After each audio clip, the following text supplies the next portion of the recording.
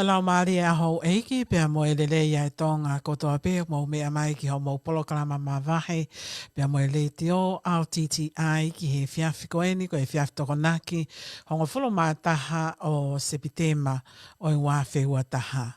Ko e polokalama mawahe koeni ko e whalamanatu ia a e tō tau a e eki paremia malolo o tonga ka ko late Samuela Akilisi Pohiva. Pea ko e polokalama koeni o kamata tu i he taimini ko e whakamawhana tu peia ka e toki kamata a lelei a e tau polokalama i he hoko ko ia a e nima.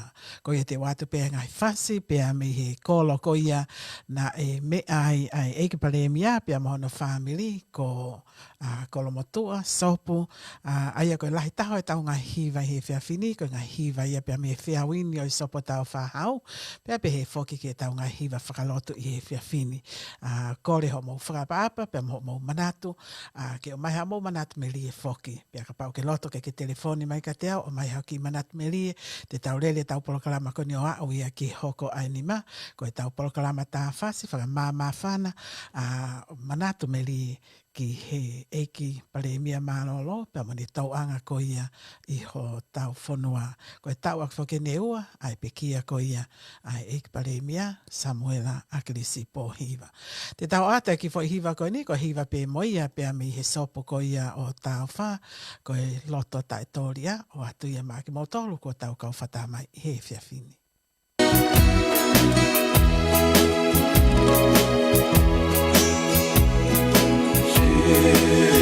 Oh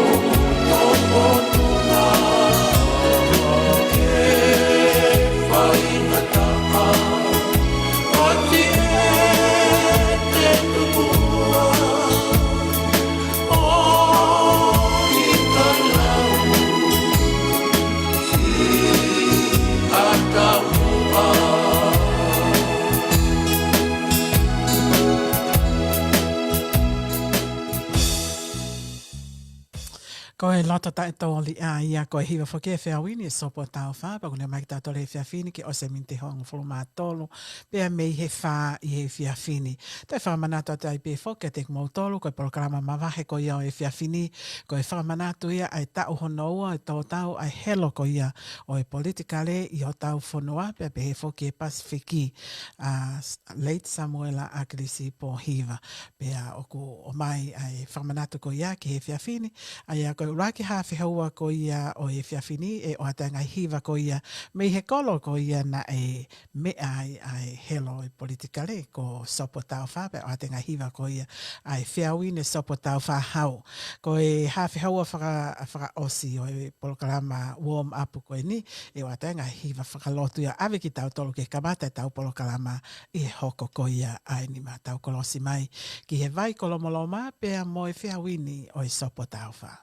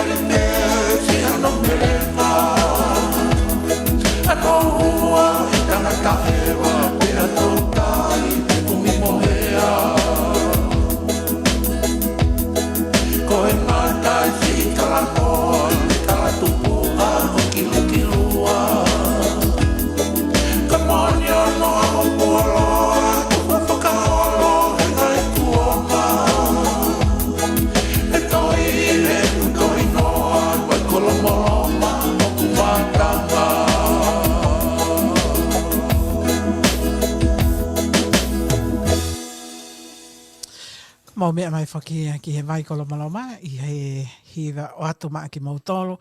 Whamanatu ai pē tau polokalama mawahe ko ia i he whiawhini, ai e kamata ia i he ni maa o he whiawhini, ko e tau polokalama ia whamanatu, ai tō tau ai helo e politikale, ka ko leite a klisi po hiwa. Tau ak whake ni honoua o e puri ato ai ekparemia malolo tonga ka ko leite a klisi po hiva pia mea te tau tolu ko ia ko e polokalama mawahe o e whiawhini ko e polokalama whamanatu ia ai retio LTTI pia mo e ekparemia malolo o tonga tau kolosi mai ki he kau hiva ko ia nofo he tele ko e hiva foko ni ko e kai ke mau kai pe ko hiva ko ia hai ka te o atu pe ia ma ki motolo. Oh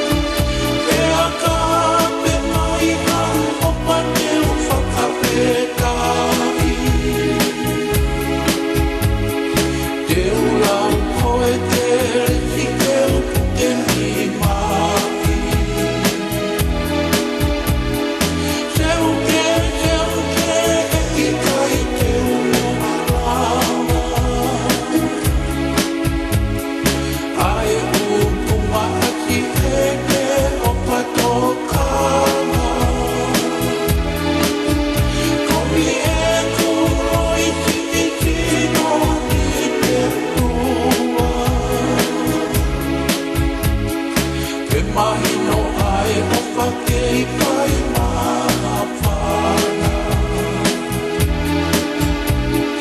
He I kai te urua te te uwhia tukua. Koe ka kala ne uwhiri tukukanga he haa. He mana ko moe o papaka I loha umata. Peo ngata he tu a o whatu pe I no foa. He I kai te urua te te uwhia tukua. Koe ka kala ne uwhiri tukukanga he haa. He mana ko moe o papaka I loha umata. Te umata he tu a o whatu pe I no foa.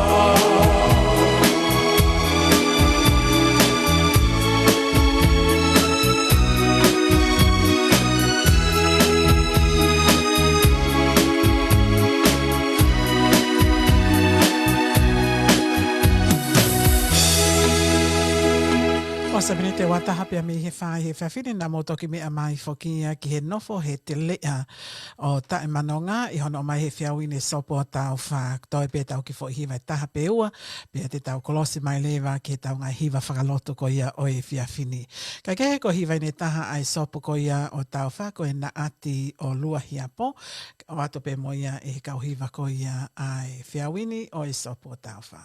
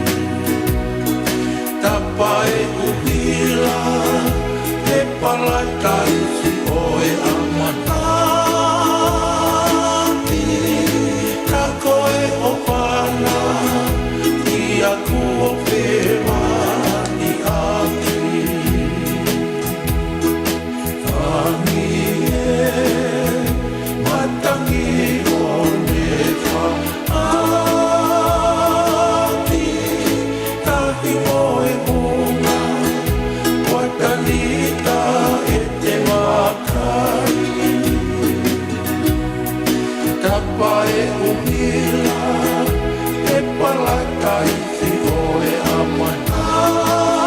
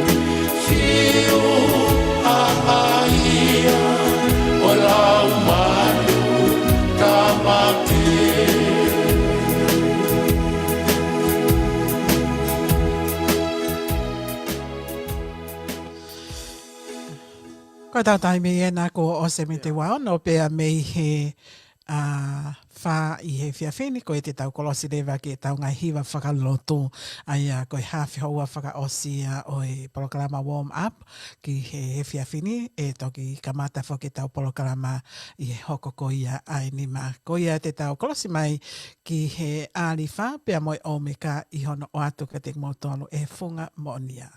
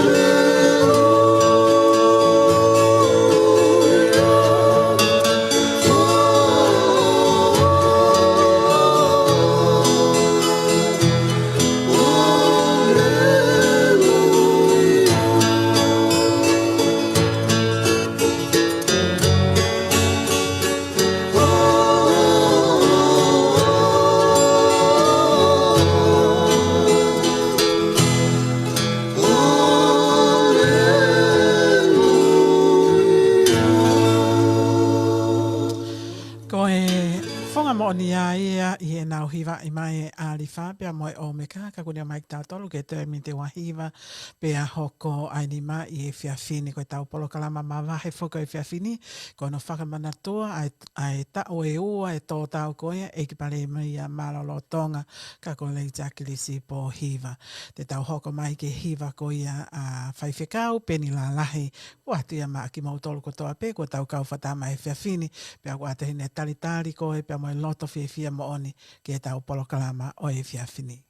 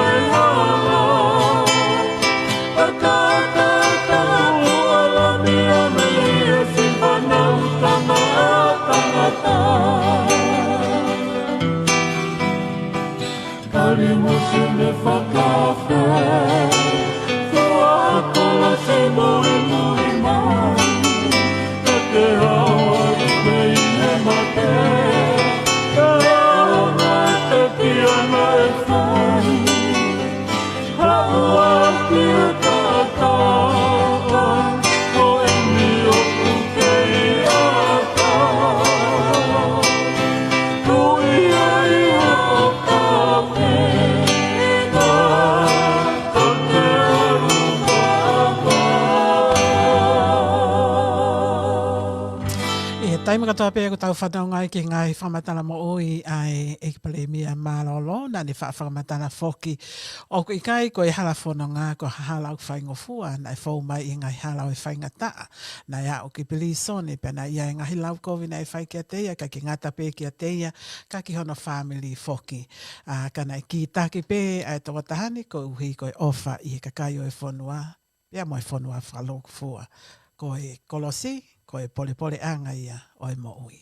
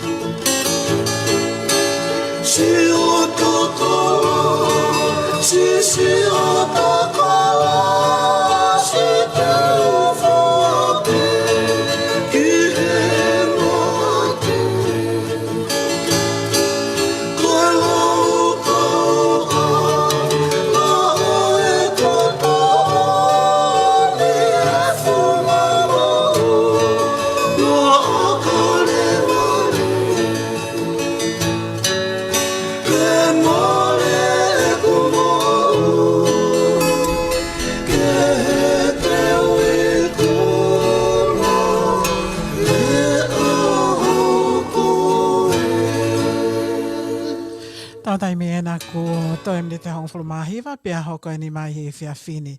Ko ngahi polokalama ko ia ko teu teu i he whiawhini, ko polokalama whokia ke whakamanato a ke ngahi ngā ue tōnunga, ai eike pale mia mālolo tonga ka ko leinti a krisi po hiwa ko e polokalama ia o e whiawhini o ku tuku mawaheia ke whakamanatua a ke tau e ua, ai tō tau, ai helo ko e ni o demokalati i tonga.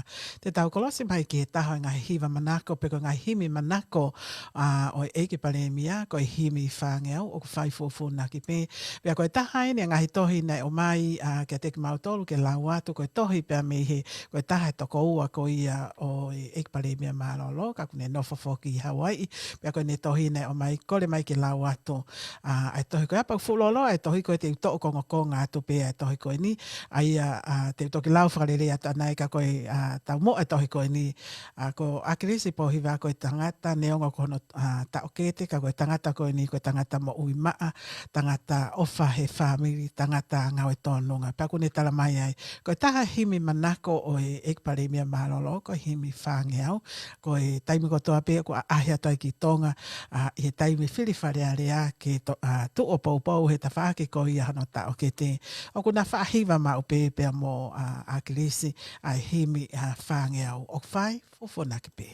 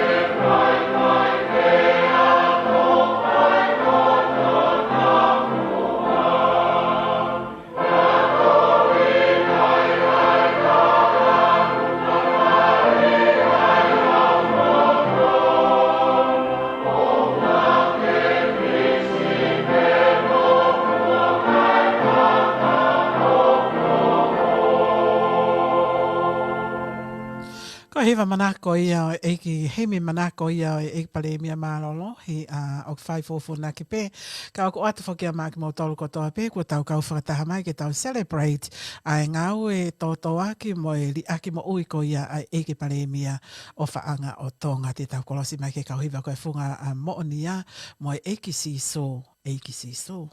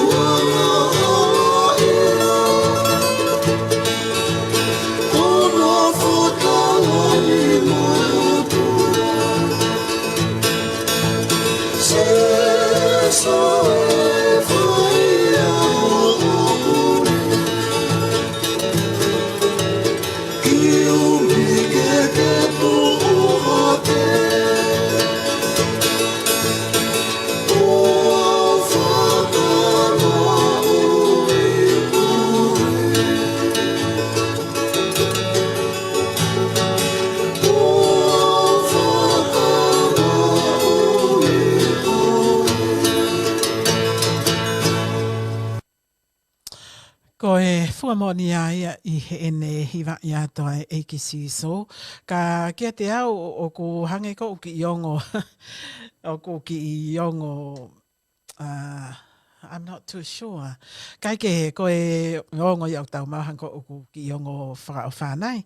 Ka te tau kolosi mai ki he whakatāpui I he hiwa ko ia. Ka o ki kai whoke to ia ha mea mālohi ange I he mo ui. Ka ko hataha o ko li aki ene mo ui. O hange pe ko ia ko li aki mo ui a kalaisi ma a hono kakai. O ko pehe ai whahingaongo ko ia o ko tau mao.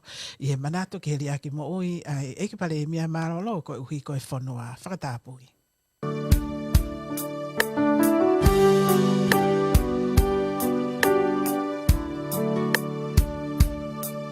Whakatapui mu au eiki o whakamaa e kumo ui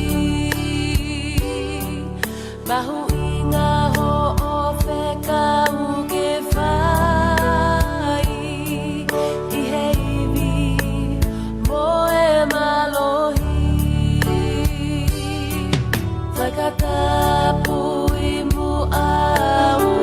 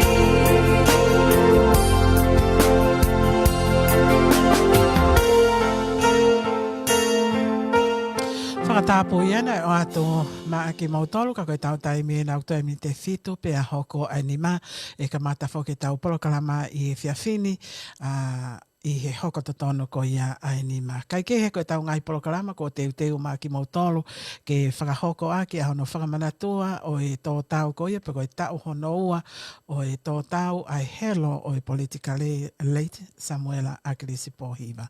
Te tau kolosi mai ke hiva ko ia si so ko ta ata kai ki mo ia whamanato tai pe ko polokarama hoa ko ia pe moe o whaanga o ku dedicate ia e o whewhine lahi ko ia o e ki palemia manolo e ana whewhita kori maa Akilisi Pohiva katoa e ngai polokarama ko e mga hiva mo ne ngahi manato melie e o atu ia i he hoa pe moe o whaanga pa te tau toki hoko hoko atu si so ko ta ata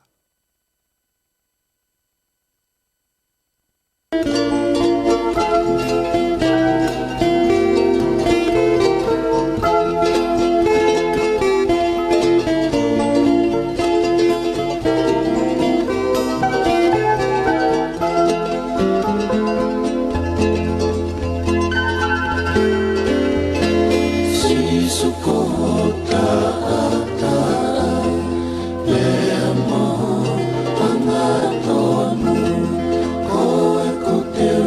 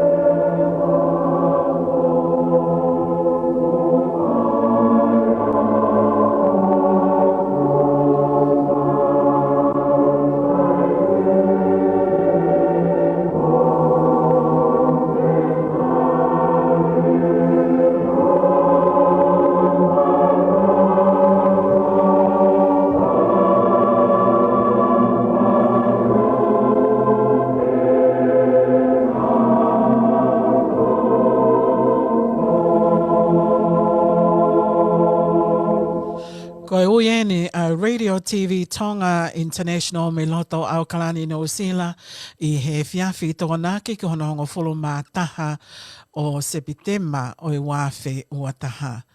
A tēnei whakatapu ki haue o totonga koe tamato I ko tupo ono ka mai tahine kuinina na spau upe amhona whale. Tapu ke iki pare mia hou eiki mai hou I kabineti ho tau whanua. Pe o atu whoke e whakatapu ki he kau whawhawhonga koi au e kakai ki he whaleani au tonga. Pe au taki atu e whakatapuni ki haataki loto. Pe a moi tonga kotoa pe o mau mea mai I he whiawhini ki he ui koia ai Radio TV Tonga International. Talangata ia te mautolo whai atu ki tō mama o mau kore ki a tāmu ai whangaka, whakahoko ai polokalama, whakamanatu ai tau honoua o e tō tau ai helo o e politikale I ho tau whanua kako leiti a kilisi pōhiva. Toko mua ke kamata ke tau polokalama o e whiawhini a ke o atu ha tau ki hiva. Heria hiva ko ia pe a kou kore heni ki he ofewhine lahe ko ia o leiti Samuela a kilisi pōhiva ko ana whiwhita kori. Ke ne tataki ki tau tolu I haloto, pe hiri ko ia pe te tau toki I hoko ato.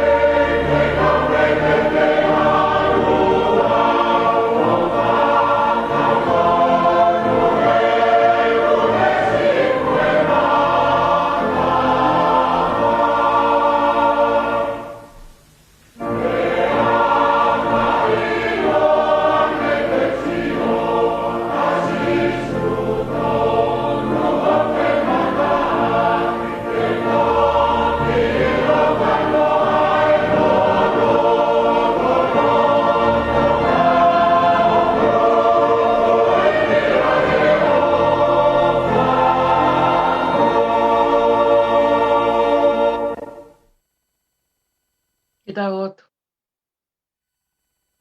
Ne ongo e ku wale hono lau, he ofa koe hono ki liliu. Ka kei whekau pe ke te awatu. Utu. Ai ngā isi pū he matawai. O mau whamalo kia te koe o tua. O mau whakaha. Ko eiki pe a Fiona. O kuhu kia te koe a maman kotoa. Koe tamai lau I kuonga. O mau e whiawhi koe ni. E maloto whawhetai. Ko hea koe mau au sia ai hoa.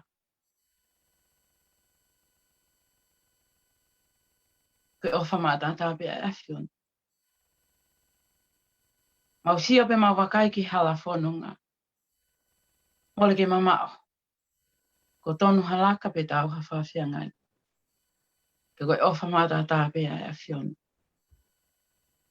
Tāwai mo ki mau tō whahinga tangata ko ho whakatu. Ke o atu, aho mau whatongia to tonu kia te koe. Ke whakawhetai. Hangai e mata ho mau, mata whakamatirie ke kere kere. Ke tangaki hake e mata ho mau lau marie. Ke hiki ake ai mau whawhei lau, whawhetai kia te koe whiawhini. Whawhetai pia toi whawhetai ho mau lo tō ke tai ngata. Ko ia koe fu ofa e a Fiona. O kolo e a ope atu. I he tau ka kapa whao. Ki whatata hai mai ai aki mau tō ki re ti o koe ni. Ki whai aho mau whatongi e ko mau whiri ki ai. Ki he kakai o i whonua. Mau ai hou abe mai loto whawhetai. O ko kei whakalā koe whie pe atu po wano. Tahine koe ni ke pehe whoki ke whare o haa mohe o who. Uri whoheung nau whai eki. O mua na mama o e whonga alo ofa o e a Fiona ke mei tek nau tō. Hau eki e o e whanua Pale mia e mohuni kapneti. Pehe foki ke kau whafonga i kakai. Hangai whafonga mai ke te ngau tolu. Ko whiri pe ko pole nau mo ui. Ke nau tataki e whanua koe. Whake e mama, ai awhiona ke te ngau tolu. O hange koe tala noa ai puna ke. Hange ko whale mama, e ne tu mo ungai. Whaholo si o anga he whanua whape. Nau lalaka hono, mama. Ilo ai e mea masani. Ongo mai e ta ingata. Kite e whanua ko lang. O pihe e mau tau tapa he fiaf koe. O ia koe kakai. O nau tataki ho mau whanua. O awe kia e mau whalala. Pia mo e mau amanaki. O mona tu ke he e mau whanunga. O hia koe tataki o nau whai. Kakai e o whanua eiki. E mau tolu. Tau tau ai. Ngai whatongi ape mo i kawenga e whanua. O mai e mama wha o tua e a Fiona. I tataki ake mau tolu. I he ve vai o ku taftafe maari. Ke ke whainu mau tolu me i vai ola. Ke ke whawhanga ake mau tolu e maa o mo. Whaton ton ho mau alunga. Hauka koe kalofia me i whanonga o mau whai. O mona tuku ke mau he i ngai piao tā i whanonganga. Pe te mau ngoto. I ngai vanu o i mate. O kanganaki a te mau tolu. Mahak wha au heo tō i mamani. Tamai i malu i ange e mau mo. E ngahi haa whapoitkari. Wha ekonomi ka mo wha sosiat. Tuku ke oata ki mau tolu. Ki mau unga tu. Ki hini malo o whai a Fiona. Peko koe pe. A mau malu anga. Pe mo hao anga he whanonga o mau whai taimi. Tā awe o taimi pe mo whanonga anga. Ki tak whanonga e a Fiona. Mo whanonga. Pe ki tuta wha ke te mau tolu. Tala mai kai kaua si hova he langa. Koe koto kula noa e langa o mau whai. Kai kaua si hova he leo. Koe whakamusia pe. Ai tangata leo. Tuke mau mai a Fiona ki hoko ia ko mau taki. Tuke mau mai a Fiona ki hoko ia. I whanonga whaingata ang mau whai i taimi ki i taniti. Polka mau e whiawhini. Whaki iwi. Whaka mama kia se tita. Pe he whoki ke kau whiwhine. Pe moau. Whamana te amana ke mau whai. Tuke mau whamana tu pe e mea kulele. Ka mau si aki. Ai kovi. Ki hoko ia koe huru ke whanonga o ku mau whai. Tāpua ki nei whaki mau tolu pe he whoki. Ki nau tolu ko tau pe nau mea mai pe me heo pe. Kau whanonga le tio. Ki ka wai a Fiona. O miha le o a whea. Hata mai o ku matala. Haloto o ku hanga maari e. Ke whahoko aki. Ho mau whatongia i he whiawhini. Wha ui mau tae au. Pea ke whakakakato i mau tae kakato. O ata aki mau tō ke mea ngau e aki ni ongo i mau tae tau. Mau kore koto ai ngahi me ani. I he hua whapeho aloko si sukalais. Ka ko mau whakamo ui. Amen.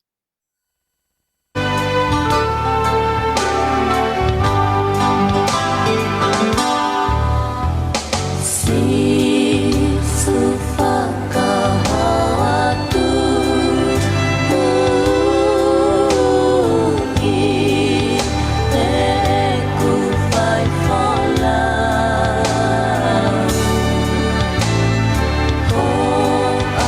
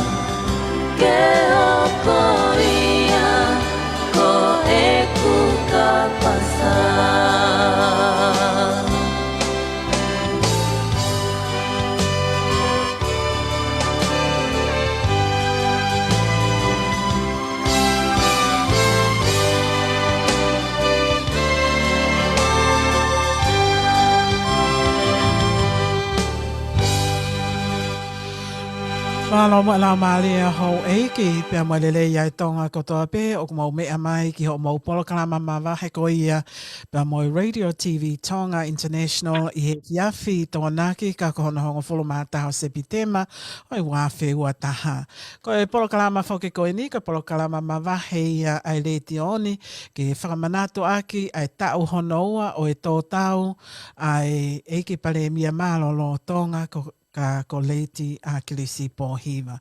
Ko ia tau kau whataha I he whiawhini, pia mo kau whahoko ngāwe o e whiawhini, ki mo aia ko ata whamalo kia te koe e ana whiwhitakori I he loto whakaofo ofa, mo loto maa whana ko ke hanga tatake a ke polokalamba ko ia e whiawhini.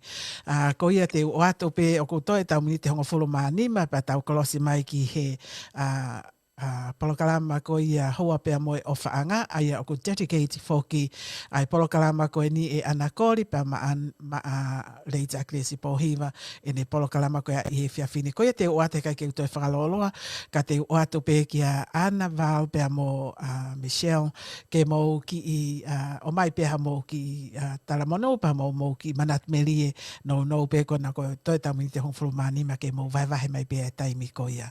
Maloka tau kamata pe mea Ana Michelle pa hoko mai kia wha.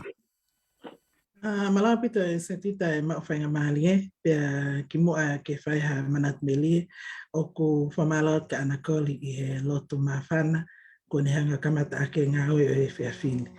Pia se tita ko e whiawha koloa eni, ai ta wao mai ki he whamanatu o e tau e ua o e pekia, Samuela Crispohiva ka koe pale mia, o Tonga, pia koe whakafofonga o Tonga Tapuraki, talo pepe mi tuai, pia wao mai ki hene malolo, pia kai koe peka koe tangata malanga, I he siasa sapo tau whahau, se Swisiliana, pia nai whai e whio hi pia moia, I he ngahi tau lahi.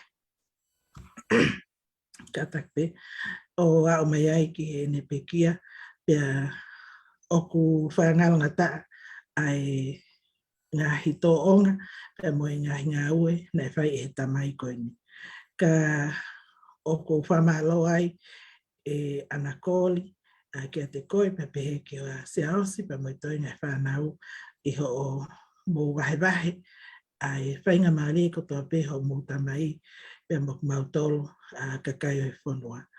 E se tita koe ngahi Manatu Melie, ki he tonga mo uia a klisi, ko tui pe e wahe atu e wā. Ka kou wha ampe ke utala noa e ku manatu, ki he ngāwe maonga nei whai e tamai koe ni, kana ne hoko koe tamai ki he otutonga, I he ne hoko koe palemia, kana ne hoko koe tamai I he siasi, kai ki ngata pena ne hoko koe tamai ki tonga Tapuraki, e ne hoko koe whafonga o e wahenga tonga Tapuraki, ki muia e ne hoko koe whafonga o e kakai o tonga, ke wharearea o tonga. Koe ku Manat Melie se tita I he whiawhini o ku neonga o ku lahi ngai mea ke whaika e talanoa, ka koe ku mea pia ko Manat Melie ki ai, koe malawa e ataha, ka o ku lau koe tua, o ku ikai ke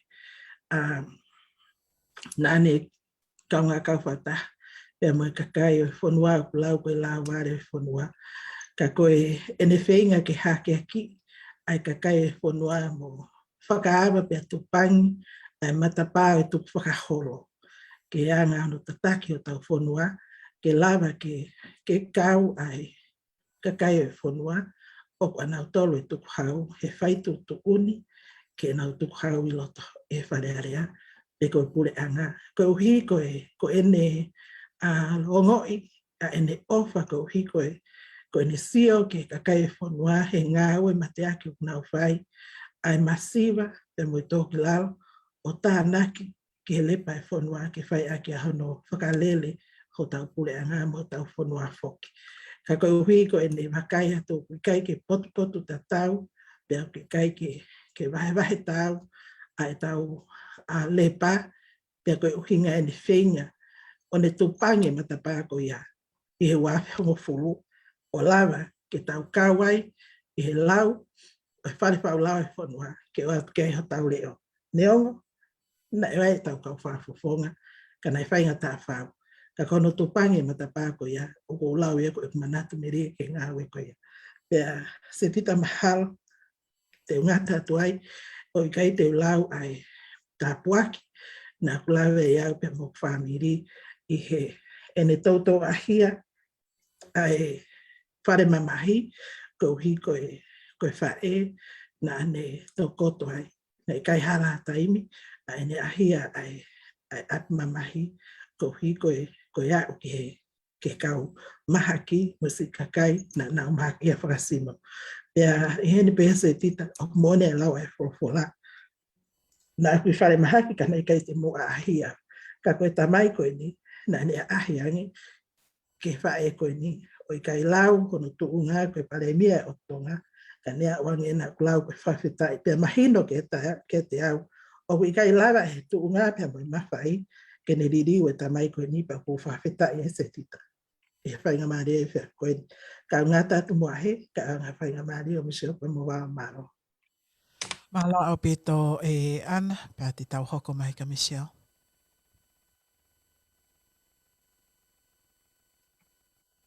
Your microphone. Malo pito e se tita pea ki mua ke kamatai ki wahe ka whani ko blok whamalo ku ka ana kori i he whaapa e tau prokalama he whia whani mo ake e lotu mahapana ka pea tai tali lele atu whoki ai ak mo tō koto awe o me amai pa me he o pe whia whani ke tau wahe e whainga maari o manat me li ki he tangata eiki ka koe Lemia Malolo o o tau ki whanua Samuel Aklis Puhiva. E se tita koe ki manat peli e pe taha kuto o mai ke tau kamata ki he whiawhini ki a te ao e anga tupu pe a kutui koe mautangutu koe ni o ku ke he pe anga e mau manatu ke tangata eki i e uhinga pe na mau maheni mo ia pe mau whiohi pe a mo tangata eki. Ke te au koe taha me au stand out pe uku mawaheange e whakaukao pa mo manatu ki he tangata eki koe ni koe taimi koe na ane ngā au e ai pe moongo takilotu lalahi koe pe ongo sias lalahi koe tonga manatu ki he taimi koe ni o eki e piopo Patricio Finau ka pehe foki ki he tangata ek whai whekau manaki hawea pia ki a te au koe fofua taimi e ni e kusio ai ki ha tangata pa me he malae o politikale o ne lava e ne whakalotoa pe lava whengau e aki pia mo haongo taki lotu i he sias lalahi pia mo iloa foki pia mo whakaapa ia he whonua i hono kumia ai ngai totono e tangata pe mono teke foki ai ngai me ana e teke fa politikale i he taimi ko ia e se tita ki anga ko manatu ki he tangata eki ko whaka amawia ke iai ha taimi e loto lahi pe he ha kautaki lotu taimi o nausia e kulomekina ai totonu ai tangata he ponua pe na wala mai o mo mataha pe mo e taha politikale falala anga o ne fenga ke ne o hake pe te ne hake aki totonu ko yaki o lunga esetita ko manatu meli ia aku ko e manat ke tangata eki a honi pe whakaukawat ki ai malo. Alo pito Michelle, Val? Alo pito se tita pe ko taha nia e polokalama o ka mata pe ia ko osma whana pe au ia e se tita pa koutui pe o ku ikai ko au pe o koutui o ku tatau pe a mo ana mo Michelle ka te mawahe atu foki a ana kōri ko uhinga ko e tau whamanatu ene tangata e ki. Ko e kumanat me ria ki akilisi e se tita na ostala noa pe ki heka ko pehe ko e afo o weni.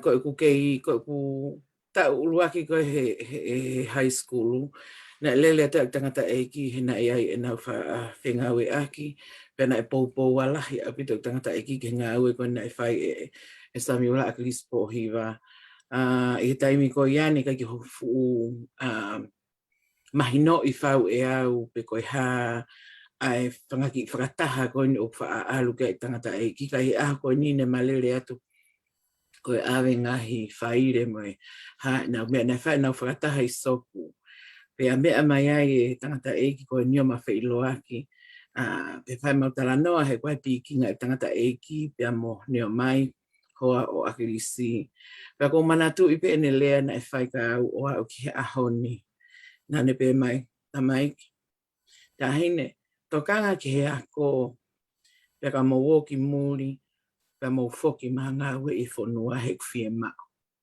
Ko ne lea ia na ito he aho ko ia o ko manatu I pe wau ke ahoni. Kai ke he. Nei kai ke ha manaki ia. I he taimi ko ia e a kis po hiwa.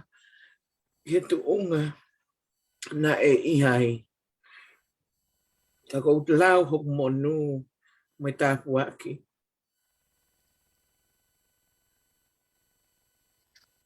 I taimi ko na whai a hona mui mui e ne ngā we kau whanongo. Na u pole au na e ai taimi na u whilo aki ai ma tangata ko e ni. Na u pole I hok tonga. I whakakau o kwa hata aha toa. Ke ne whai ngā hue ko ni. Na ne fwosia.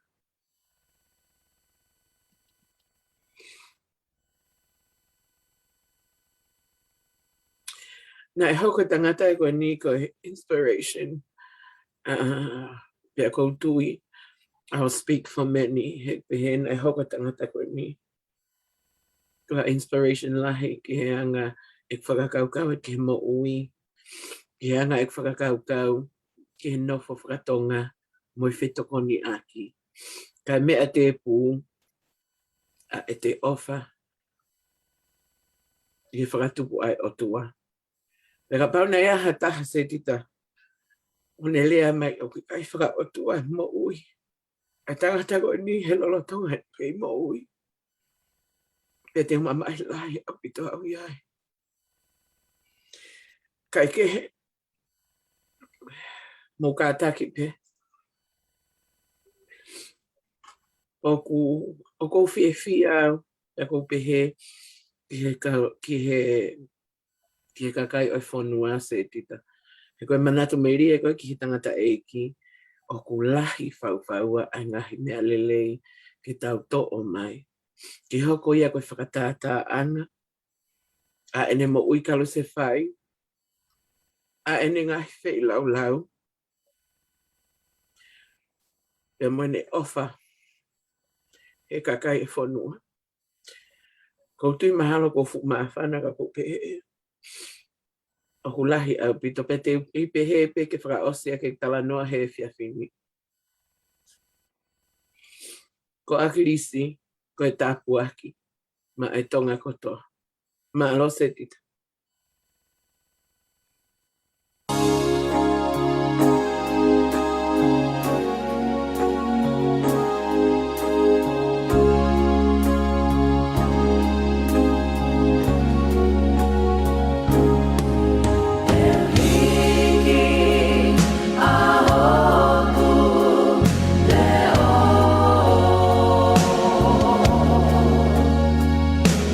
Fire.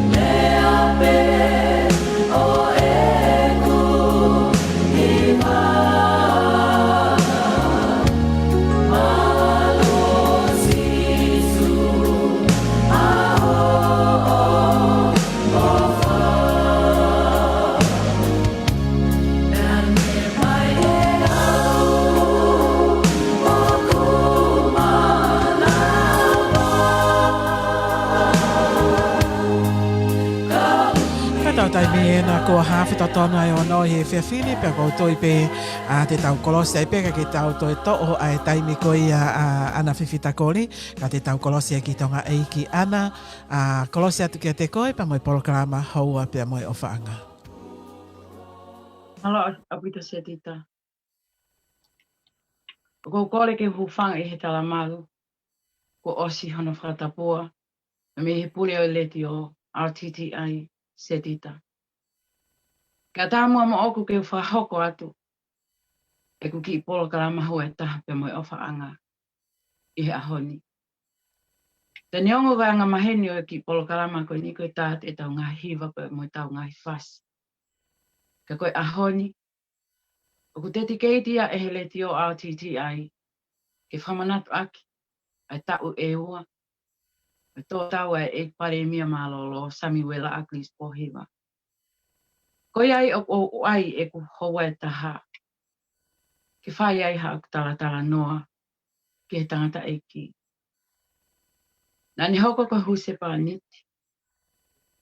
Ko tamai. Pe moi kuri. Pe moi tamai I he whono. Ki homa lota whare. Tuko e pio ka lafi pe mo historia e tangata e ki. Kia nau tolu I he mala e ko ia. Ke nofo pe ku tala noa I he whiawhini. Ke whatongia o e tangata e ki. I ho mauloto whare. Ko kole ati se tita ke tai mai ai taha o himi manako e tangata e ki. Ko himi ono ngā fulu mātou lona tolu ai wesiri ana. Tama I ngalo a whenai aho ni toa e a wha. Angi me mua e matangi waka ni I kai tawala. Ka ni whawhana alangi. O viri aki mua. He ko kau matatari te nawa usi whanua. Sila ki vai pia uringa holo. He ko tō mai ai mui hakau. Ko whasko ni. Ko himi ko ni. Ko no ngahi lea ko lea whakaloto lahi pe. Pena I kau ia. Hono o mai aglis ka ki mautolo ko malota whare.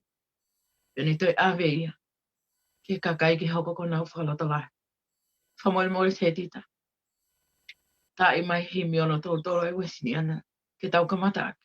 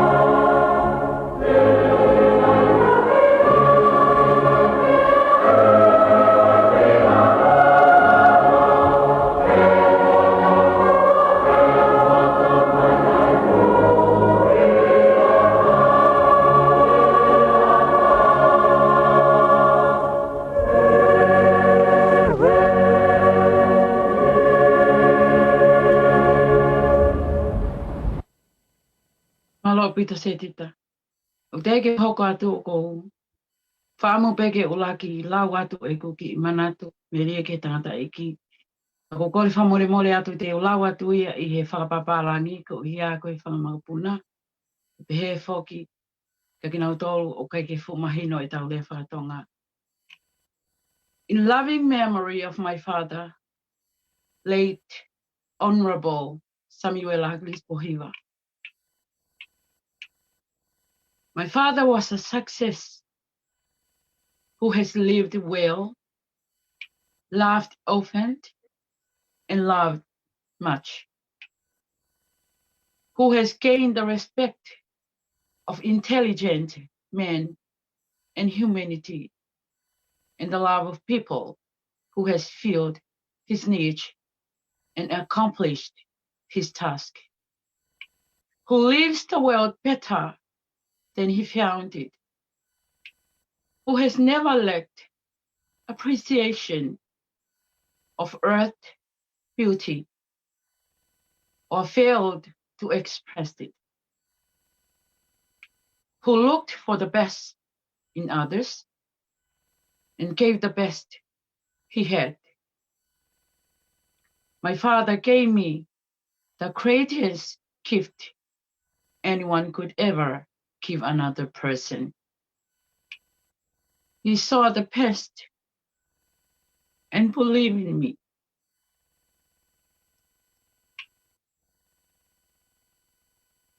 Ko kola te tita ke te tai mai.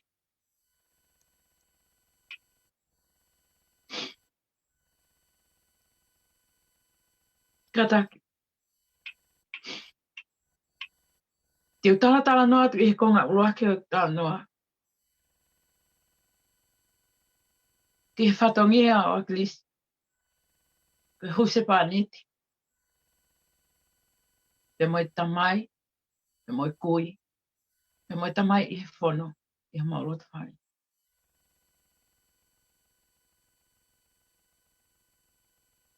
Ne whai lau tohi hea Samuel Aglis.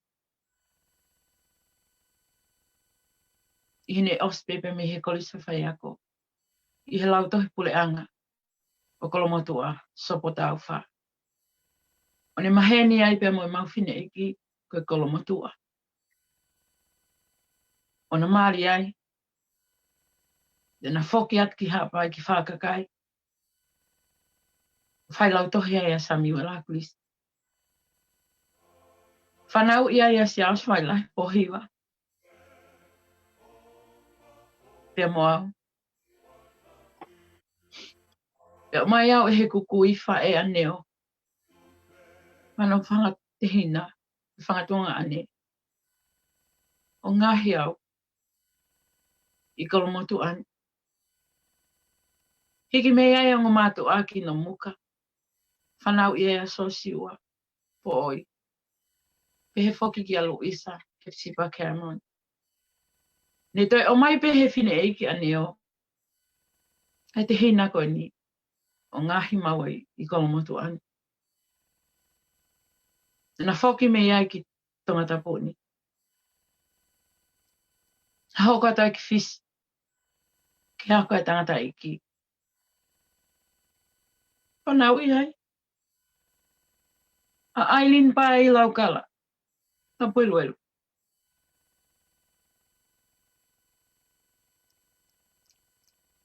Na liu mei ai ki tongata pōni.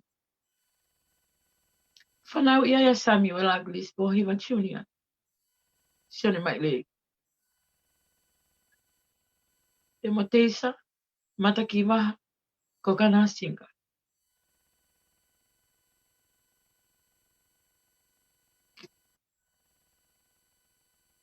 Me he aho.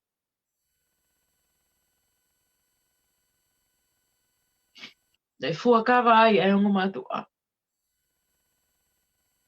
Kina hoko koe waifi. Te mo huse pāniti. Nei hoko ai kovina ni te ma on goia.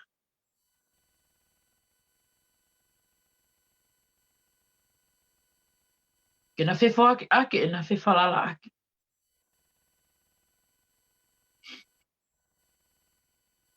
Nei oange Aglis Ni falala ka kato ma ni mai. Pe oangi ni mai. Ai ni falala ka kato ki aklis. Ni ngoi mo ua he tamai ko ni.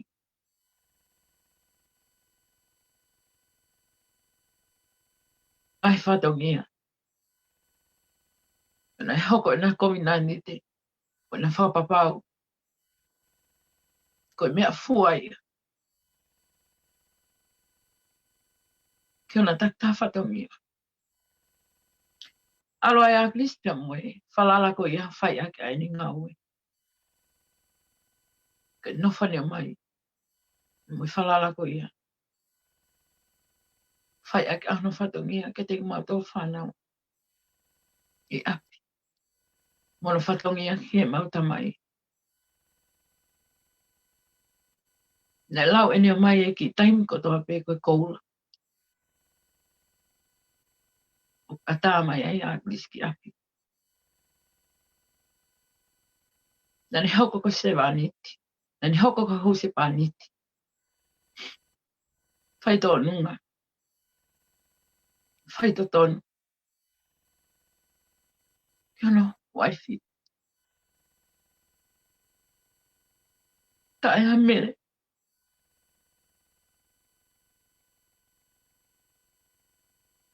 I taim ta tau. Nani hoko ko tamai ke te mautō. Nai mahino ke te mautō whanau. E ngai whatongia. Ne fua he mautamai. E tamai o iki koe. Ne ngona si ho mautaimi. Ko mautaimi. Ko pongpongi. Moe po uli. Ka nai whenga pe aklis. Ke ni whakaha mai ke te mautō. Ko ia koe tamai. Ko ia koe huse paniti. I hino ki taimi na ni maamu ki mautō. Ne hanga e tamai koe ni. O tuki mono nofo. Aki ki mautolo. E ngahi moral principles. Ke lalanga e mau mo ui i api. Ke whamalohia ke aki mautolo. Nani whakamalohia ki mautolo. Ki mawako. Nani whakahino ki mautolo. Ke mau iloia ki mautolo. I family. I siasi. I society. I whanua whakalupua. Ko ngahi mindset na ni ako i aki mautolo i api. Na maulau e mautolo hi taim lai. O whapo pula e tangata iki. I tok mahino ka ki mautolo. Ai uhinga e tamai koe ni.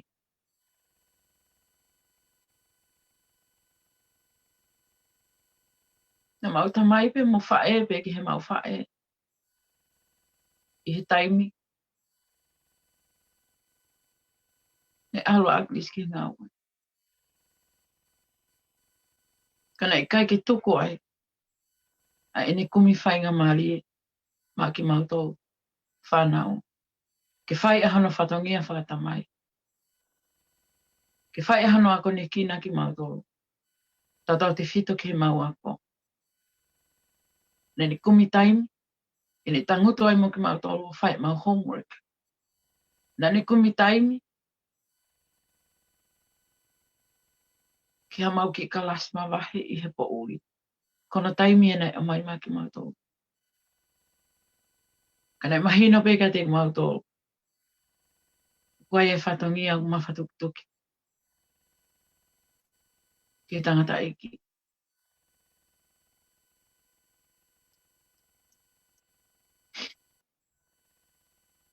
Taim lah.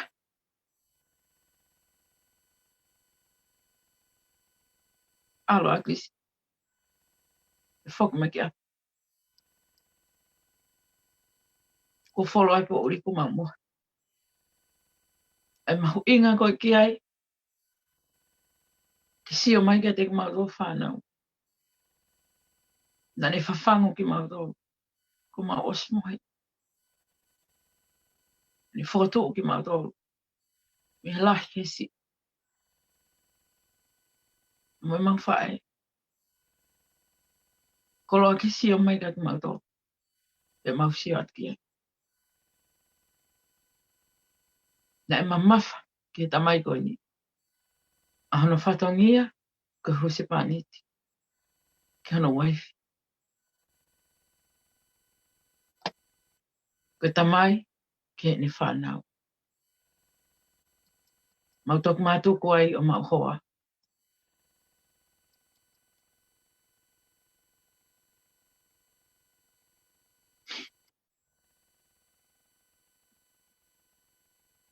Mak mo mau family. Ne hoko hi whai pēta mai koe ni ki ona whamau puna. Te whama opo atu. E ko ngā uraki. E ko tui whapapau. Ne hanga he whiwhalala aki a neo pe mo aglisi. E na whiwhua kawa aki. E na hoko koe mari. Wife pe mo husi pāniti. O mai e foi whalala ko ia. Ai tangata iki. Fōwhatongi e nani whai. Anai awe ki mautolo humaki. A ke whikau ko ua. O whake otua ake kotoa holoto. Mata mai. Na mo malohi kotoa. O whake o kau ngā piu hange ko o whake te koe. Ko o whake si fo. Ko o whake otua. Ko le setita. Ke tai mai himi. Ono ngā fulma tolo na tolo isi diana. Ka taki.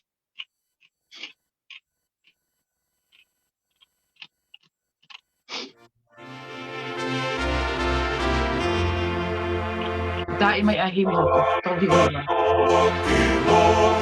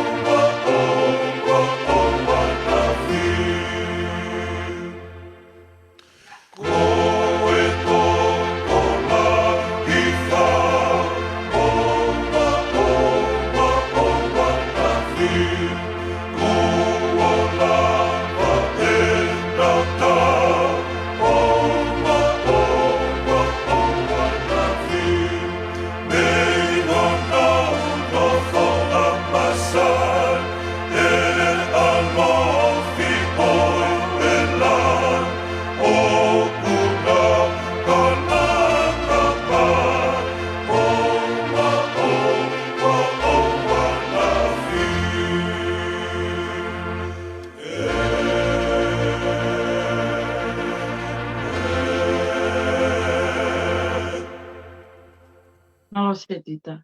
Ko e tangata whakalaulau noa mari ai pare mia malolo. Ko ni hau pehe taimu ata ai o to mai ni ki tāo. Hoat ke whine iki. Ko kau e whai whasi koe ni. E whasi nani hiva hiva. Ko e tā koe nana o atu se tita. Ko whai whasi a nani hanga hiva hiva ke whine iki. E ene na lele at ki no sila. No whai to o whawhani maha ki. Ko koe at ke tā i mai ki whai whasi se tita. O iau e whisi nini mo.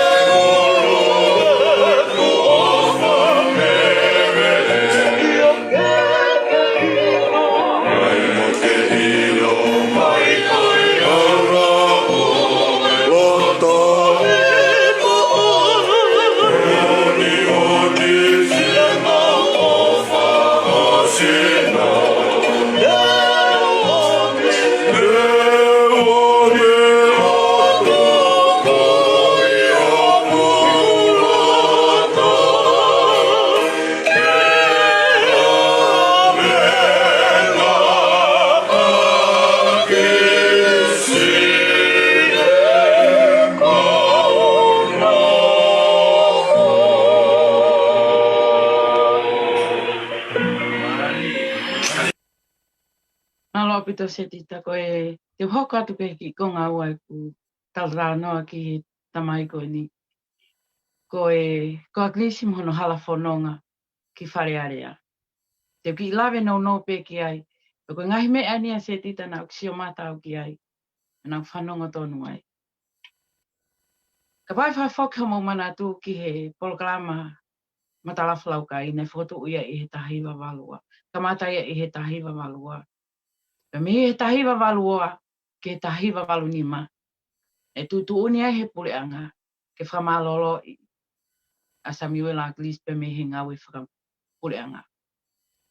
Me he tahiwa walu ono ke tahiwa walu fitu. Ne hoa i Aglis o wharearea. Ka i he waha taimi koa me he tahiwa walu ono na ni whakatu oai a newspaper ke rea. Ka fo i tau pe e ta me he walu ono ke walu fitu. Ka kouku ki whama opo no ke waha taimi koa ni. Me he walu ua ke walu nima. Ka tau pe e tolu. Me he walu nima ke walu fitu. Ka tau e fitu.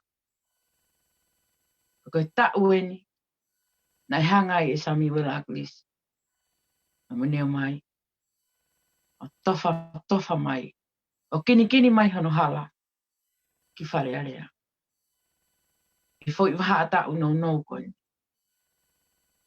I he uho honga. Kau matike tika. Ma kau tu maari. Ma ka kaina ilonga. I society. Te mo whanua. Kia te au i he fwoi waha taimi kone fitu. Nei ngā wei mai ai. E tamai oiki koe ni pe moneo mai. A hono hala ki whare area. Te unga tai. Ka whoki ki he. Taimi koe nei kamata mai ai. Ai newspaper ke rea. Kei ke. Ka aha koe nei whakanawha i Aglis pe me ngawe whapureanga. Le whoki anki ap ko wholai po uri. Ane whahau ko mai ke mau whae mo mau tolu. O stuku ia ki tua. Pe me ngawe whapureanga. Whai ane whakamatara. Ia tohi tongi ai ho mau loto. Mo mau whakakaukau. Na e tae whakalau. Mo tae whakapoto. Ki tua. O tangata e ki me ngawe whapureanga. Loka ia he puleanga. A leti o. He kai ke toi hoko i koe mea ngā ue. Ke tuku mai ai Aglis. A hono leo. E whatu oa e newspaper ko ke rea. E kamata e newspaper ko ni he lai fullscape peta. E oska no pāki. E tok peluki. Ka te ulawe atu ki ai. Kamata mai newspaper ko ni. E hange hatama te. Ki ho maut whare. Ne kei ki hapa anga ki whakalere aki e pepa. Ne awe e mau whi lau lau. Ke loto lahi e mau whae. Ki kamata aki e newspaper ko ni. Ke whakahoka atu aki. Ai whikau. Ki whanua.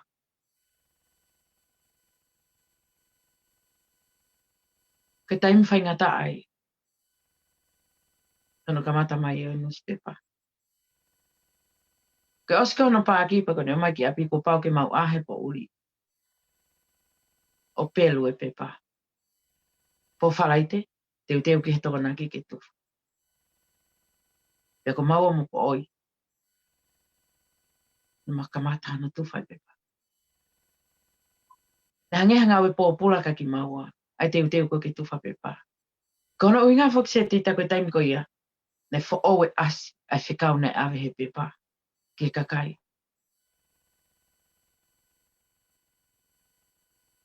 Ne whaingata. Ano tuku atu. Ki ngai whare koloa. Hina ka ki tali.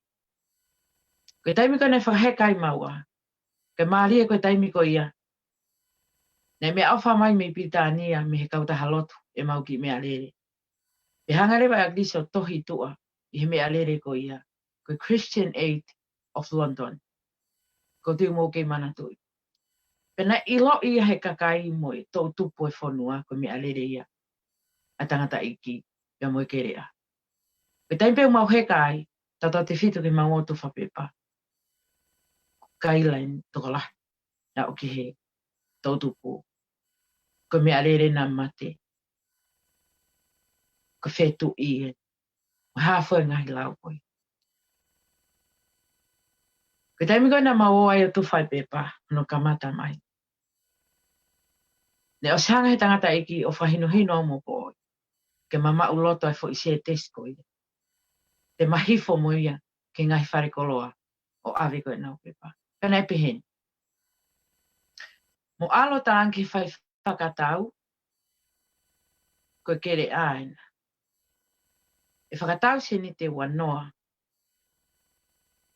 Sen te nima nau tō, sen te tahanima nau tō, ke hoko atu aki. Hono pulusi e pepa. Kana e pehe se tita e mahifo atu koe ngai whare koloa. Kana e tuli maua. E tuli maua he ngai whare koloa, toko lahi. Mei koe kotoa e ngai whare koloa tongani. He tuli koe maua, ke toki hua te tangata iki, o tarangi, o atu e pepa. Ke whikau mahu inga o atu e pepa. Ke mo iloi. Ano ngawi hawa aki. E tau pāna. E me koloa e whonu. Na mau whai pehe pe se tita. E ka mata anga mai o e newspaper. Ke whi lau i nei whai. Ne ave kotoa. Newspaper. Ke lea. E koe waka ia. Ne heka mai e tangata iki.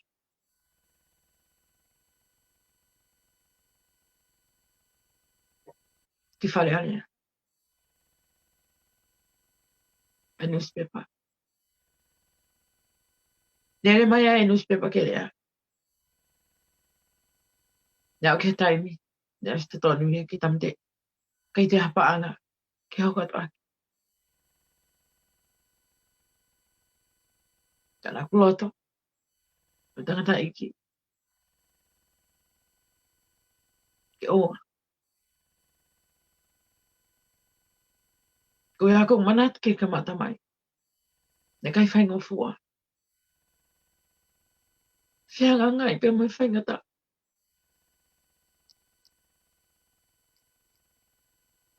Hono tūri ki mautolo me kai whare kolo. Hono nea kovi i ki mautolo. Ko po oi e nea ko i api. Ne homeschool. Ko au nau alo whianga ngai. Pe mo ngai manuki. Pe mo ngai lau. He nusi pe pape mo tangata i ki hea koan. Ke nea mea nei tohi o kulo tō mo whakau kau.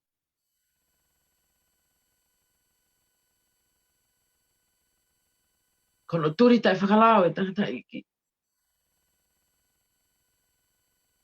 Ka mihi ngau i whapuri anga. Nā kula vai o whianga ngai.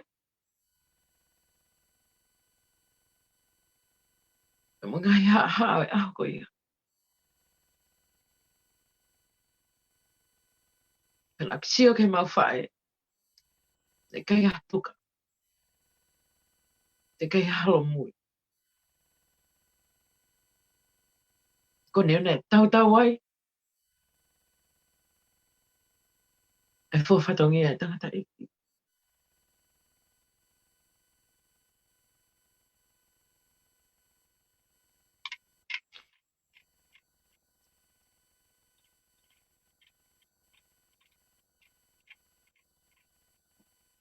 Ma hoko kotoa pe. Ka whawhawhonga. Ka sivanit. Mai whanua. Hena e whikaua e mau whae a mau tō. Ke tangata iki. Aki pe fo i whiwhalala aki. I he fuakawa me govnaniti. O e namari. Ka mahana mau whika whāni maunu ki mau tō ki mui. Ke tangata iki. Ke whika ulu aki. Hono whatongi ke whanua. Ke kakai o e whanua.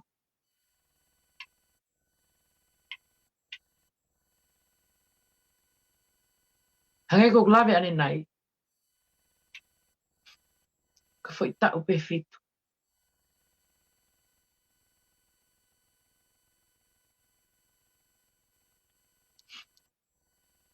Ne whai hano. Ngā wei.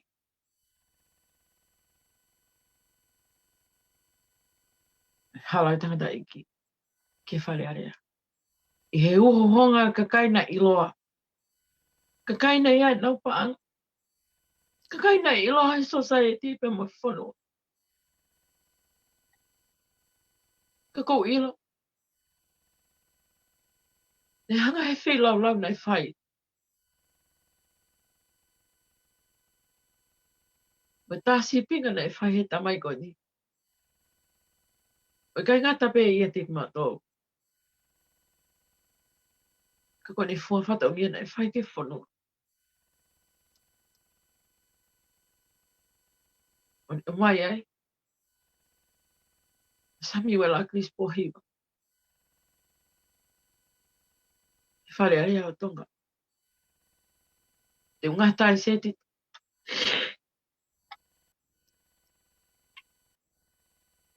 Ia mawahe au mi tonga ni. Kai hoko atu. Whanki te hina. Tonga ani. Kole atu. Ki ta ima e whasi au kote.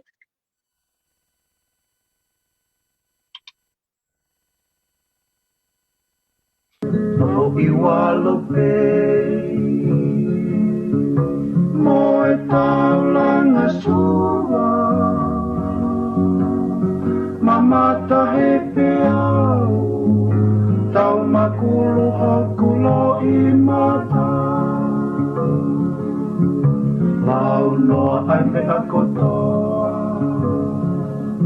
tau lo fuhona ha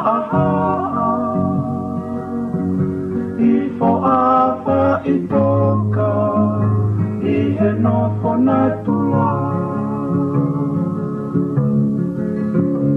Aha ke o whanono Ki he tau whana e tō One holo ki ai lotoni Ka whoai moho kusino E tatau ki a te au Ai aho moe po Wisa whakapo He ikai te kesi ingalo Isa he me a mamahi Ne wa usiai Tali loto fia fia Hono whainga ta'a Teu hanu nai kia hai Hanu lau noa pe Kulawa holo tona Kau alu ohe Oi ka neongo ia Uni tangi tangi Neu lau e au Ko sioto he mani Mohe ai pia te ofo Ko haina e whawhangu Whawhangu e keresi Oi mohe mana tu Ki he pupu masi ueri O whasi moe hafi He ikai te kengano Ha hoa moe miniti Ko se toka kalatapu Na e tuku kau alu E toki veteki O kangalo le wau Ai a me ha o lau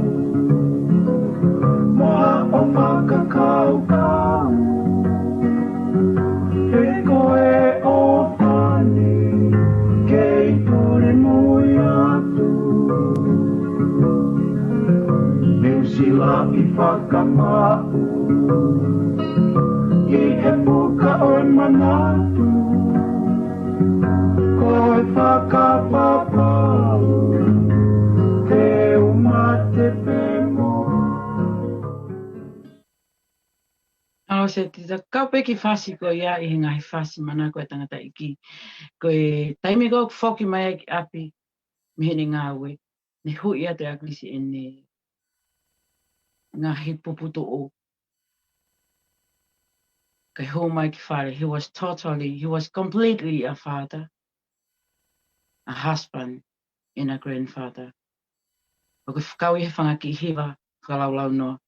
Ko kola tia tita kei toi tae mai pepe moi hofina ngalo. Ko ki hiwa koe ni, umi me hiwa ma upia heo ngō mātua. Mi me taimi kotoa. Ka koe lea hiwa ko ilo, ko lotu ia a glis moneo.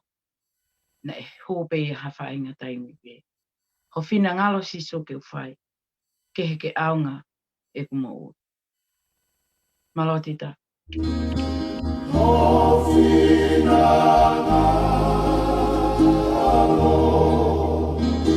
Sisu ke ufai Ke aua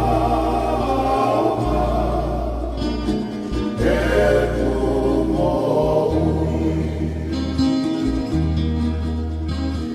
Ke ufi e filia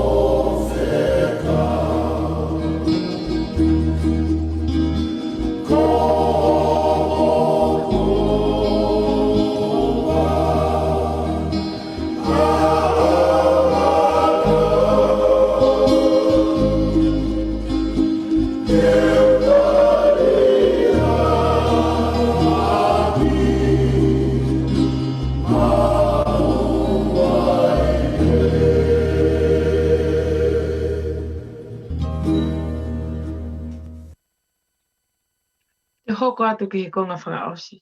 Oi pō ka ma. Ko ngahi manat meri e ke tangata iki. Lahi au pito e ngahi manat meri e ka kouto o mai pe. Ngahi manat meri e ko ilo e. Aonga au pito ia. Ke whanonga. Ke hoko atu e whanonga. Pāsi fo ke whanau. E me whanau. Ke nau whanau.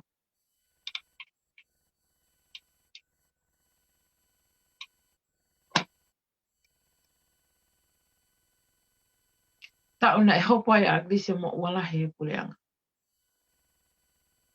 Hanga te auna e lau mai no lahi.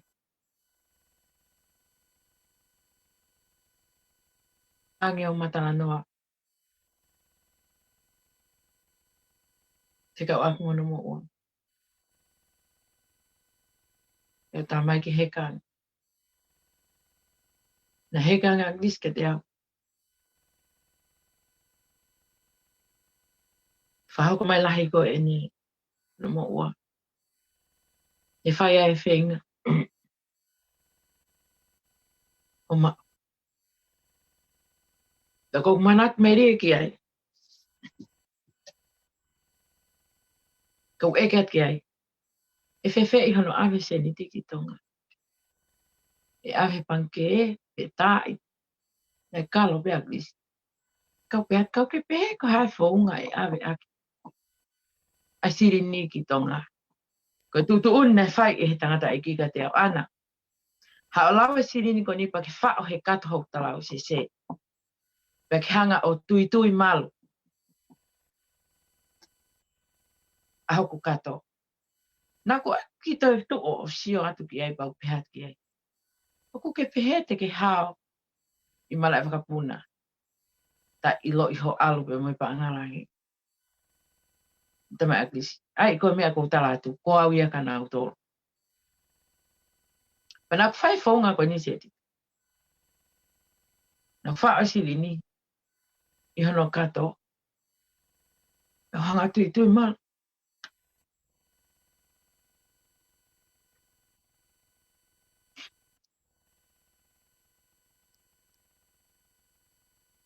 Whala mai maglis. Te pau ke hao me motu na mau i ai. Ke hono lolo. Kai ke unonga.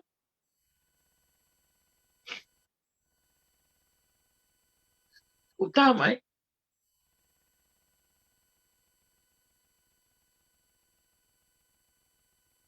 Ke tō tāna i ngā oe malai wakapuna. Ke tio hake ke tangata iki. Whakahoko mai. Koe nuk saipe tangutu whane lauto. Ni hao me ai ki fis. Kai te ilo pe te whetu tak whewhe mai ki ai. Ni hoko mai ni wholau ki tonga. Ko tā mai ke mau whae. Neo. Ko a oe te tangata iki. Tā mai neo koe. Sio ke kata hon talau sese. Tā mai neo. Koe no ko mau mi mate he kata. Ko tān koe ni tutu uni nei whai ka te au. E ke ila pe ko hana uhinga. Kanak whai ka hene tutu uni. Ki wha pa hanga tui tui. Tāponi e kata hon talau sese lolo. Ka tahe ngai manat meri.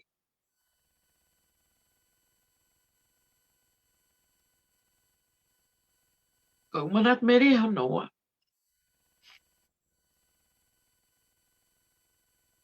Ko ni wha whalau ange.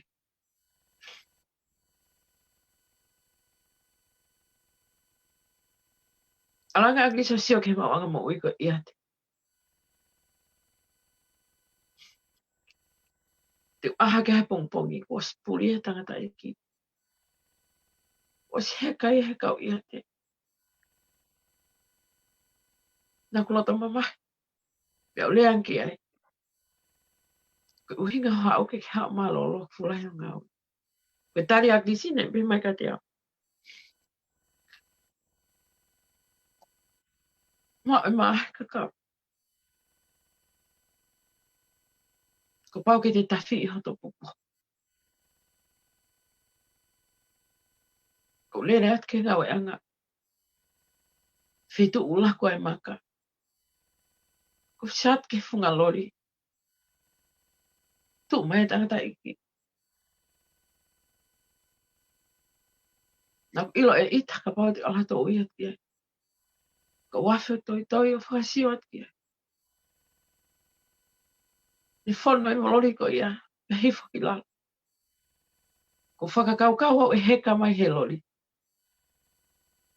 Koromo I mai lori o alu. Ko shatu kau pe e he tu ua e ka mue kau laku maka.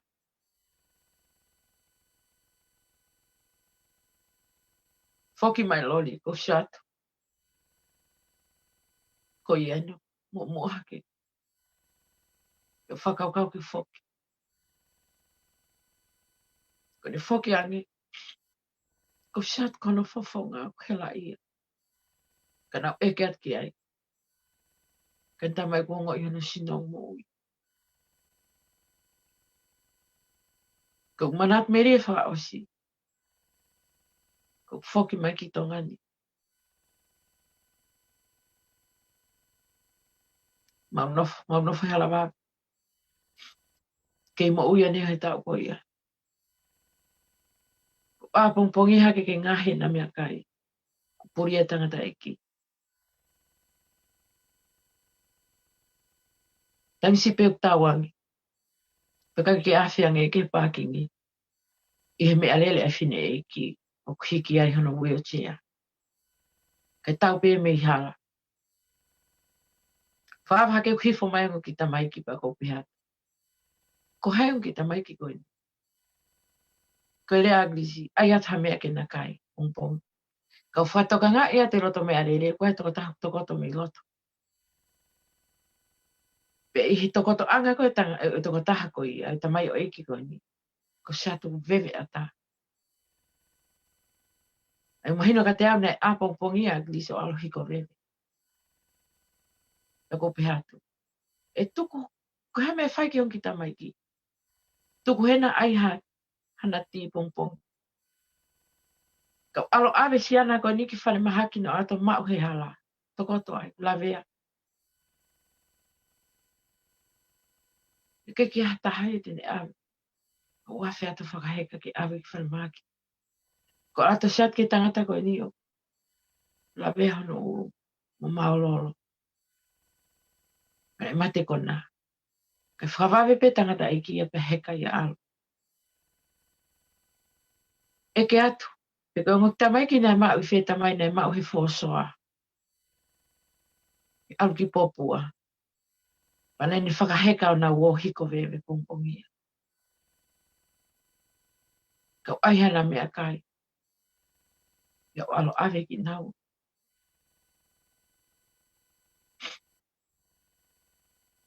Ne whakamui mano ake ne. Alo ave ki nau pa kumea tāna me.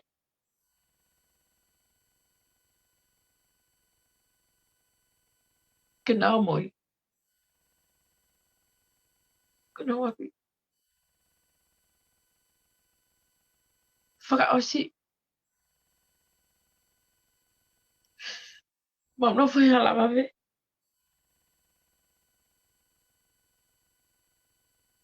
Ki kau popula na ni ngawe aki. Ai whawhanga mau pe aklis. Wike koto. Musi aos.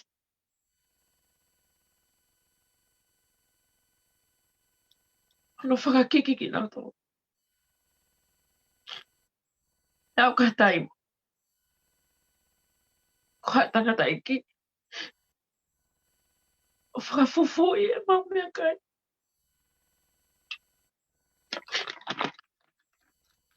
He tuku ia mai ngau popula. Ko whatanga ngai pe o puli ai mea kai mea aisi. Ke heo ila hokoi. Ko ilo i ko English ko ni fetuku. Ko kumai pong e ta. O tana ki konga moa, mo konga sipi, ngana tu mai pe.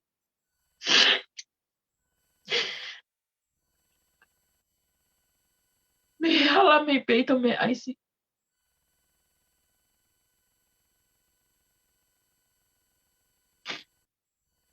O kene me alele.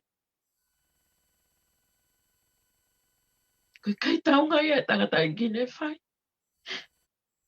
Kia kau popula. Ko mea ko tā pēnei, te whakainasi ai. Asi kau tu hausia. I hoa tori. Nei hoko ngai tāsi pinga ko ia ke te au. Mo ki mau tolu whanau. Ni lawa ke ne hulu i mai. A tamai koe ni. Te ki mau tolu. Ko mea pēnei mahu inga ka Anglisi.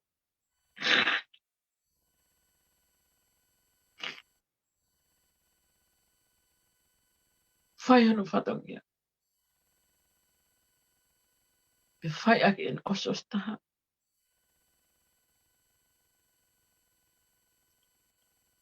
Oni. Toton. O ne wha whatongia ke whanua. Ke kakai. Ko iu hoi ia. Mo elita. E ma ui e tamai koe. Ko ngai manat meria ia. Te umana tu i ai. Sami wela Anglis pohi wa. Ko se wani.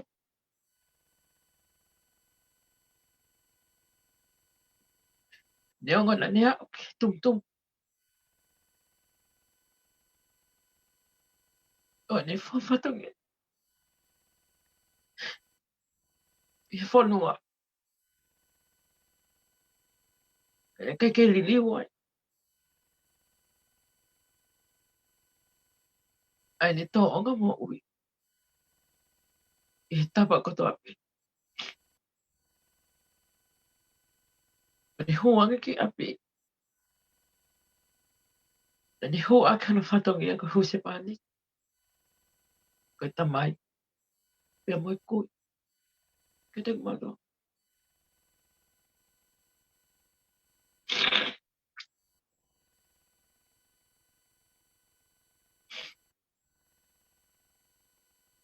Ka ngai manat meria pea ko lota seti.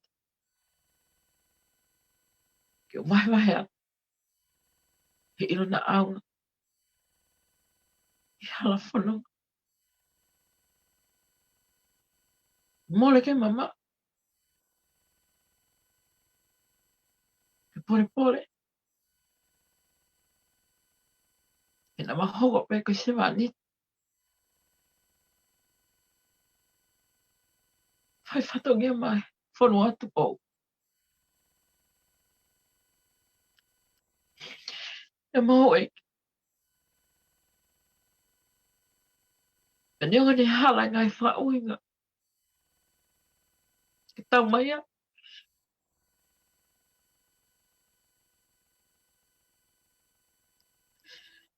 Na ea mea liliu. Me me whamiri pohi wa.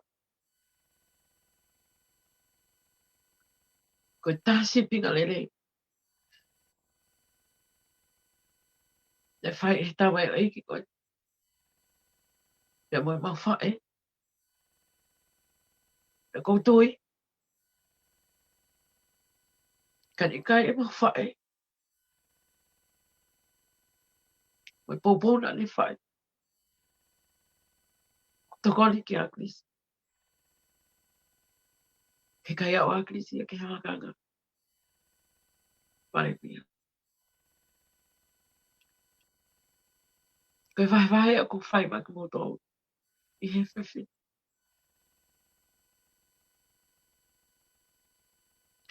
Ke mo ui o se wani.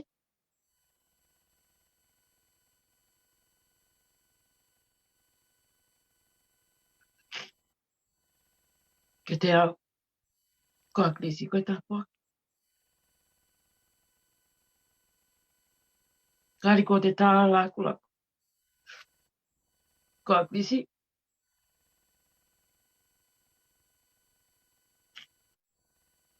Me whanau i mai pe. Te hoko. Ko se wani. E malama a krisi a kene. Whianga ngai. E hono whiri. E keke hana whiri o. E malama a krisi a. Ke whianga ngai pe moi ngahi hard truth.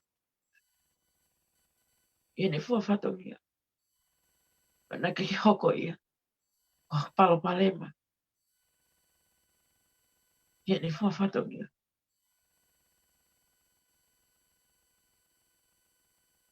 He's an angel. He was an angel.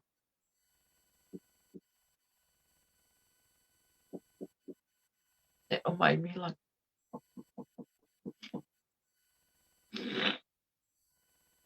Te ngata hei. Patawange pe.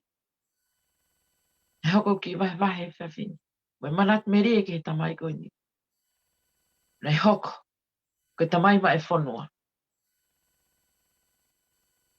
Ko ne tau hiki mau tolu koe whanau. Na ne awe pe ongo ko ia. Ne lau e whanua. Ka konga ne mo ui. Kono mafu.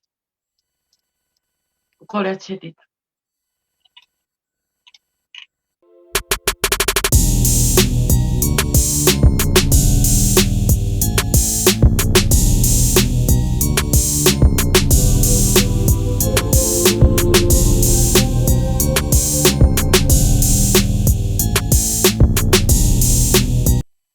Ki mua ke whakaose tau e pologama.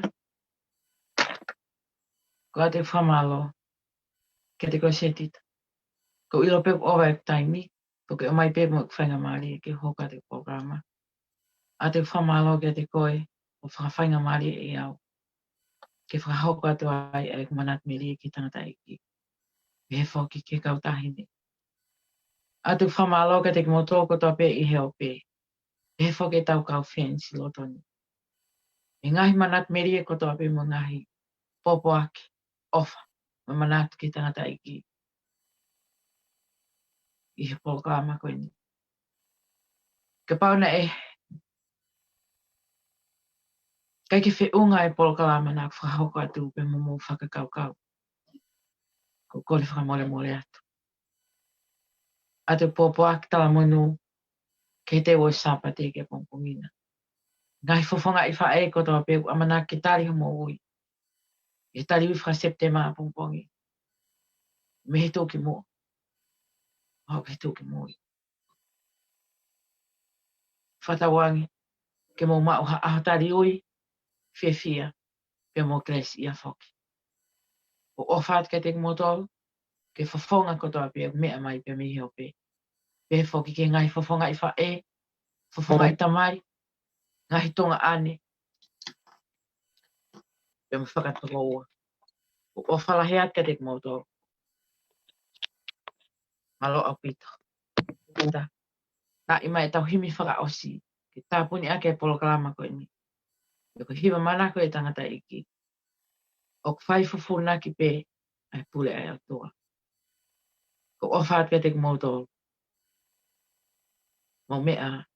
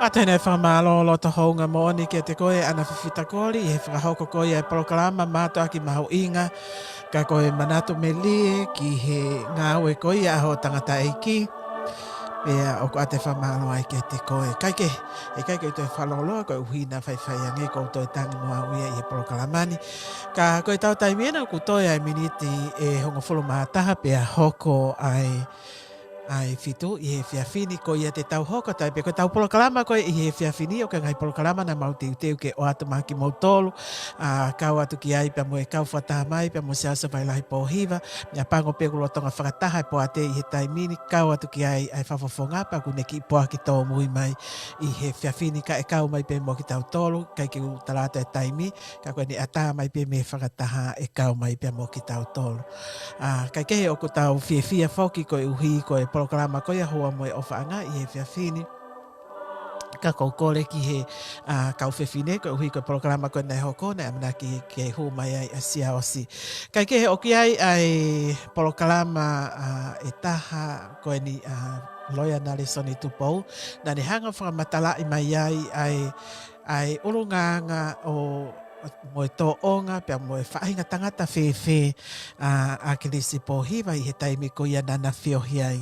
Kau whoki ai polokalama koe ni ana whiwhita kori i he polokalama whakakoloa, koe hui koe lava ki tau wakai atu ki he tawhaaki e taha o e mo ui ko ia ai helo koe ni o te mokalate i he ene hoko koe tamai, koe huse pahaniti, pia pefo koe kui ki he family. Ko ia ko whamaloa tai kia te koe i he whamatala alelei pia mo maunga onga e ana ko ke hanga o wahe mai mo ki tau tolo i he pāingani. Tai mi, tai pia mi te hongo fulu pa kau kore ki he kau whewhine ke mo whamole mole ka mo hu mai ki he tau polokalama ko ia o e whiawhini. Te o ato ai houa koe ni e taha maa ki mo tolu ia kau whanongo leitio ai leitio ni. Ka pau mo loto ke o mai ha mo manatu meli o ku ata e ku messenger ke ki telefoni mai ai a kau whata. Ka i he taim ta tau pe ko taim koe te mau ki kai ke mo lava mai ai e whakafonfono atu e kau whiwhine Michelle pa mo Ana pe mo Val ai ngahi manatu meli e ko ia ki nao tolu ke hoko pe e tau pōtala noa o oa e moto ata e ku messenger ki hataha pe o e tau kau whanongo le ti o ko mau monu ia i he whiawhini ko e uhi ko e malawa ke tau kau whataha i he polokalama ko ni hono celebrate e mo ui ai helo ko ni i he politikare. Pea o koutou pe o ki kai ke sola e toko tahani e pia mohona olonganga pia mo tau tolo hono kotoa ka i he hanga ko ia e tau manatu ki he toonga e tangata ko ni pia ko tau whawhitai ki he eiki ko uhi ko ne o mai ha tangata pehe i ho tau ko nga na eko ki tohi atu ki mo atu i he tau pesi ane na yange ko he is the man of all time, o pe koe man of the time, a kirisi po hiwa i heanga ko ia e whakakaukau. Tōnunga i he ne whakaho whatongia i he pureanga pia moe whonua. Tōnunga i ne whakaho whatongia i he loto. Toi tōnunga whoke i ne whakaho whatongia i hono family.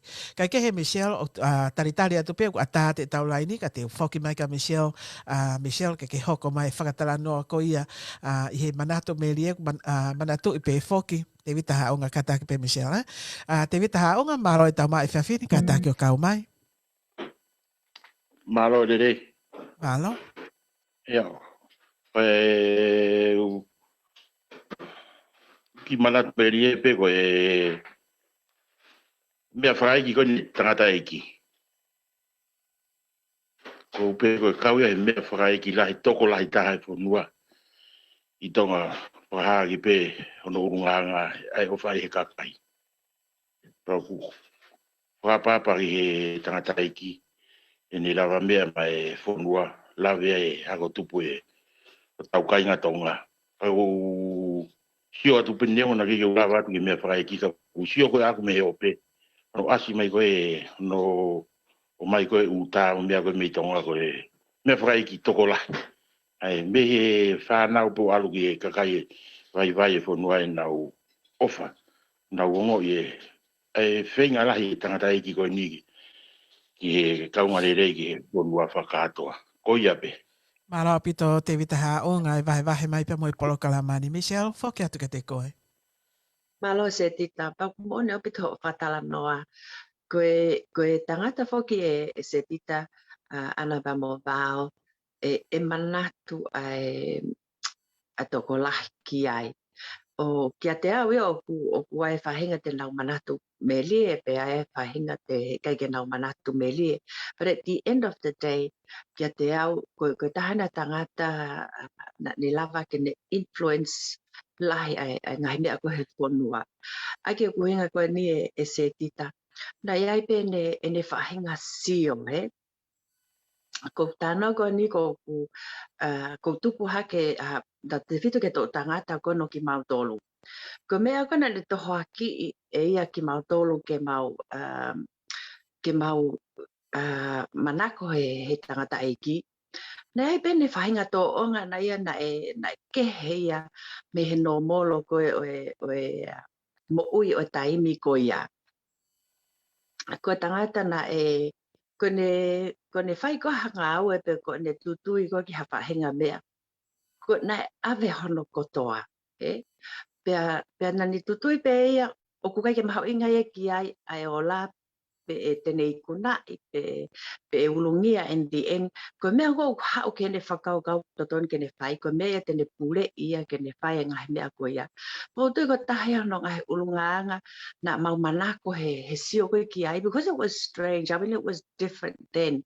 Ha ki tangata ke hau coming out of you know, kai ke peheni na tupo ha family i longa he pe malunga he society kana ne lava influence atamai pe mu me whakakaukau ai toko lahi ki ngahi mea koe na ne loto koe ke ne whakalotoa aki ki nau tonu e. Pea koe konga ia se tita kia te au na mau admire ia he mau tupu hake koa mau tolu. Mana kou tānoa ni a aku mahalo ko ana ia pa mo to ko ia o kuna ke he lau tohi pure anga ki nau tolu ia he taimi ko na e kamata ngai whapori kare koe a tangata eki ko osi iofiofi a tau ia ki he me osmai me korisi he taimi ko ia. But even then he generation ko mau tolu mau ke iki o ku na tula ke he foki ele as mai he taimi ko ia po te ke fu mau inga mari a me ko polikari ko mau ata mai he mau ke iki.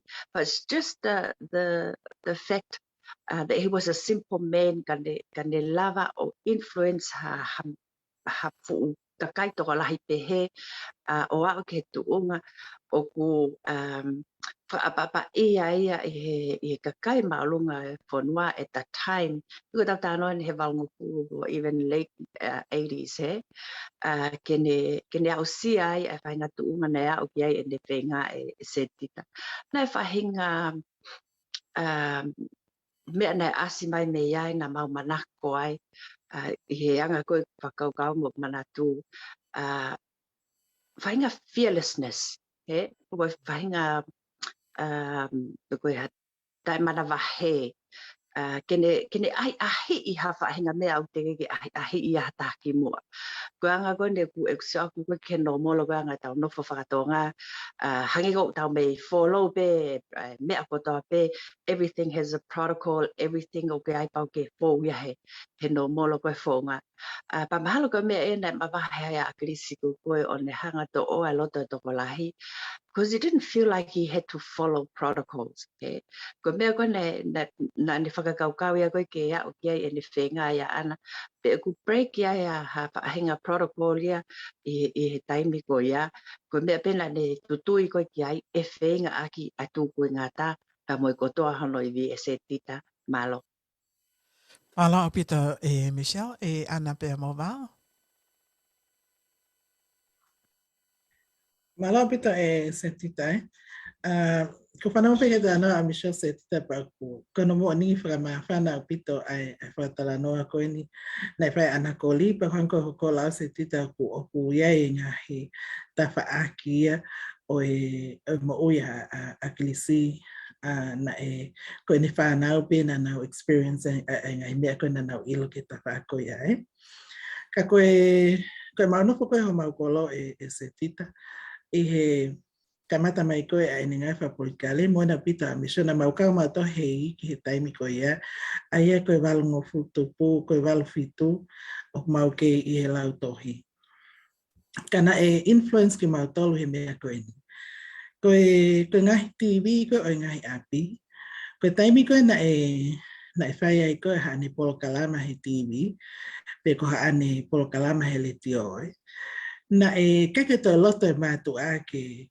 to e ai ka mea ke na hange ia koe ha foi taimi pau ia na e tanguta e matu a ia ke whanongo i he ngahi polo kalama koe a klisi koe na e whai mai he taimi koe ia pea kamatale ke mau whatonga ai manakoa o e le tio e se tita ko tongatapu oraki toko lahi ai kawako lelei kau toke tā toko lahi ai, toko lahi kau maa, pia nanau kau he ngai whiri whare ale ai.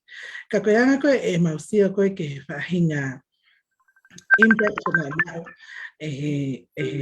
katita tai atu ai telefonika e kai toki. Malo. Kako atu. Luani, malo e tau maua e whiawhini kau mai?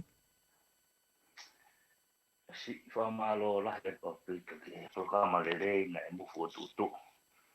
No lo mono lo tua mai o tau kai ngame ngai tu te fa mani fa ma fa na opito to kangi ko lau pe te si wa ke tau fie ko tau ma fa na mo tau mana ofa ki hero ko ni ta ko mana tu ile de wa ta walu o si kon ko matang sai ko ko kita pena tu ta ki mele o si au di fa no ko angai fangalo na malu ko puna ge se malu ge ola ke ai ka se nga mari ta wa wa ta lo mo helon alu maas o se nga we ko sune fa o si ka fo mai ma se nga mari ta mai asiata ke la vangi ko risi i popu he pa ko len ta fa o be a ke male de mo ke fa o ka male pa ma ta ko ja ko ne ko na fa to ka nga a helo ko ni a grisa se ti ta ka mai ko me amai e o pe mangalo ea. Mata e i unganga whakato ki lalo mo. Ko atu ia o lawa tu tangka me koluane, si itu hakato, wa, ko ki whare te wafte ki whare le oi mo. E pāka ko atu mawhi iloa ki mo mau tā, ni tā mai dewa kāo. Wani, mea kwa fie fia ena e ku, si o atu wakai ru mo si pou wheseka mai me muri, mo tolo ko na ku muri o mo hoko mo tolo ko fa to la ka mo tolo te ke tau visione mo tau ta tau mi ai se kita e ku ha ko ya ku fe tu ta ki ma mai family tot ma se fe ka ta ma o te ke he pato a ta mo si fa mo ya te u alo re wa hen ne ku wei di fo i so ne ya pa te u alo te ka ma te tau ta family pe o te ka ha mo sai pe ka mo ka ko e a hon se te ta ku Hangi ko tau wangi. Programa whakawhiawhia mo whakamawhana. O tō takai pe whahi la mana ko puke ka kene ilo ko os tihio ko mawhana ko o whalahi. E helo ko ni he kai ko au pe. A ko ai mo ia kuia ke mui mo ofa i he whaito tonu mo masiwa. Hake a ki ai tahake. Ko whare whaosi te whaosi a gense.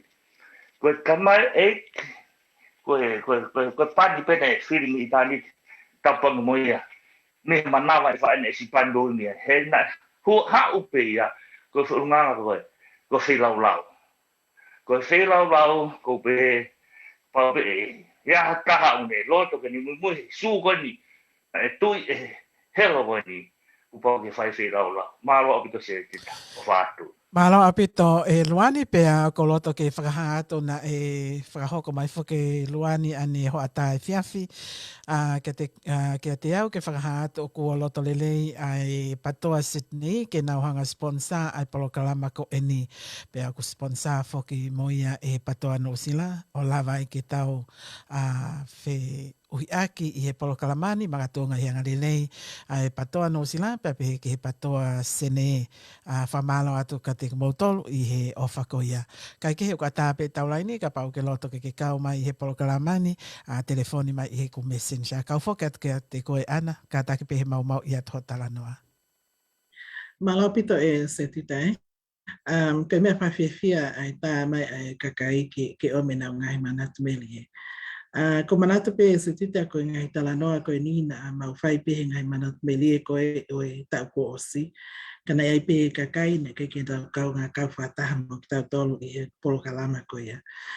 Se tita ko manatu meli a koe ke he whounga ko e pe mo hanga pe e tō o ngā mo ui akilisi o liu pe mo ni hanga whakakou nei kakai ke nau tui ke ne sone koe nei hau moia. Aki pe a eni hanga o ngā wei ai mea koe nani tara noa aki. Pe koe mea koe nani lea aki. Ke tau se tita e ku whawhihoana ke atu koe ai mo ui koe ho mau kolo pe ko kolo motua whakakatoa. Hane ko whata noa nei ai kakai lele au pito kakai ako tō lahi pia mo kakai nei nau ngai businessi o hange ko choitu la tai matai le pia mo kakai tō lahi kana nau kau e whili whale alea kana i kai pe malama ke ne to'o ai loto i kakai pia mea Samuel Aklis Pohima. Ulaki pe se tita koe tangata na e hange koe lau koe aluani ko tangata na yang whakatoki lalo. Mawanga foki he seo koe ho mau kolo. Koe kakai ko nau koe kakai na nau businessi. Na e mahino au pito pe makehe ai ho nau nofo anga. Makehe nau ngahi mea lele nau whanongai. Makehe nau mea kotoa pe. O mahino ia koe tu unga o he whanua. Koe o nau uiai nau pikinga ke ngai tu unga maalunga he whanua. Ka koe taimi koe nei hoko a kasa Samuel Aklis Pohima koe ni o whale alea. Koe se tita koe ku sio pe koe i he tō onga mo ui koe o mahino ke te au koe tangata whafofonga ni kakai o koe malai o politikale. Koe ku sio pe koe i he tō onga mo ui koe i he ene kamata mai o tatau pe o au ke aho whakaosi. Pea na ku lele atai ki tonga. Ai ko tangutu pausatu ke lele mai ki mea lele. Koe ki mea lele koe nise tita. Koe ki minivan ye. Pa pausatu koe ne lele mai koe ne hau ki whare mahaki. Klo tonga pale mia. Koe ne hau ki whare mahaki o wakaya neo mai hena e tokoto whatahi pa mo whine eki. Pea ko kulela me nusilani pau tangutu ko satu ko te whihui ange ko ki te hina he. Pe ko akilisi e wha ulihi fo he ki mea lele koe. Ko hise tita ke te au na ku tangutu koe ana lele no ia peo koloi mataheanga e ku whakakau atu ki a whahinga tangata pehe. O kune a koe e te mo ui e se tita he ta whaaki koe ia. Koe toonga mo ui na ne kamata ake raki aho na e whātoki lalo pe o au ke ne hoko koe pale mea e whonua na e kai ki mo ui e se tita.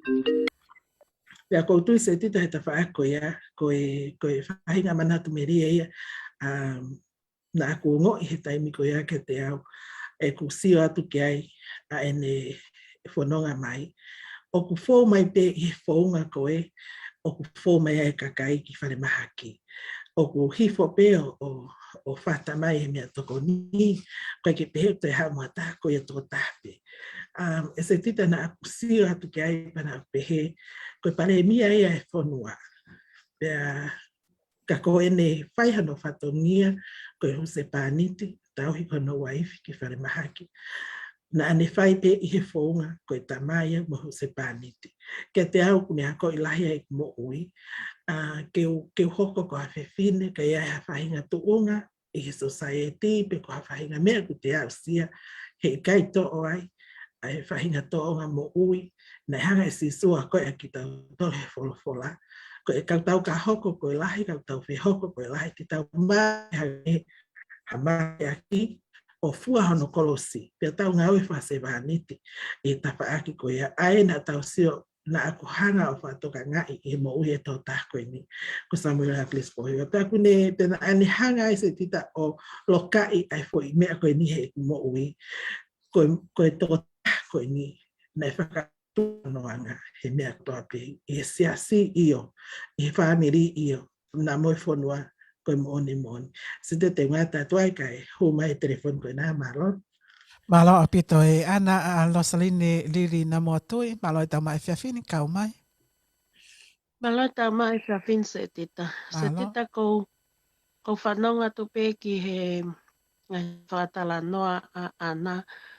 Pea ko i he polokalama e whiawhini ke manatu melia ke toa tahan. Se tita me kau whanongo. Koe manatu melia e whine motua koe nina te keke umaheni au mo pea mo aklis pohiwa. Ka koe manatu melia se tita koe tau ene ua e kukau ke he patoa. Maka tuunga pe ko uhinga koe taimi kona pekia e toko tahani. Te kai ke pekia ko whanongo he one of my friend o ku ihene ai pale mia atonga. Pea nā whakakaukau pe ia te au ke walusio ke toko tahani. I he anga pe whakaukau se tita ko inga o mana tui whako au ko mamaki. Pea nā aku whakaamu au ke alu ki whale mahaki o sio ke tangata ek pale mia. Ko inga e ko iloi ko taimi ko toa pe o ka ahianga taha ki a te au ki whale mahaki. O hange ia hafoi awhaka fiefia. Pa nā whakaamu ke wau ke pale mia o wakai pa lava ke te ongo i aiongo ko mako ko taimi ko i whale mahaki ai. Kanai kai lava ke whakahoko se tita he koe nai palania ke walu kai ngalo i au ke tapule lulu. Koe ahuia nai pekia e toko tahani. Koe taimia na aku panongo he ngahi whailotu e toko tahani ko whenga pe ke alu ki ai. Koe uhinga lahi taha pe ia na aku joina he patoa. Ia na aku whekumi pe ia tane e malanga ia wiha taha ke tui koe ni. Koe fwoi tawa ko patoa, koe uhi ko whakawhaia hono kape ia toko tahani. O ku sio ko ni koe i he ngahi se vese ne putu. Pea to o ai peo kulo toa o ke ahoni pea kou tui se tita me kau whanongo. O hau ke whunga waka e patoa. I make new friends. O kwa ngai friends for all i he patoa.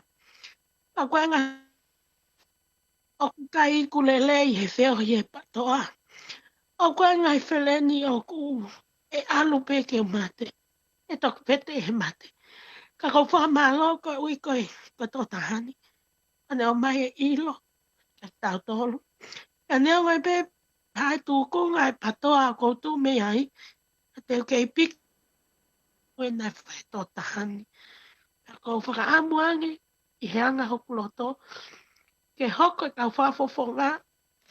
Awe tau tau whare anea. Ke nā mau hangahi. Loto toa. Loto lahi. Kai mea te pū, kai whai to tonu, o hange ki tō tahani. Ka kou whakaamu, hange pē, e whanoa mai kau, pōpō ko tō ape. Ka whunga wakai patoa, o tau, o hoko ka tau mai whanini. Pa kua ko lahi ka te au. Nea ngai hana whanonga, ngai whileni ko, i maheni he patoa. Peke i kulelei. Pē koe haa pēha whaunga ia e hana whanonga. Ko haulo saline lili na matui. E nof pe patoa ke paanga ngalo. O whalahi at kak moto whanong kotoa. Tu au whae ki atu. Malo au pito e line, ai kau mai ke polokalama o e whiawhini. Whamalo a te vahe lelei ko ke whakahoko e vau. Te kolosi atu ki a te koe ki he whakahoko ai pōtara noa kei a tāpe whoke taulaini ke kau mai ki ai i he whiawhini. Vau. Malo bita se tita pea malo mo a ana mo Michelle ta noa fra ofa ki tam mo unga i tangata ko ni. E se tita na u kamata ke mui mana ke lo e kamata ke mui i mai ai mo ui ko ni a Crispo hiva i hono tu unga ko e pale mia pe mo enenga hinga u fa politikare. Va pe ai ete sio mo te lau i ngahi ngai video he YouTube mo half when ngai meo te lava tāna ki o sio pe te lava alo o ki ngahi archive ai kele a voice nai archive he tangata e ki i mau api o lau pia na uongo I apito e awia. I felt mahalo ke te au ko whairea whakatonga totonu ki ai na mo utafu ua at first. Pea haurewa me ai e kuhanga o admire ai character pea mo tangata ko ni. Ko ku whakama opo he anga e kusio ki he ne mo ui I he imalae oi politikare. Na upe he koe tangata ko ni koe toa. Te tangata koe ni na e whanau I mai pe koe he was born to lead.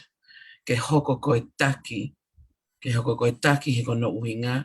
Na ne mau eia a ngahi nau, pe koe ngahi characteristics o hataha taki lelei, o hataha taki o loto toa, mafulahi. Pe he foki, ko hataha na ne lava se, pe koe ne lava o whengawe aki lelei, pe moe kakai koe o kune taki.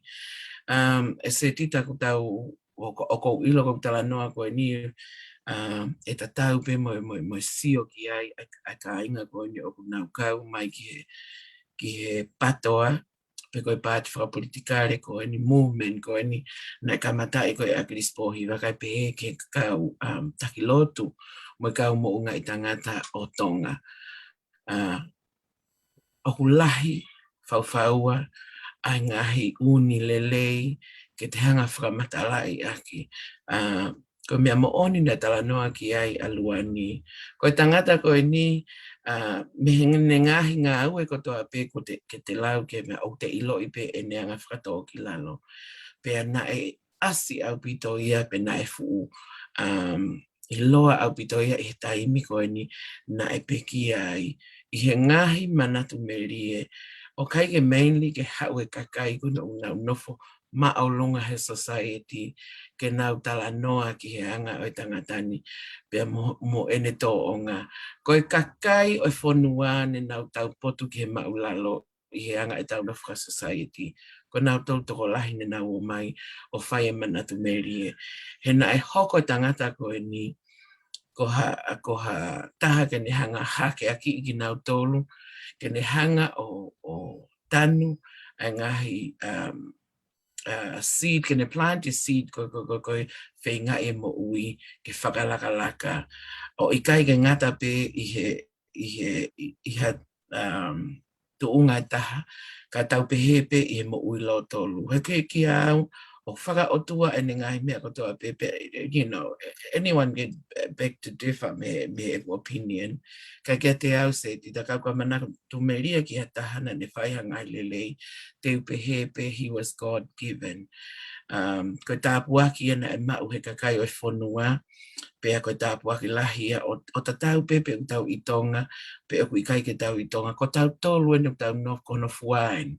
A tau tolo o tau nofe whanua muri.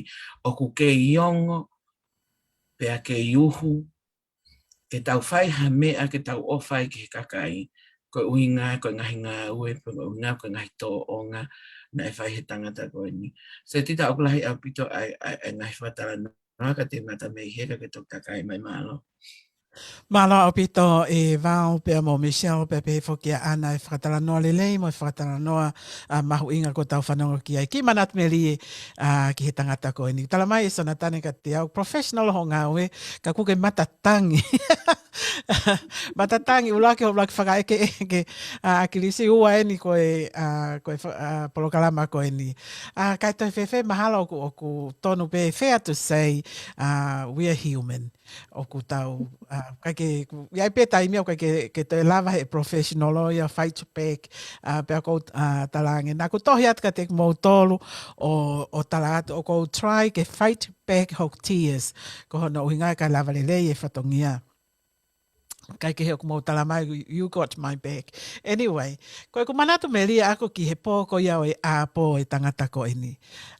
Manatu I pē koe taimeni na e lahi ai a ngahi tāpala sia pia ko hono ngahi lau I pia hono ngahi kape I tatau heo pē, tatau pē I tonga lahi a laka ki hene a fio pia whelave I pia mo ngau e tangata ko ini. Pia nā ku nofo peo pē he pē e whewhe nai ai mea whakaeki ko ia o i tangata eiki, pea o pehe foki lolotonga eni o kua o ngā ue i he TBC i tonga i he taimi ko ni, pea whai ngai whakatu o whai ngai whetu utaki, whai ai mea kotoa pe te walalava i he tuunga ko ia na ku ngā ue i tonga ke make sure o ku perfect ai whakahoko whatongia ma akilis pohiwa. Anyway, ko e lava tu ko ia pa loto peni ke ukau he alo ko ia ki he St. George o ta utu ai i he mea whakaeiki. Kao mea, ko e kutala noa atu eni. Na e kai ke ngofua ke hau ha whai lotu o nofo ai. He koe uhi he kai ke iaha space ia he feitu o lahi koe ni. Na e hau ai whai lotu, pia koe osi pe koe whai lotu, pia nau aluhake lewa ta whakoe ki tahi o pay their respect, pia skapa nau mātuku atu. Na e kai ke nau nofo i he. He ka pau na nau nofo kai ke lau ia pe e anga whewhe. He neongo na e mawahe atu ai ngai whailotu o nau o kau he whoke atu koe ki api. Na e hake pe ai mei whailotu ko toa pe. Tātai taha ki whailotu o awe ke whailotu ngai siasi pe koe ngai kulupu si o ko kei hake pe fu pale ia. Koe ngai siasi lahi ta utu pe me ta whake taha o au ki he ta whake taha o e pale. Ma opo whakarirei. Te upehe koe talo e kutupu i tonga o te kai ke umamata i ha poto pe ko ha mea whaka eiki laulo taha au pito. Pea mahino pe ke te ki mautolo koe kau ngāwe, pea ngahi manato melie ahono o whai ko ia o Akilisi Pōhiwa. Na aku whakahoko ai tō uni e le tio ke lele ai manato melie aho e whā. I he whakahoko ange pe ko ia ko pekia ai tangata aiki, pea na whakahoko lewa tō oni ke whakahoko ha manatu meri. Tā koe ni kai whake uhanga e au o ilo i kau mea, na e pekia koe pe nai hala koe ni ai tamatu i ko tupou wha, na ke whai ha manatu meri e ai le tioki ai. Pea au ki he ngai putulalahi koe hou eki, na ke whai ha manatu meri e ki ai. Lolotonga koe manatu meri e, tā mai toko taha o tala mai hafua e wha manat me lie na kai ke wha manat me lie ia ka tupou wha pea na aku pehe atu ai pe i he retio mau eke mau tolu ke kau pule ko he taimi ko ia pe ko hamen na kai ke nau whakahoko ai ha manatu me lie ki he toko sino mahu inga ko ia tu i o tonga ko tupou wha kai ke ko toa ko ngai aha ko na whakahoko ai ko manatu me lie kau whanongo pea mo i he pāengani ai telefoniko e kakai hau ki tahi wawa o niua ko molini ai tange ko e kakai e nau tangi i he poloka me howai ua i he foi aho ko tope o au ki aho ko na isi i whaheke heka e whalawa Samuel Akilisi Pōhiwa. O ku te nofoko i he reti o ku te tangi pepe mo i kau tangi o ku te kata hukai e whangaki i whakamanatu meri e ia ni i o ku whakakata tu pe ko mau ka kata i he reti o kau nofo o whakakau pe ko e whenai hato e taimi i ho tau taimi te utoe mātai ai fo i ata ko ia o e ata o e putu toko lahi taha i he anga e ku wakai. Nā ku lava atu whaki tonga i he hala ko ia tamatu i ko tupou wha. Nā ku te lava atu i he hala tamatu i ko tupou nima. Mahalo pe e ki ngari pāies e kutala noa ka koutu i pe keke pāies ko hona uhinga na mau me ape mau tolu ki ai. Na e toko lahi ange ai mea whaka eiki koe ni o Akilisi Pōhiwa i anga e ku wakai.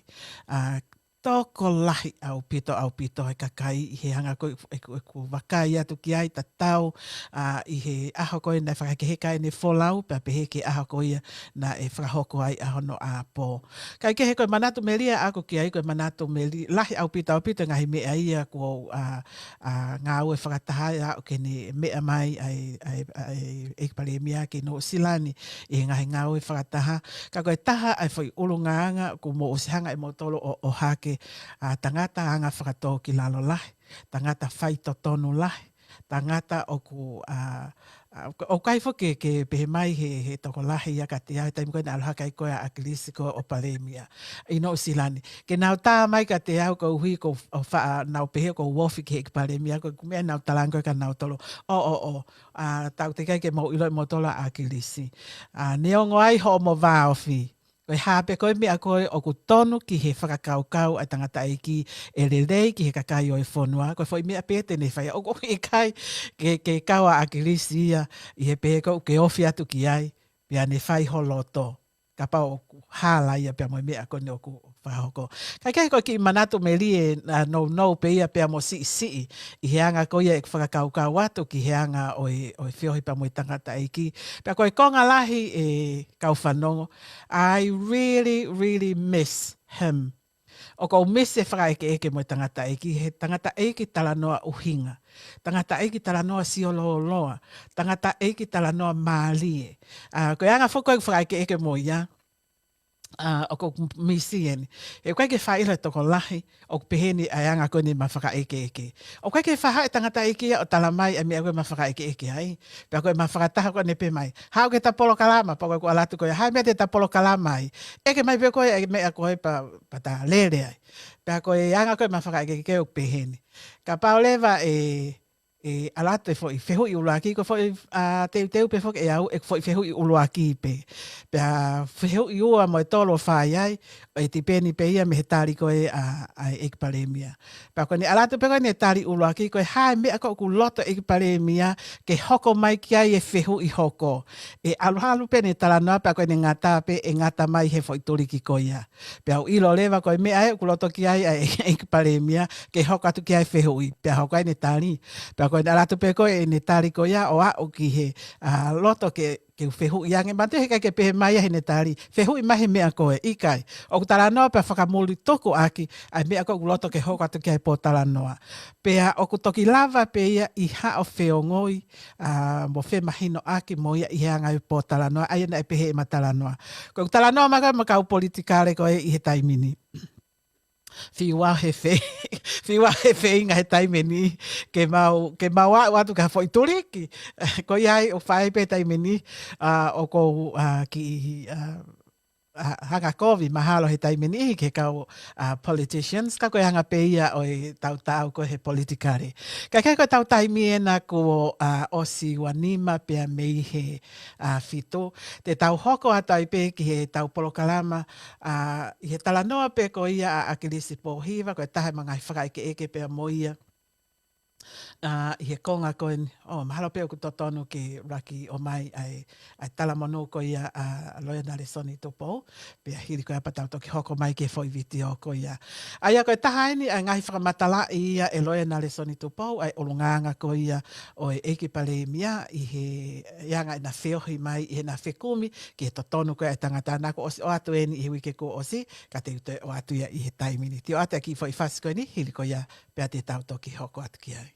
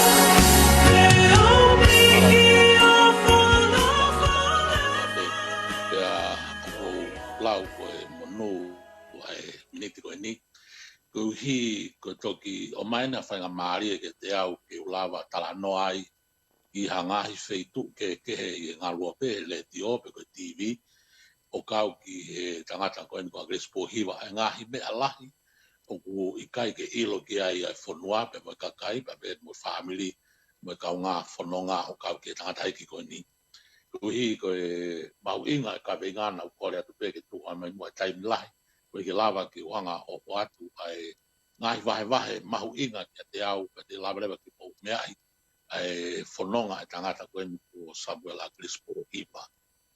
Koe konga ura ki se rira te ki lawe ki ono pui tu ano historia i e konga koe na kei yako ai tangata koe ni e korisko tupo. Pea te osme ai te warewa ki e konga te ono oko e taimina au ai o ki korisko whai ako. Pea mone alo whai ako a toi kure anga i fasi sop mo e o motu hapai. Pea osko ia pa ne alo ki fisi o whai ne whai ngako pa ne matai toi nei ai. Pea whoki mai ki motu ngai ako o hoko ate ngā aue. Ai koe konga no tolu pe harewe ngai ngā koe tu ai pe mea kou kore ki ake lahi taimi e. Malo. Koe pui tu ai kui loi ki historia tau te ki taha ki e tahiwa ano ngo fulu. Koe ku mau e whatonton mai e whanau agrisi ai mea koe ni.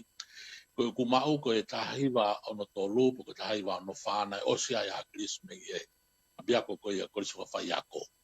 Ai a koe tahiwa ano wa taha ono noa pe ni mahiwa e lo tonga ako agrisi ai korisko tupou pe ko pure ako ko ia korisko tupou e taimi ko ia o e to e ta whaiwhekau a manakawea pe a mo whaiwhekau si peritari ai ngai ta ulahi ko ia na ia ko a agrisi korisko tupou pe ngo whaiwhekau ia ko pure ako e mo pure ako pe na kau ka whai ako ki loa e tonga ko ia sona ku kefu i apiako ko ni ko vinga ko ia na kawa nga himo ui pa tangata ko ni mea na piloi na tufi nei ai nga ui a krisi me ka tangata ko ia tolu a to eta son la tu kefu e mo to eta amana kavea pe mo fa fe ka o superitari ai ko ku mauna e osi ne aku ko ia i he ko so fa ia ko i ta hiwa ono nima no fa da oleva o nga awe ko nga ko pe nga ko fa la tohi e aku pure anga ko ia pure anga i fasi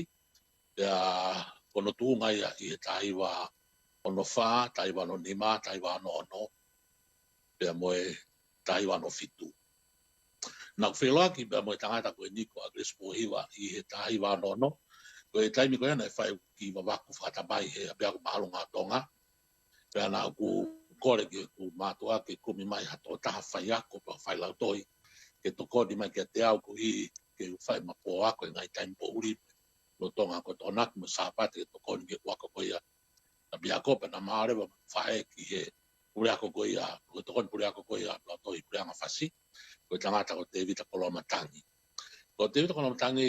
se tita ko e tangata e ki ako a viola ko lo matangi ko tangata ko te vita ko lo matangi to kon pure ko ia lo to i ko ia fasi na i lo te vita ko lo matangi ko ia ko hi a bia ko le leita haia ki ako ko ke whenga ke hūko ke apea ko tonga high school, ke apea ko maunga tonga. Ua te whoki nahi apea ko lau tohi au tau whawhanga toko lahi au pito tau ko toa pe. Pena ai hūko ke apea ko tonga high school. Pena kawa te wito ko lawatangi i loa e mala ko ia whai ako. Pea ko ia na e tu ki he sea mua o toka ngai a grispo hiwa i apea ko wena ko ia whasi.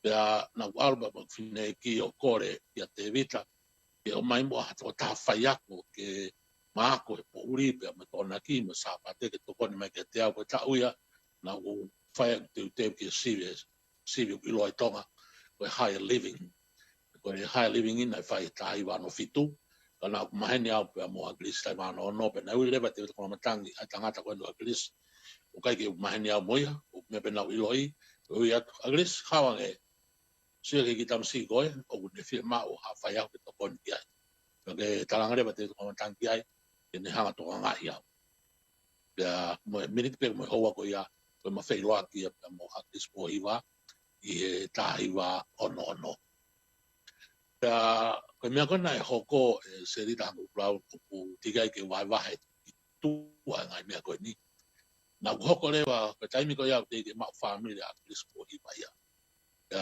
hanga ko fata pu ko le mai me hapai ne ke ha api loa ia tangata ko ni malofa no fai na e lai nofo pe a blau tohi e monite ki e sapate sa noari ki tinsema.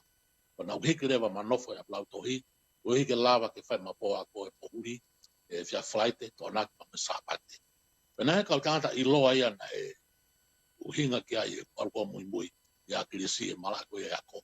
Na e kau tangata me koristonga, e tangata e taha o se siri katoanga, Koe taha ia ka wako o uri, koe ka wako he lotonga koe ia, koe tutuku ai a ko a Glispo hiwa, koe hawa a se siri katoanga, koe whenga ke mau ke toi lere iange ne ako. Nai hoko ia koe kapteni a o e Koristonga a se siri katoanga, i e ngā aue, mo toko ni i whakata mai a Glispo hiwa. Nai hoko mai tāna taha ko Semis Latu, nei he Koristonga, na e toko ni a Glispo hiwa a Semis Latu, i ona toi mau e Semis Latu, ai kapteni koe a Koristonga. Ko hinga ko le ko ti ko ia na pelewa ko tangata le a Glis ki to kon me ke te au. Na ni hanga le to ni ia o ta hiwa no o ta hiwa no fitu o lava le mau. Ai sivi ko ia o higher living. Le kanga tai na ni hanga le o mai ke te au ngai whakau pau fo o e ngai le fa pitania o pe ke whanonga ia ia e ngai kolisi. Ngai uhinga fa pitania o hinga mori ngai mea pe na ke whanonga ia. Pa to ki lau ki moi a feo ki moi. O mawahi mei tonga. Tā koe na e ako pe a Grisia e se tita koe mea gui whapitane koe extramural. Koe te nofo kolo mamao pe koe whanua mamao ka te ako ki a wheituu i a ngai whanua kehe. Nau ilo e ui ai na e ako mai a he taimi koe ia tā hiwa ono, tā hiwa no fitu. Na extramural student mai ki University koe ia Messi i Palmerston North. Wow. Koe koe ia koe hawegi nusilani ngahi tau ki mui ai. O hanga lewa o kumi, koe ha ngahi lea whapalangi na ni ngā awe atu. O kumi a maui ai se te tapau iloi, ta hoko e le soni koe university ui koe psychology. Kumi lewa ai kau whaiako koe na whanongo koe e de talanoa koe ki ama koe mapoa ko se tita. O kou tautua he sea kai tui he palaka poe. Pene hanga lewa veteki mai ai mea ko fie mau hango e tau mawhakawa. Ange koe alovea pe, ange koe ngai lea whatonga, historia tonga, ospe koe ia, tala mai le vai a kau. Le wheke ke tautu heo whanongo kau hanga o whamatala e kule soni o mueka koe ni i he kuwako koe ni o whai. Kai ken tala mai ia kuwako ke university i e taimi koe ia. Pane whamatala mai koe ngai lea koe ia, ai ka venga, au toki hao au ki musilani o whikumi o mau. Tā koe kakano ia o kosi i e university, Messi University, is psychology. Uhinga ko ia se dita o iai ai ilo lelei a tangata koe ni pakriske unganga i he kawenga koe o psychology. Ko tui pete ke lava rewa taimini. E me te koe ni o whaukau i en lava a kriso iloi ai anga unganga e toko taha tautu hanga mai ki ai, toko taha usitua mai ki ai, toko taha hau ki usio mai ki ai. Ne malawa peke ne tala i e malai koe ni psychologist, eh? Wow. Ko ngai ana ko loto ke vai vai ai. Pa mamaware maua i Sanuari o e tahiwa ono walu. Pa lere mai ki Nuslani mo mai matua ko mi mo i fako. Ko taimi ko na mawahi mai ko ia. O sma wa le le fata mai me a blisi. O ne toni ia i he civic when i high living. Na mafutala ke mo ngai ka nga ako a blisi. E kakai ko na pekia kakai ko ke moi na ilo ilahi ko ngai kakai ko ni na au hange ko ha fa nau na tu fata pe na ka wa tangata ko palu langi ko ne pekia ko ia ka wa ko matiaki maasi na ka wa tangata ko tio ne fare ne ke moi ka wa tangata ko tava ke pinomi ko ne pekia mo ka tangata na ku taulaki moia o ilo i mai konga ki moi ko kamataia o la langa mo ui ko nya akilisi ke te fononga ko nyo fai mai ko e tau te fito ki atu de fare lahi au pito e ilo ke historia o ke spo hiwa i he korisko tupo ko ki tu ai ko me ko nai hoko se tita ka tangata ko nya ko ia ko tio de fare ka tangata ko ia me koristonga na he koristonga ki na tolu na na fai e talangata ke pure ako pa ture pure ako ko kaumata pure koristonga nei ai falaite na tapu i e pure ako koristonga ke fai hao ki tua a ko hito kua na more na whakamanu ai pure pālango e koristonga. Ia tangata e kau tangata ko ni mata pure ko koristonga ai ko tamai ke kalasi malunga o pito. Na ona tolu ki tua a ki e katoanga kapu na e fai na whakama koe pa turi ka tolu na worewa ki korisko tupo o na whai loaki ai pia mo akirisi. Kuinga ko ia na ai ki ele menit fo o me korisko o na o atu ki akirisi o na whanonga mai o se na to wa ko ko ko skutu po na wo mai katoa ki foi kulupu ko ni hu katoa ko se pa ya ko se tika na o sko pa na o katoa o fai la to pure anga ko toa ko ba ke lo ye historia ko ka kai ko ni anga ko palu ni pe mo matak mas yo ni fare pe mo tava ki mo ka tanga ta ke pe na ka ko no ko ya ai o me mau inga ki tau ilo ko fononga na fai ko ya glisi fai la to i fasi mo ya fa sko pa hiki sop ya ko hiko to buna mama va ai ko fola mai pusla na o se tau lahi au pito ia. Whanonga pia tala noa o hiki ki toke lau ki o pai ki nomuka ki wha a whewa o whailau tohi ai. O whanonga pia au i he tala noa o whoki mai ki tonga o maono whainga maare o alu ki fisi. Kai peke ma whai loatu au pai. O talo e ma maawai ta hiwa no walu o ma whai loaki ono ko me osi a tau e taha hiwa e matuk whai loaki lewa ta hiwa walu fitu.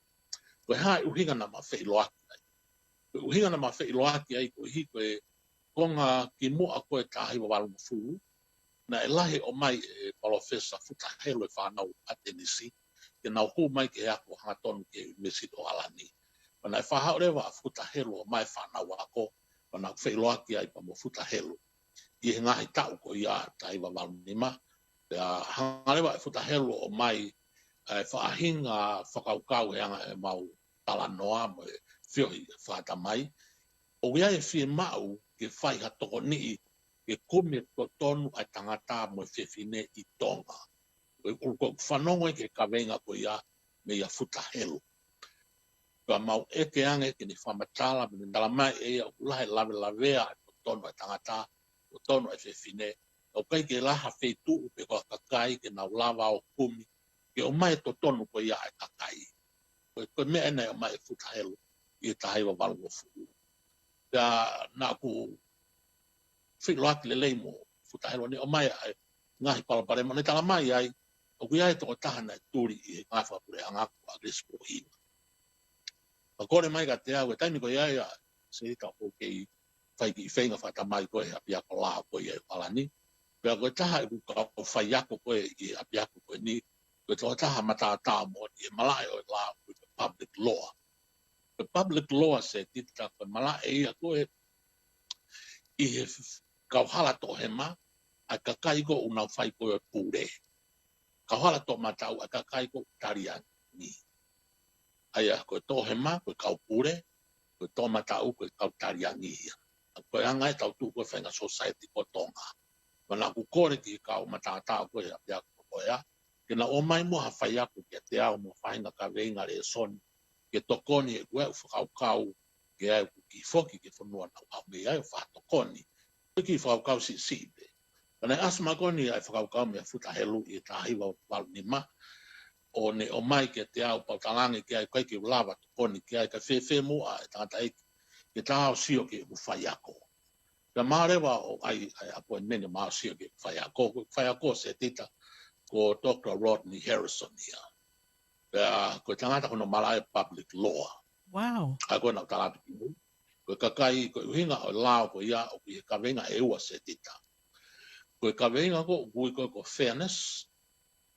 Ko ala leli lele ia totono tangata.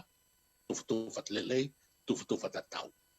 Ko kawenga hono ko ako ne public law o Harrison ko justice. Ai ko kumia totono tangata. Da o kai ki ngalo ia e ma whi loaki ko ia. Ahi koe na mau whai koe o kore koe i ma tā noa Dr. Rodney Harrison. Na walo ai a homo e taimi, pia tā mai toke tā koe ni, i mauangi ki ai. Ko au pia mo futa helu, pia mo o kus mahina, ko mau to wako ia, pia pe me tangata ko whina o koro ko ne mamaho atu. Pia mau ia a mau to wha ta hotu whai kore. Ko hanai Rodney Harrison ha tokoni ki he whanua o rotonga whahe e nau mo ui, e whahaua e nau totonu. Pea te ki tuku ai e anga koe tuk siu ki mui ki mea koe ni. Ko hina ku album Harrison o whai hopo i tonga. Ko taimi ko ia i he nima ngofulu, wha ngofulu, fitu ngofulu, pe mo e walu ngofulu. Nei ai mea na e hoko e koe stapa ia tō tāngā e whapureanga ko toa pē. Ie kuonga ko ia ka pau ia ka kai no kei mo ui tonga tai ko ia. Mau mea mai ke polo kalama ko ni tēnā mana tu ia mea ko ni ko winga ki ai. Nei ai tohi o kui koe OHMS. Koe OHMS koe whakakainga ia ki Britania. Nei o mai fo i lea ko ia ko tō tāngā e whapureanga ko toa pē. O ku hange nai o ai hono sila stapai hono hingoa koe OHMS. Koe whanau no e lea whapitania koe on His Majesty's service. On His Majesty's service. Pe koe tō tā ngāo e whasawe niti i hene awhio pe koe tui. Me Britania a ka venga koe ia kanai o mai a whakainga mai tonga. Pea koe inga koe kānoa ki ai kuhi ulaki hopo ko Aglisi ko ana o whai pea mo Rodney Harrison i he tāhiwa November taiwa walfitu o se bere tai walwalu. Ka ki mua koe ai, koe tari ko a Rodney Harrison e ki a futa. Talanga e futa. O ku lahi e more a to tonu e kakai tonga. O ku masiva tonga ki kumi e nau to tonu. O ku kaike ai ha nau le lei. Koe ke haka kai lelei, koe ke haka kai atamai lelei, i nau kumi e totonu, i he malai ko ia o lao. Ko hi o pehe futa, koe konistu tone, o ku iai e ngahi totonu ai, ka koe ke lava e ke asimai ki tua, koe ngahi fulai pepa pe, mai ngahi vesi pe, o tuku i e tohi ka koe ke mo ui. Nei tari ko a Rodney Harrison koe ki ai o talanga futa, futa fie maari e, te utari o kore. Ka koe mea ani, whokoi ki tonga, koe mautala noa ani i tāiwa walmipa, i office koe i a Rodney Harrison. Whokoi ki tonga, te uhanga teu i anare son tupou, koe osi e neako, te mao atu, o whai e mea ke loto ki ai. Koe tāiwa walmipa ai, sai, tau ki tu ai. Koe polo kalama koe mo mea ina, mau koe loto koe ia e hou e kipe, mo e preanga, koe polo kalama le tio aglis koe matalafo laukai. Pena ne polo kalama i ti sema taiwa walfa, na kau e polo kalama ko ia e pātere si o finau, mo futa helu, pena kau ngai polo kalama ko ia temini pe mo amanaki avea. Koe kau tolu ia na nau kau ngai polo kalama ko i matala flau kai pe kwa kespo hiva. Koe whenga ke o mai ai mahino, pe mo lelei, i e ilo ko ia e kakai. I ti sema ta hiva walfa, na e polo kalama koe o tise ma ne ke fie mahari e ki ai preanga tonga. Pe i sanuari o tahi o wauni ma. Na nau whai lewa tutune e kabineti ke tūri Agris po hima. Koe se tesi koe tohi koe nei awi koe ki Agris koe koe tūri koe e tutune e kabineti i tahi wa wauni ma i sanuari. O peheni ai se tesi i e lea whatonga. O go honga ia i e tūtuni ki u whaha ki a te koe Samuel Agris Pohima, ko o maupe a tohi koe ni, pea e turi lewa koe mihi ngā whapureanga i e miniti pe koe ia. Wow. Mo ko puangi ai. Ko se tesi mamafa, se tesi mahu inga, whatatau ki ka venga koe nau talatu koe ki moa koe on His Majesty's service. OHMS. Koe ka venga ia koe o ngā whapureanga i tō. Kono no he lefa pitane se dita. I hanga e ku i tau pehe malai koe malai o lao. O kui i lefa pitane for hire and fire. Ko huma beo ngā aue, te whai teri ha beo ke tūri koe. Mana pehe a tūtūni koe ai pureanga. Pea nai lava lewa ki whenga whatamai koe nau whai. Pea nai kore mai lewa Rodney ke alu i November. Pe tahi wa walu fitu. Whakafufu. Ko hi foki ke oa ilo e pureanga. E koe toki hokonya e poki fo ou ke wha ilo mamafa pe ai pureanga. Pana walu lewa o whengai o mau e ku laisen loya, e aha pe ko ia, na whahu lewa ai wha ilo koe o pureanga, ai e koe pureanga he kui ngā koe pare mia o Tonga, ka mai Kingdom of Tonga. Ka wha lewa wha ilo i November, ta iwa walfitu, ka wha lewa e mau ki hopo si pe i Sanuari o tahiwa walu, na e mea mahu inga se tita. Ko mea mahu inga e hopo koe. Ko hopo ko ni na tala mai lewa I whamau anga o ne puaki mai ki kakai. Ua mo mau e tauatahi. Ai ka venga ko fairness. Ai ka venga ko justice. Ko totonuia. Ka isa anuari o tahiwa walu. Nea mea na mawhia mau Papa Harrison me kureanga. Ka nai whataptapuia ke o mai. Nā mawhia mau ke mailoi o hai ai toko taha na de whai ai whotuhu I e whataha kapneti ke turi akirisi. Ko hai ai toko taha na e pōpou ke ne hanga pōpou e whotuhu ko ia. Ko hai ai kau hiki nima na nau hiki nima ke turi akirisi. Mandui whoki ko e lao kotonga I e taimi ko ia. Pea wha beke taimini. Ko e whataha koe ai kapneti, ko e minite ai kapneti, ko e mea whakafufu ia. Ko tapu ia ke tala ki tua me horisi koe ke horisi koe. Ka nā mawhia maua ke mailo I ko hai ai toko taha na ne whai tuku ni koe ni. Ko e uhi ka awehane tiki te hopo whakamooni ke o mai ki whare hopo e aho popo ke mahanga o whenga e toko taha koe ni ke mahino ki ai koe whakahawa u ne whai. Kana mama urewa ai tutuuni me pure anga heka ke o mai ai miniti au kapneti ka mai whamatala koe tutuuni koe ki akirisi. Sai. Ko taha mea na mau I wilo I ko aku e pure anga. Ko totonu ko akirisi, ko totonu ai tangata ko fefine ngai wha pure anga. Ai ko whai mai e taimini. Ko talu me iai pe awa rewa mata pāko ia. Ko mau ko na nau whai. O kai ke ha me ai I mamani ko hire and fire. Ke hau pe hu mai o ngā aue. Ko ku ita pe te koe paturi koe. O wherewa o totonu. Na wharewa ai ki hopo. Ko hopo mau inga ia. I sio aku whakaloia. Sanuari, ko tahiwa walu. Ko hangai o whakailo e pure angapa mo pare mea pa kabineti. Ke o mai e miniti ko ia kabineti. Moe ngahi whamatala o haina ne whai whotu ke turi he ngāwe. E ko whie mau ke mau ai hingoa. Pea moe sino, pea moe nima toko taha koe na hike. Uhi, ke awane toi taki ke hau ki whareho. Kana e tūtūni lewa whamau o ni hanga o tupu ki tua a ngā whainga lao pe toku au tapu ke ilo hataha ki loto kabineti. Mea utawanga ki ai preanga. O ke hoko pe taimini, tapu toku ke tau ilo ki loto kabineti. Kana e hanga e hopo koe ni, o mai foi ki o whakawa. Ka mahina marewa po haiki nau tonu.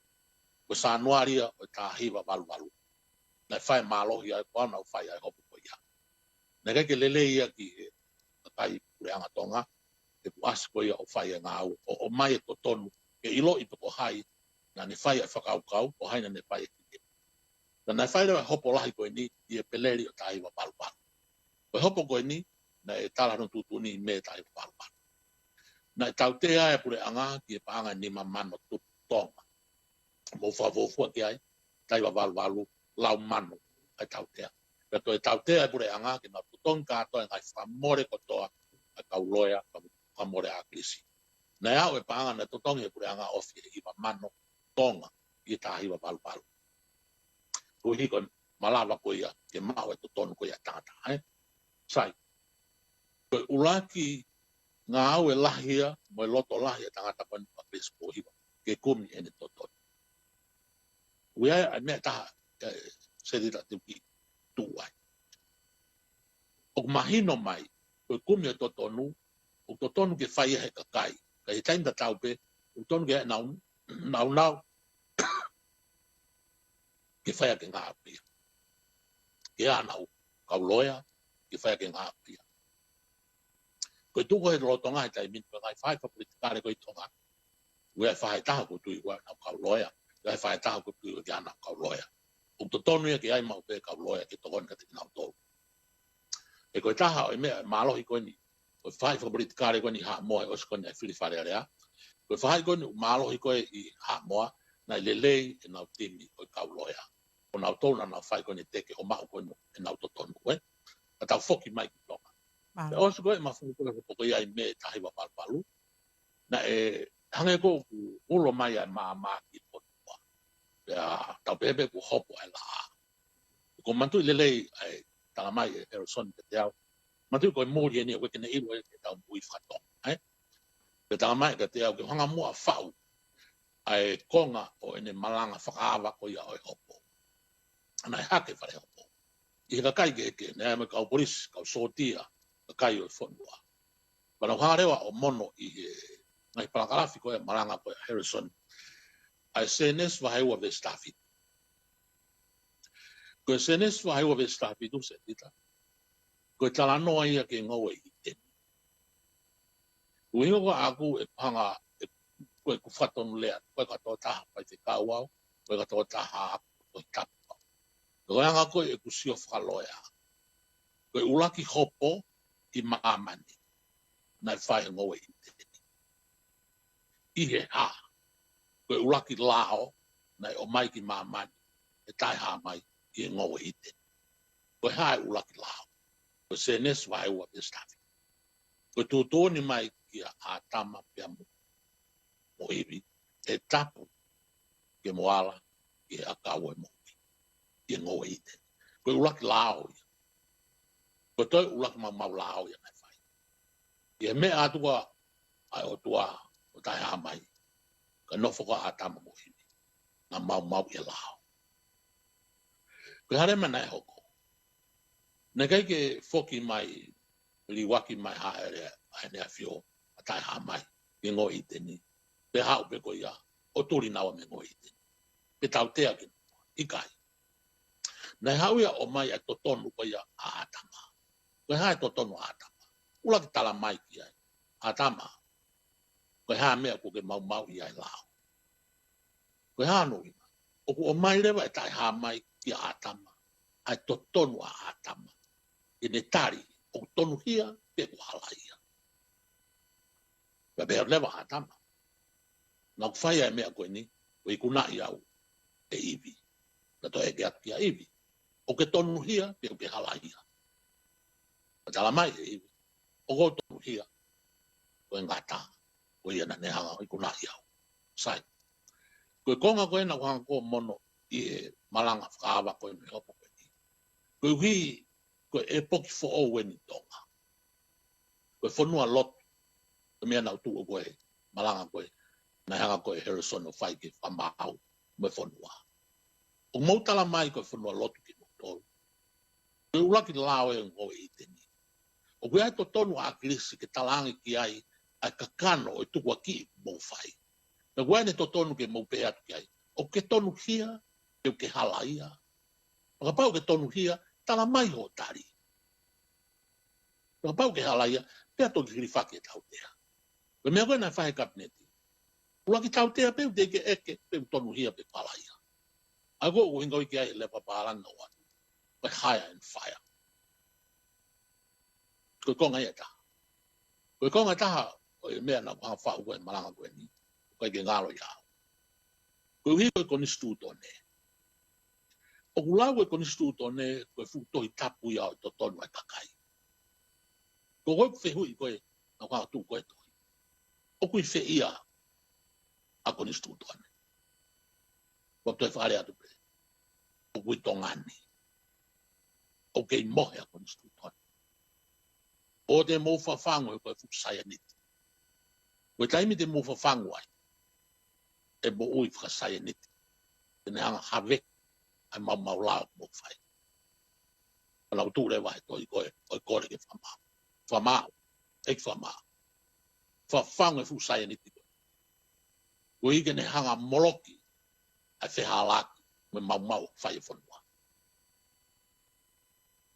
ko ngo I ki ai I taimi ko na fai malanga ko ia na mahino lewa ke kakai ko ha fa I famawanga pe ma kakai ko o siko ai ko lo ki ako ko kumi to tonu ai tangata me ko ni stu tone pe mo to ia senesi ai o kui tonga pe o kui to tapu nga pe kai tonga to tapu mo ko ni stu tone pe o tonga ko ke ai to tonu ai tangata o mai ki ni nga we ko konga mauinga ia o hopo ko ia Peke, ko tahai hanga usio whakaloia aku, me tahi wa walu ha ka pasa mahu inga au pito.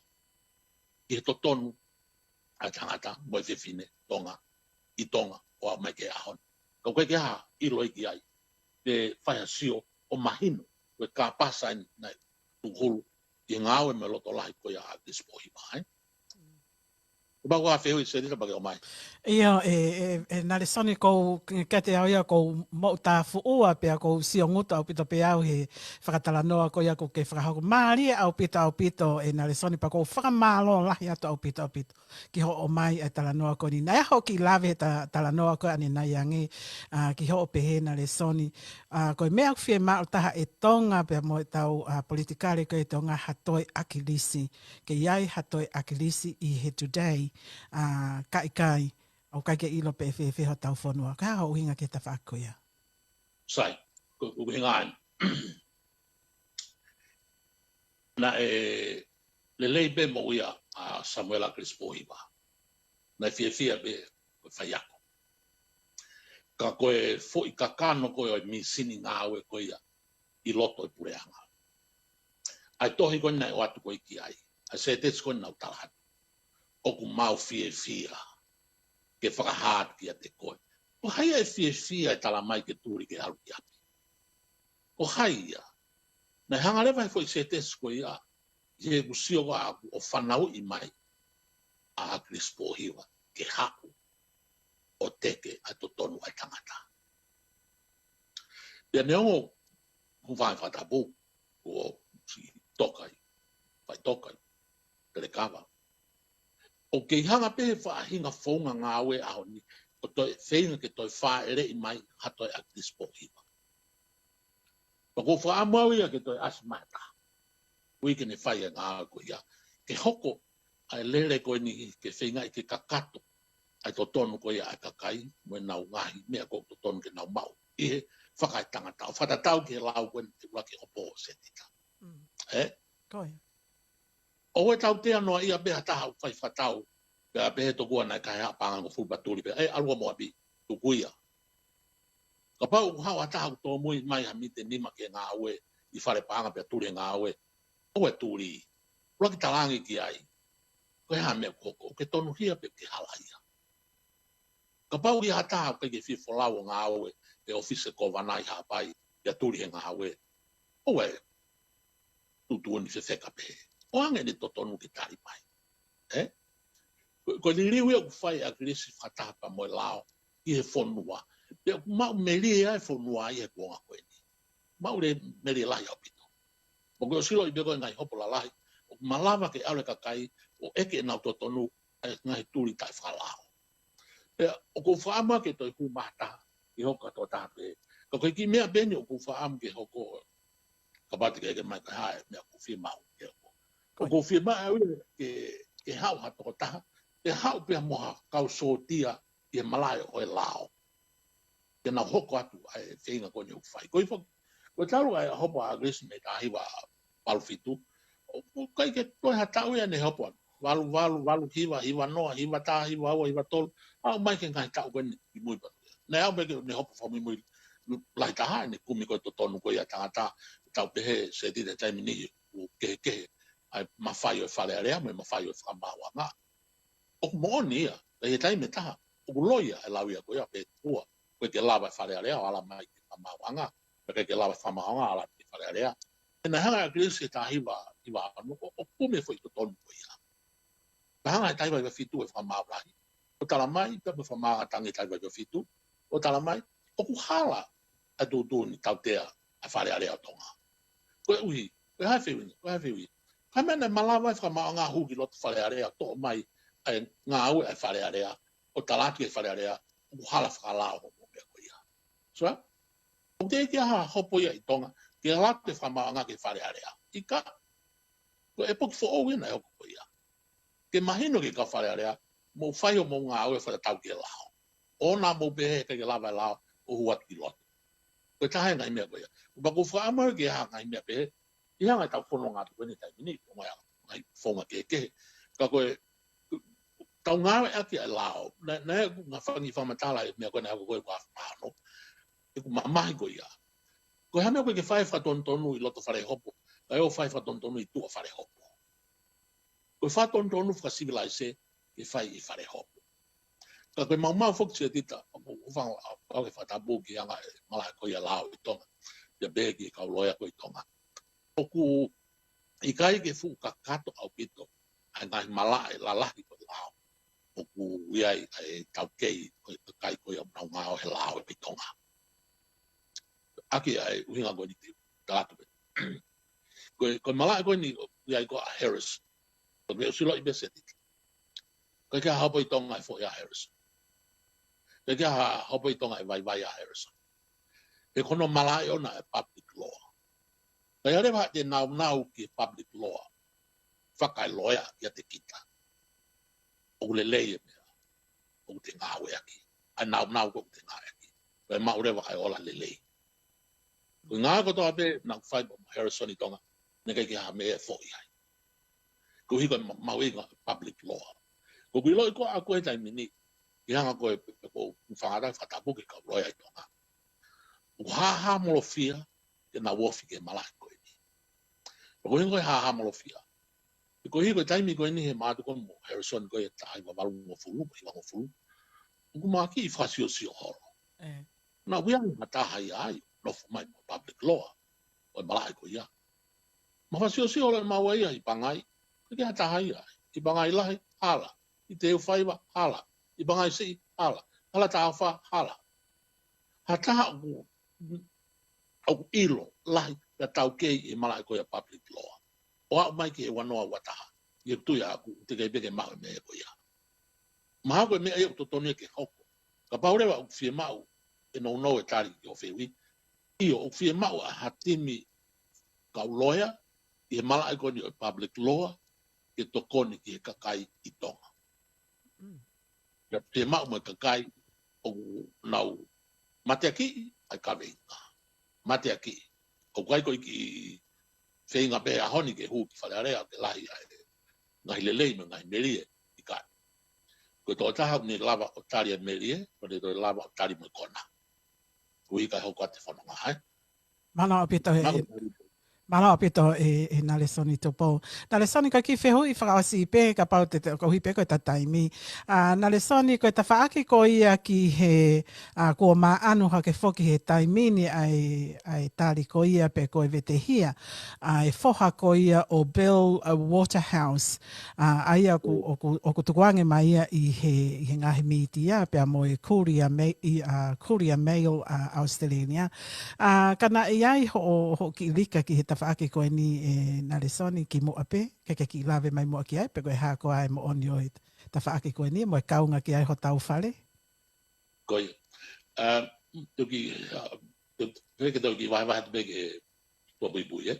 Koe tangana Bill Waterhouse, koe tangana koe koe tō wako i a nia fio ko peki a tau whahatu po wha, University koe a Sene, na wako whalao ai, na mawai matai tohi ala ko ia Bachelor of Laws ko e na fio ta wa o fa na toi mawai matai tohi pe Bill Waterhouse ko Bachelor of Laws ni mala ko ko mena na mahene ka nga pe tu fai mai fono ngai pa tu pangare pai tu nga ko konsela ki ai finu tu i Australia mai preanga tonga ai ko tangata kono mala e lopa ho sin ke ko paloya ko lopa ho sin me pe lopa ho sin ya ne ngawe ke i ana ka pau ko au fio i whanga tonu ki tala noa koe ni ko mai koia i he newspaper me Australia koe umapene e ku si o whakalao ki ai e lava nai ai tala noa koe ni ke ku ki whare hopo e lava ke ku ke kau hapainga paton tonu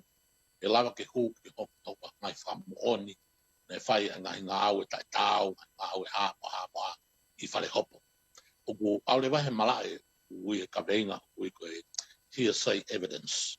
Pe ko ngai whamooni me a kakai o pekia. Ko iko Bill Waterhouse ko ne pekia. Pea o whangai whatapupe pe ki e tui ko i au tonga tau pātu o wha pekia moia. O ku haha molo fia ke o mai hanga whamatala hataha o pekia o hu ki whare hopo ki kauha hopo. O mai no e seritai. Mahina opito. O kai ke ngofua ke o mai o tala mai i he tahiwa walu ni mana tala mai e mea e ne whai e mea o kuia he mahi o la hearsay evidence pe ko ha whamatala whanongo tala noa o ha molofia ki hu ki whare hopo a ngai whamatala whanongo tala noa Gue be ngahi whamatala whanutano o malawa ke u. Ka koe lai taha, ui kai ke malawa ke. O ko sia ke ka venga koe ni, e ai ki I whainga ta, ke toa e fwoi tala noa koe ni, o awe ki whare hopo. E kai ke tari a hawha mala. Koe hina uaki. Ko pekia toko taha ia koe na ne puaki mai fwoi tala noa, Bill Waterhouse. Ko pekia ia. Ua, ko pekia toko taha ia koe na whai tuhu mai kia e tala noa. Ko hiko toko taha ko ne pekia pe toko taha koe ia o whamapa lahi lao. I sino toko taha koe ia o ai ke toi kau I hopo. He kai ke I heni toko taha koe ia ke ne tari a ngai whihui koe ia. A mea koe he lefa pitania opportunity to reply. Angai beka tala noa nai turi koa krisi. Ne kai ke hanga e pure anga ne opportunity to reply. Ko hano whainga maari ke ne tari mai a tukua ki o whai. Ne kai ke wange mea koe ia. Uta tau be ta tala noa koe ke whamatala kusipe pai whare hopo. Ko ne atu pe koe ia pe hatulewa e whae taha. O koe ke a whainga maari ke kakai pekia koe ni ke nau I heni o tari. Ai ngai whihui koe nau ko pai koe tala noa koe na. E marewe whamau. E kai ke whea mea koe ia. E kai ke utari au ke o mai e whamatala koe ia ki whare hopo. Maria. Ana o sikero ia nea koe ni e whamatala na waslau fuma pia ia Australia. Ukau ke histori Bill Waterhouse. Koe u mea koe ni o pehena e ai konga ki tonga. Koe ngai tala noa pe. Ai o kui koe hearsay. Koe whanonga tala noa. Koe wale hono la ona I whare hopo. O ku ha molofia ke hu ki loto. Te wate ki whataata koe se tira. Nai ai hopo na whai e au. Koe tāmate. Nai o spekia toko taha tāmate ia. Kana e mai toko taha ke. Koe toko taha tukua ki ia na ne whai ngā koe ia. Kana e ki mua koe pa pekia toko taha koe pekia. Nai ne ula noa ana mai toko kai unau kei mo ui. Kana e whia maa uia ke o mai ngai tala noa koe ia. Ki he hopo. Ia neongo ko pekia toko taha koe ia. Ko pehe mai lao. O ku mahu inga ke o mai whamatala koe ia. Ki heni neongo ko ne pekia. Koe tau tānoa ni ki he tala noa koe mea. Oi bea e mea koe mea Australia koe tala noa se tita. Koe ke tau iloi. Koe tala noa. Ko tau whanong ki ai. O te eni kua muni. O moni. Koe ia. Maha koe tala koe tala. Malo ape toi na leson mahina ape te tawhakua ka kei toi pe ta taimi. Koe tala noa ia ke heni ihi koe ni ko nau ospeki atu pa tau ipe ia koe hia sei. Kau kei tala noa ni ihi au ku kei mo ui ai ni ihi koe ni pa te o atu pe throw atu pe a question koe ia I hono mau koe I he taimi ni. Koe tawhaki koe ni ki he kei vahe pe a lot fustu ane ongo koe ala ke ni ke tau e ua o ku ne puke ino usilani ka ku kei vahe pe I tonga. O ke halao ke ne ta ofi ene vahe pe I kai. O ku pepere ngesi ai whihui koe ia. Ua ki te koe whihu koe a ua tustua. Koe ku whai a koe ia e abiango tong high school pa ko whapahapa ki ai. Malo. E set koe ipe koe tau ki ai waha ai anga nofo. Koe tari hono ua ki ai. O ku koe mea koe ki e vesi koe o lao koe ia. Koe koe hango fua ke whare area taha puke. Koe ku mau koe ki ai ia. O te kei ke fu mama fe whao. Koe e matole ngai mea koe tari koe ia. I e kauroa koe grey area. Koe ki mea o ki mama ka ku kai pe ke fu mama. O ku I kai ke kakato e tohi lao ia e piloi ko haku koe o e whare area. Ke whainga ka veinga koe ia. O hange koe ni. Ka bau te upuke hai kansa ka walau kandidati ke hu o whare area. O hu kansa pe au ki whare area. O kule lei nai ia I kai. O to tonu nai ke ia hasivi whatoke tā ki mua pau toki alu o kandidati. O to tonu nai ke hasivi whatoke tā ki mua pau toki hu o whare area. O kui ai ngai lao pe he ia ki Pusilani. Ke mau e mo ile lei mo e hafua. Ka koe, lau koe ki toko taha koe whare area koe tonga. O kou tui o ke fuka kato whewhe whau e lao. Ke ne hanga o mai o tala mai. Ka paurewa o ke hoku o kandidati.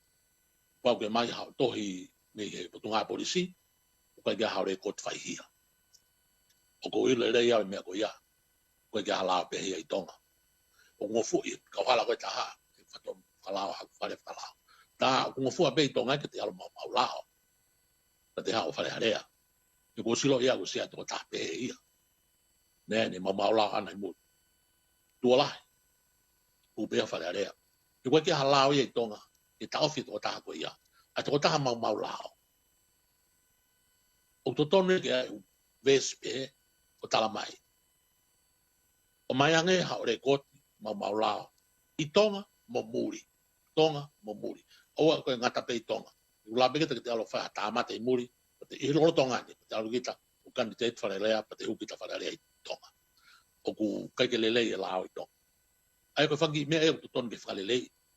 Mea kau koe mo ui. Mea kau ki e le koti. O tokanga ki e le koti i setita. Kohi i tū koe lo tonga ni. Ka bau ka tō taha i Australia. Na i tāmate. Ka tipo taha ki tonga. Okay, malava pe yang pilo ke la. Ke alu ya candidate ya fare area pe huki fare. Ai lava re to taha tamate huki lot ke fare area. Ko me ko pe mau inga ke fa sivi. Ke hai inga sivi. O mai ha pepa ke fa moni o ha anore ko ti itonga pe mo maman ka toa. O ngata pe itonga ka mai maman ka toa. E ko o si lo ile le e au o sma wa le ko o to taha na mo ua I fa ma anga I muri. Na fare area I tonga. O ke lele ia. E hoko rewa fare area, o fare o kakai mau lao, o kakai whaihia, I muri. Right. Kari pea. Wow. Koe ki whehoi whakaosi ai pēni. Koe tūnga kau ki ai, koe haha o wakai ki e tūnga whakalao o ki ai koe ni hono tuku aki e awhi mei maunga kau tui peko ke osi mea I pēa e tala noa ko ia, I hono tuku aki I ko ia e awhi mei maunga. Peko ne neimi mai whakahingoa mai ulo I wheke, mga hikawe I wheke o kau waihot ai Princess Pule, pēa mani ihe hou e ki whare alea. Koe hai tūnga whakalao ke pehe e wesi ai, pe kai ke wesi ai, pe koe mea koe ki oktotonu ke whakaho ko e nare son tupo. Uragi me se rila. O ku ia e to tonu ai to taha toa pe. O ku ai to tonu ai tangata koe ni. Tene malu ia. Ia ngai tuwa ki ko ia uwhai. O e tukuanga ne to tonu ki tua. Ke paia I tua. Wai ne to tonu ke malu ia. Pea mo whai ne tau kapo. O rewa ki tau hanga o whai whamau. Koe mea koe ia uwhai e whamau hanga. Koe tau lau koe pe tonu nai pe hala o ko pe au ia tai whakapapa ia ki lau me whamawanga. O to tonu ke tau tukuangi whamawanga ke whaine ngāwe o tau whakapapa ki ai. Ka tau mana tui o koe ai ne to tonu. Koe ki mea bene taha e lava ki e whaingo fua ka au. Ke ulawe ki e hopo koe ni. O talamai e hopo koe ni ai tono nou ai whaahinga iwi ke kumi ake to tonu ko ia ai ki motua ko ni. Nai monu ia a kirisia I he kumi ko ne to tonu ko ni o malohi ko e hopo. Mau pe. Na ia e kakai na nau tuu ko loya I ono tua o whai ngāwe ko ia. O koutu iu ke haiwi pehe e taimin e tua o tangata ko ni. Na koe taha foki o e mea taha. O whe e ne to tonu ke iai hato taha loea te tau kapo ia I pare hopo. E talat me wa. Koe ke hano iwi whapahanga. O koe ke utui au I o tonu ke mai whainga o kinga pina. O ko utui au I o tonu ke whainga kau kau I o preanga. E whainga whahinga polo kalama pe ko ai whakaivia. Whahinga fotu ke totongi ha kau loea. Ke nau whafafonga e kakai. Koe ke nau lava nau iwi. Kumi hana o kau loea. Ke taimi o kumi e nau ngai to toru I tonga. E toi asinga I pe ai more ai to tonu ai tangata koe ni. Uhi koe anga koe ai whonga ngā hape. Patapu atu ke office la koe ai prea. Us mau ki nau. Mau whata mai. Mau nau. Whainga taimi. Whainga wheitu. Pe whea e whahai koe kakai. Ango e tangata koe. Masive siva. Pekene lawa e mau. Ha to taha, ha loea, ke whafonga ia ke kumi ene totonu. Tene lawa peo kumi ene totonu, kai ke mau ka kato ia. O totonu ke potu tatau a malai wainga. O kwange ko ha fu se dita. O ku hau e tangata ia koe ia, ai whahai koe taha. O ku mofua pe ke ai le tafu ono ni mai ua. Pai alate tau ki motua tau tonu. O tala mai ko le tafu pe taha ni ma pe taha le tuku ni mai taha ki mui o si hono I vi ona ia iwi whakalao iwi whaata mai, iwi koe ke kumi ake ene totonu. He kai ke mau ka kata ne totonu ana e tui ko haku. I kei tuu koe whainga whaunga ko ia. Geo silo i bei tonga, na e whairewa e tokoni anu silani o whau e ki i potu ngā aue, ke toni o totongi e kauloea, ko hiko e lahi koe ka kai whiwhine u pā usi koe i hapi. Ia whairewa e wa ai ai o reanga, o fotu e kauloea ke nau ngā e ta totongi, ke nau hoko e kauloea ke kume totonu e kai whiwhine pā usi koe i hanga nofo. O ko pehea o tonu ke toi whakalahi ngā au koe ia, ki kau kai whainga mea koe ni hoko e. O ko tō mui whokia, o koe mea utonu ke whakau kia reanga, ke nau o mai e totonu koe ia. Koe hanga e whakau hango whataranoa nei. Ko hai mea hoko o ka pau nei kai ke Iha Harrison mana le son tupou i a kispo hiwa. I e tahiwa wal fitu me walwan. O hiwa noa, hiwa tahiwa o me utau kātoke. Hai mea hoko. Pike maa e totonu e koe ia. Hango e totonu koe e newspaper, ke mantu e whau e lao, ke tapu i a taimitonga, ke purusi, ke tufai tonga. So ke fu totonu nei whau koe ia. Whau me i whare area. Koe mea koe nei hoko. Nei ai iwi.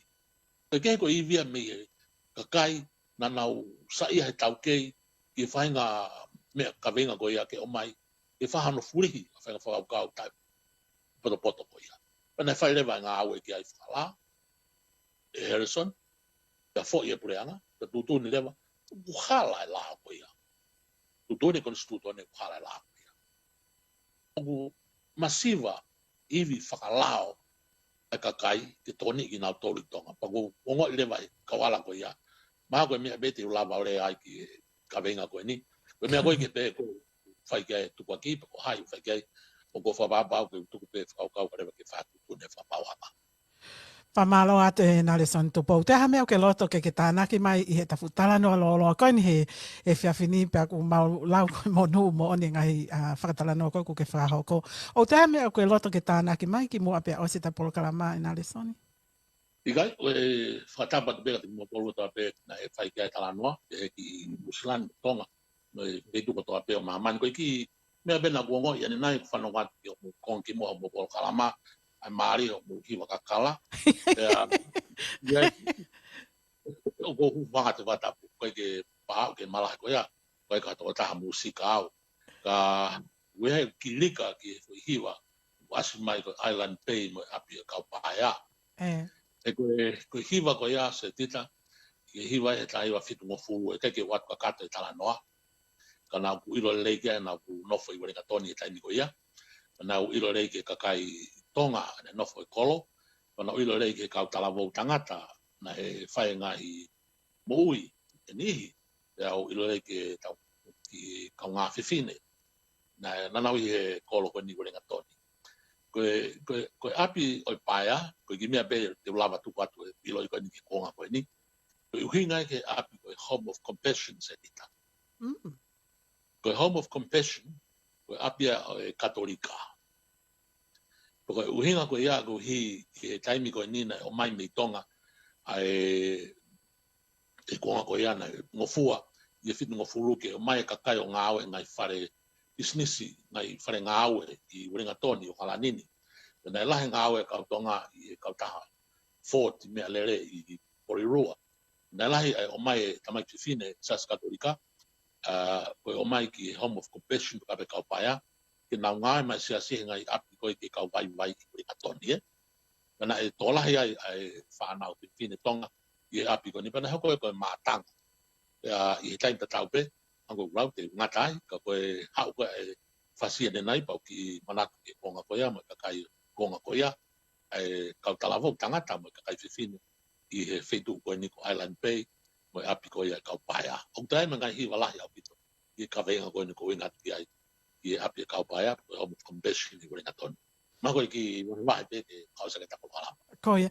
E nare soni pau kei whake fo i himi na ke wha talanoa mai ko himi ko ia ko himi ama e kauloia. A himi whange au. Koia koa e nare soni o tonek mau? Io, koe whanoa noa, koe himi ana e pau e tama ko William Cooper. Ko William Cooper koe loe aia. Koe tama poto au pito. Na ea ko i he apiako ko Sonny Wesley, Kingswood, William Cooper, pana au lewa ke Oxford yo tau tavalu o akoi. Ya nei mawai ne mea I mala ko ia o lao. Pana au lewa ako lawyer, ya lawyer William Cooper, pa kata malanga, pa ko se tuata, pa ko fai fikau, na ni fau ko ai himi ko ni ka ko mea ko nei hoko ke no ta noa. Ko hi ko fulahi ko ata mai I he ne hanga ko ia o fai ko ai ngau whaka lawyer. Pea ne lahi ko ni ngau whaka lawyer, pa taimi lahi, pa taimi ku haua ngahi puputu ke. Pea ku ki tabebe ku to ai ivia ki lalo. Maulalo au pito o tu o nima ave tangata ko ni. Ufanga whakatapu ke whare mahaki ko ia kawata mai pai. Ko e kakai ko ia o ki heo wha lea ni ko ai ngatonu pena ka I whasesere. Pea nei tu o nima ave William Cooper ki ai. Pea ko ne hau pe ko I mea I o ko nai mea. O hau ngāwe whakaloia. Pa ko ne tohi kore ki tu wake ngāwe I whare area ko Pitania ko House of Commons. Pea nei tohi kore atu ki ai ki ala ko loia mai whare area. Pea mai ai tohi mea tala mai ki alangi ki appointment ni e aho mea he taimi mea kui ke whare ke eke ia. Nei hoko e tari ko ia ke puputu ai ke ne pehe William Cooper. Ko loia au. Ko ha mea uto e eke te whare ke ke iau. E whare ke ke iau ko e haa. Si hea ni whakaukau o mawhasia hano atamai. Pea aurewa ke tu unga na ne pehe ke te ia usai ke aroa tau na kuta. Pea nei taimi ko ena nofo he whare mafuanga totongi. Pea nei kore rewa ki to tahapure ko e whare ko nike mai mua sa. Hos. Awea ke to mo ui. Pea nei hau ai sariote. Pea ne talange to tahako ni. Awea ke konga o e waitafe ko e tamesi. Pea ke tukwa iau ko I te wala to e mo ui. Ko ne lea aia. Me taime ko e mawahe ko e sariote ni api ko ni. Nei tō rewa e fuka kapu lahi whamana wahe au pita. Nei ke lava tō tahai a koe ni kumi ko e hala ke ilo. Na lere pe hala lau oua. Waure pe kona to e foki mai pe. Na au me pe ki konga koe na kamata mea na whanonga o kailoa e kakapuia. Whare atu ai tō taha koe ni e tō ngai koe sario te moi osi ki Aviliamio ne kaila William mohe tangata ai. Wake up. We are back to where we start. Ko behe to kua he anga pe whatau tea. Na hanga he e ki ia o ave ai mohui Aviliamio. Ne kai ke loto ia ke alo to ene mohui. Ko ina e hifo peko Williamio hu ke whale. O alkonologia to mai pedi me pepa. O ne kohi ai. Kohi ene lotu. Ko ne lotu e ni koe koha hipi. Kohi ai ngahi laini. Ngahi vesi. Ko ne lotu ia. Ia lefa pitania. Ai ko ngahi vesi e lefa pitania. Ko himi ko ne whana noa. O tūre waia. Toki alue ki mui o whitaulaki pia moe. O taha ko John Newton. Ko taha whai whikau ia. Ko I woki na he a tangata koe ni. Ta bebe ku alu he whata mai. O more a mamani me iai pe ala mai whai whikau koe ni o ave. O na toka ngai pe nangarewa ia I talange John Newton ki ai. O mai ai whi maau koe. Ki uhanga ai hano ongo ki ai. Kui ke hoko e koe himi. Pea ko William Cooper ai loia koe ni. Koe himi e ono walu na ne whaurewa. I he to himi koe Pitania. Koe himi e ono I he to himi koe atonga. Heka ke watu katoa. A himi se tita na ose na te wilo whalotu. E toki mea e kimo tui. A toi ngā himi e nima ai loia koe ni. Ka koe himi o ngongoa tāpe to himi. He kaitonga ai whānu noa. Koe ofa fufuna ki. Pei tainga tai fo se ta. Koe taha mo menit mauinga I he lotu I tonga. Ai alu koe ai mawahe ai on karia koe a whakahe. Koe taimi koe nei whai koe whamāpae. Nai ala rewa a Moritoni. I kan Moritoni ke peni mai pepa. O tō mai ai him whapalangi koe. A William Cooper ai loia. O li liu whatonga rewa ia au tako mau koe tau tolu koe whāno noa. I kainga tai I tā hiwa noa tolu. E mawahe koe a Moritoni koe. E waka mi wafko vuna. I e lotonga koe ai tau pe tangi loi mata kakai me wafu. Tō koe mai ai mawahe koe e waka. Tangi kakai. Ka hiwa mai a Moritoni koe ni himi manako a tahaya. Himi ana manako ai kan Moritoni. Ai whāno noa. Ana e be toku ana longo ko toa e wafko vuna. Ana whanau ke leo e te noa. E te aloe ai leo e tangata.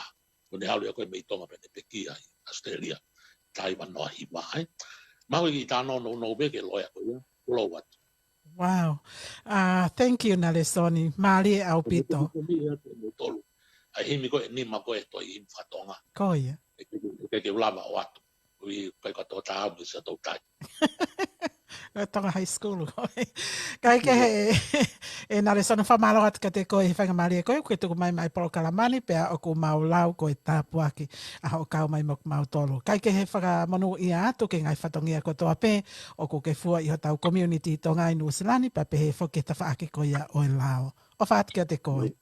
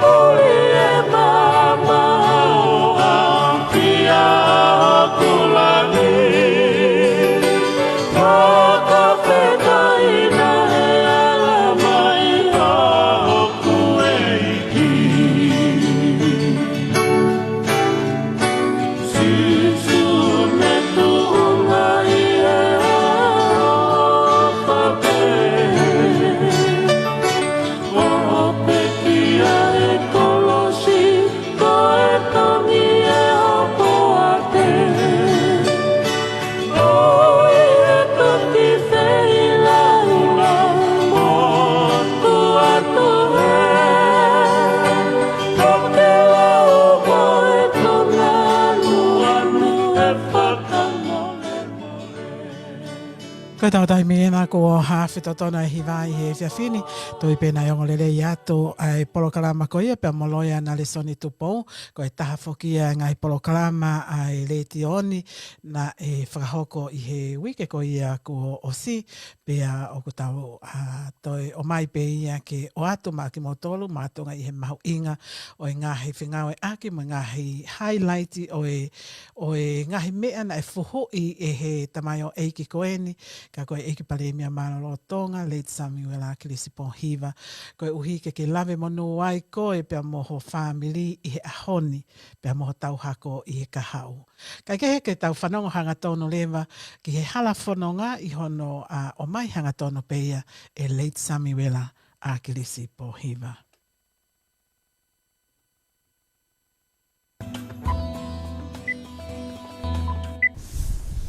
E pale mia malomo i tamau ai he whiawhini. Koe tu unga koe ne o kupi ai ho o tu unga mo ui lelei.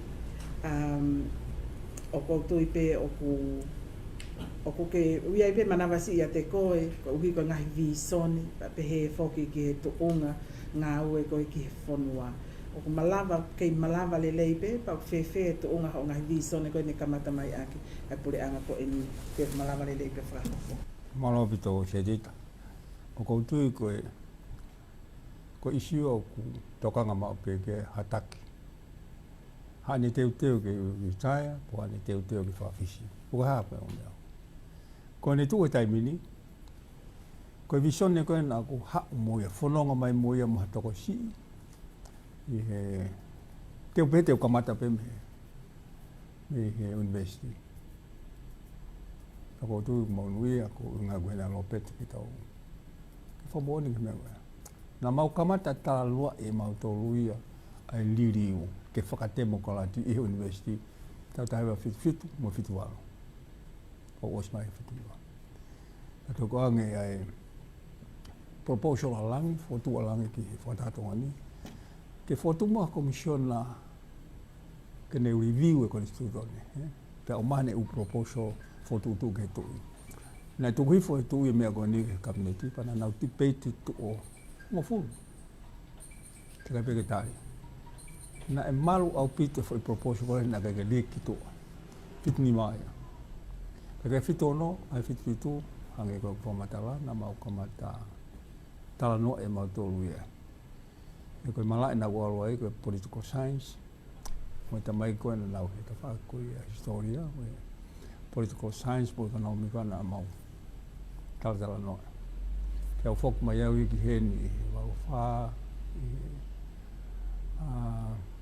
fitu hiva algo que fa ko ke tu tala no que foi proses ko ki lo ai tamgona ota ke fitu hiva ko so fa ko na fa ko i social science mo education ya balunoa baluta pe au pe ke kamata implement pe ono whakasino mai whakauka na mautoto tala no ke university. Koe whaunga nau whai, koe whotu e polokalama na i loa koe matalafu lau kai. Se teta, koe nau whainga tā e he ko osi i lo i pia ue very sensitive, koe ke fu maheni maka kai koe u isi koe nau whakau koe u isi whakapolitikare. Whakai koe nau me whasosiale. Pea nau pahakau ka pau te whanonga toko taha mo isi koe ni te fumata whakau wito. Pea malo peo tai tamte iau taha. Koe na kore ka manaki ka i toko. Pea lawa ki mau whakawa ki programa. Pea tari he piko po pane whare iau ki olka manaki. Pea olka manaki, tari rea manaki. Naka walu taha ni. Kana eke mahi piko po ka teo, koe hai tau mua pafu matalangi. E piko po koe tuu koe ngahi mitia i tonga niu. O kaki haa mitia te whatonga u lawe ke u isi o ko hoa au tokangi ai. I mi lawe na toke u. E whakalotu. Tu ke pespo timu ngai me. Fie piko po ia. A mau kamata. Ai koe kick off uia koe hana whakahoko fo i vision ni. Pea hange koe whakamatala. Kau ka alu toko taha mui, mufu i visione koe ni, te uwhainga tae e lai. Pea e parupare ma lai. Tei mua nau whanonga mai mga taki loto koe ni, pa na e tāri pihe kaka. Nengo e loto mamahe ni, mo nau whihi, ka ko uhi koe kau anga taki loto. Ka ke fo i he kai ke toi tala no kei, walu taha, walu ua, walu tolu, uoni ahe purianga. Tamai tawa ke tawaki whimalo. Ke woni au kau ki whenga ke ki unu mamao me u isiu. Wanga kau whakau kau unu mamao. Pea tai aunga rewa programa ai. Mahino peka ko unga ko uai. Ko u isiu ko uresi ea uia. O mahino pe whepaki. Kai kehe na kuwi hoko atu pe. Walu tolu walu wha program whakaosi. Tuputama ke kabineti. Ulua ki whakataha pia ko i Januari, i Februari, i Januari. Wafe tani ma. Nau tu ne ke terminate, whakangata programa. Osi mahina taha mi me mana taha ko moek, tutu na kabineti, whakamalo e me wawa. Ai e haku lau koe konga ulaki ia, pe koe konga ua ia no whakahoko. Ko wongo i rewa oku uiai kamata. Koe mena uloto ke mahino, tau te whito ke tex e kakai. Ko sirini u whalerea ke puranga, koe nau sirini. Pa nau hanga ngau e kwhirea koe misinare. Koe mena gui koe misinare whakafonua. Koe kaha misinare whakasiasi. Koe tāna ki panga whakafonua ni, ke ha, whai agi tau ngau. Nau uloto ke toa whi. Mono u ngahi mea kou na whikaua. Ai koe ngata ia ba ai matalafu lau kai. Tahi wa walu taha. Tahi wa walu whai tisema. O si kono tūri au pau au ki api. Nau whea kau reo ki mawahi me kua tapu eanga. Pau hiki rewa ki sopu o kume ki wheitu ki ono whai. A mau rewa ki api e tau kete wa we whai kau kari aki pau ono whai. Koe mea kona hau ka teo, koe haa ka ha mea hoko atu aki. Ai matalafu lau kai. Ke ue moto. Ka ke hau sirini. Pau uia rempufuka. O hao ma pe toko ni maka teo. Ke ma whao newspaper. Aine u iloa koe kerea. Pea koe ne kamata kerea lai pepa peta. Pune pe lua pe koe pe swha. Hoko ato ai pe ano talano e u isi u koe ni. Aine ko na kuhinga koe net. Nai tapuni ia koe whungata po kama. Kana kai ke na ulawa tūri au kere au koe kana au newspaper. Ka koe hopo pe. Kai ke toi tano koe tano lolo ko tui pe koe ni hi koe no unau. Lau newspaper ni mai no puka nau tolu. He koe hopo nei peheni. Ne alu ko au he taupoto. Na e mea nei puše kere a nei whai hopo. No iloa he. Ie historia from o tonga ni ko Wall Street Journal. Ai ko kono whai iloa ko ngā ko wanga tuu ke tui. Hange hanga tuu. Ka koe ko ngā tuu. Ua, ni o si hopo mo e Prinisi Siatonina. Ni o si hopo mo. Katake pe ko utalani mea koe rupa. Hopo pea mo tipreake. Hopo mo fustua. Lahi au pite uka woga ko lawa whare. Ko kātoa whai mea ni ko halafo ia kerea. Ai kei whai pe hopo koe a uwe ki haone.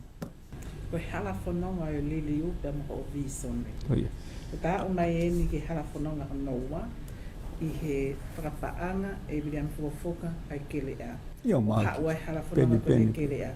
Ko hai halafononga hono tolu. I o ai visone.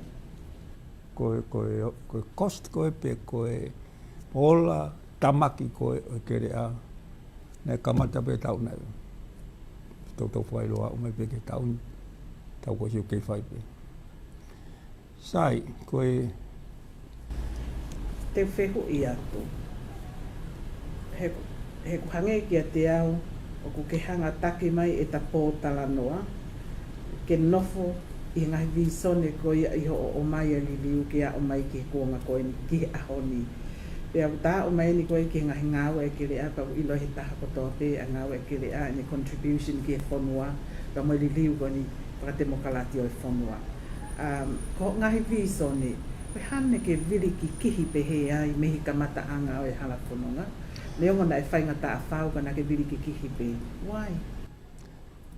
Nā kutui e nā unga whaporeanga whongi. O ka kaunga e kakai ke nā kau atu ka no tala noi ko tau pureanga, tau whanua. I he whaunga whakaporikare. Ko tui.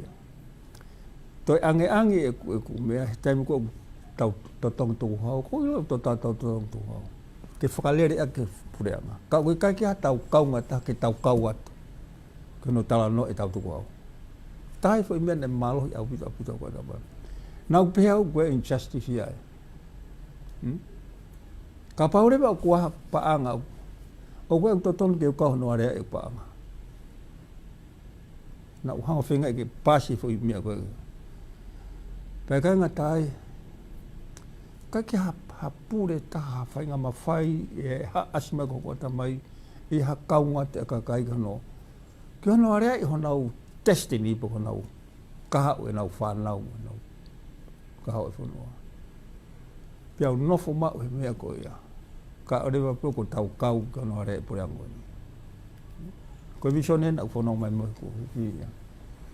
Kai kehi koe mea ko mahino heni. Nei mahino e ka au. O ku iai ai ola tamaki o whahinga nga whenga koe ni ke na ku taumua mai vision ni ke pea ko pau ke utari ka hatau whi hau ke manga whakata ko pau ke matuta tau ko pau ke matare ka pare hau hatahe ka te au ai ke matala noa pa wongongo i au ia o ki kahi ke ai au o ka ke ne loto ke ne fuaha kanonga tāmaki pea ka kosi e whainga ngau koe au ka ke te ana fuanga whao koe ke uhi ngau pe ku koe ka e ni koe na ke tui pe au ka na tui pe au ia ko higa de whainga taa ko tau natula ka ke tau loto whao ki whafu whailau lau sai ko rea ngau e aki ki mea ko nio ke whailau lau ko tui a ia ko pau ke ai whailau lau e whai ko to whailau lau to time whailau lau o te resource o mau whailau lau ngai konga lai whai mau family pea me si toa whaka au furi ki mea ka sio ke i whai mau a kakai whaurufua e kere mahal ko whai uia po hae mea na aku tari le rei au e kei totongi ai umea koe ka pai hau hatapa koe kene roto ke totongi o ku ki whangata Ko visana ko ni ko ke o mai, ko visana ke kau mai e kakai manau leo ke kau he alea i nau to pau. Pena ke wakai foki o ki ai a tai totono ko injustice i e whonga ngawe.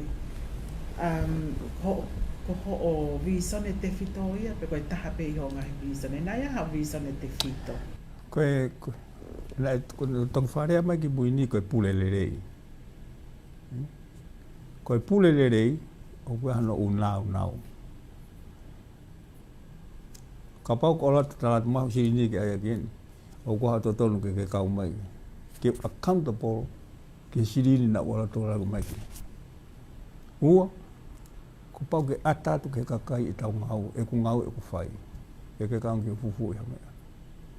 Koe tolu, koe rule of law, koe law and order, o ku mahu inga ke malu a society. Pau ke ase mea koe. O koe whakapalataha lau, o ia tātou maalungang he lau. Tolu, koe equity, pe koe vahe tāu, koe koloa e whonua. Koe fo i nau ia koe pule lerei. Tau na pau ke siofi tātaha pe ku asi, i sistemi ngai mea kātou. O ku asi ai, accountability, tariu i ke, ka pau koe ke asi, tolu ai ke asi. Ka pau koe ke asi transparency, koe ata ki tua, tolu ke ai. Ka pau koe ke asi lau, o whakapalataha lau. Ngau e kwe lau ke ne hanga protect, pe ne hanga malu i hawhi lau, hawhi maha ki tako si, koe mea kwhi hala. Pea pau koe ke asi vahe tāu, o kue mea ku hala, pe kai ke hasu sa e te merino mamani, ka pau. Koe umea ia ko peo mahu inga. Aia ko tau whihu i taha ke sistemi. Pe ko hanga sistemi o malui. Ai to tonu a kakai. O ku lava sistemi o whau hawhainga whuatutu ki accountable ki tariui. Pe whia lau, hanga tau sio ke lau temi. O sai horo ngau e ki tau lau, pe ku asi mai ku hawa ki whiri manako. Koe vahe tau, koe foi mea koe ke loto, koe whaatala noa. O vahe tau o tau kere.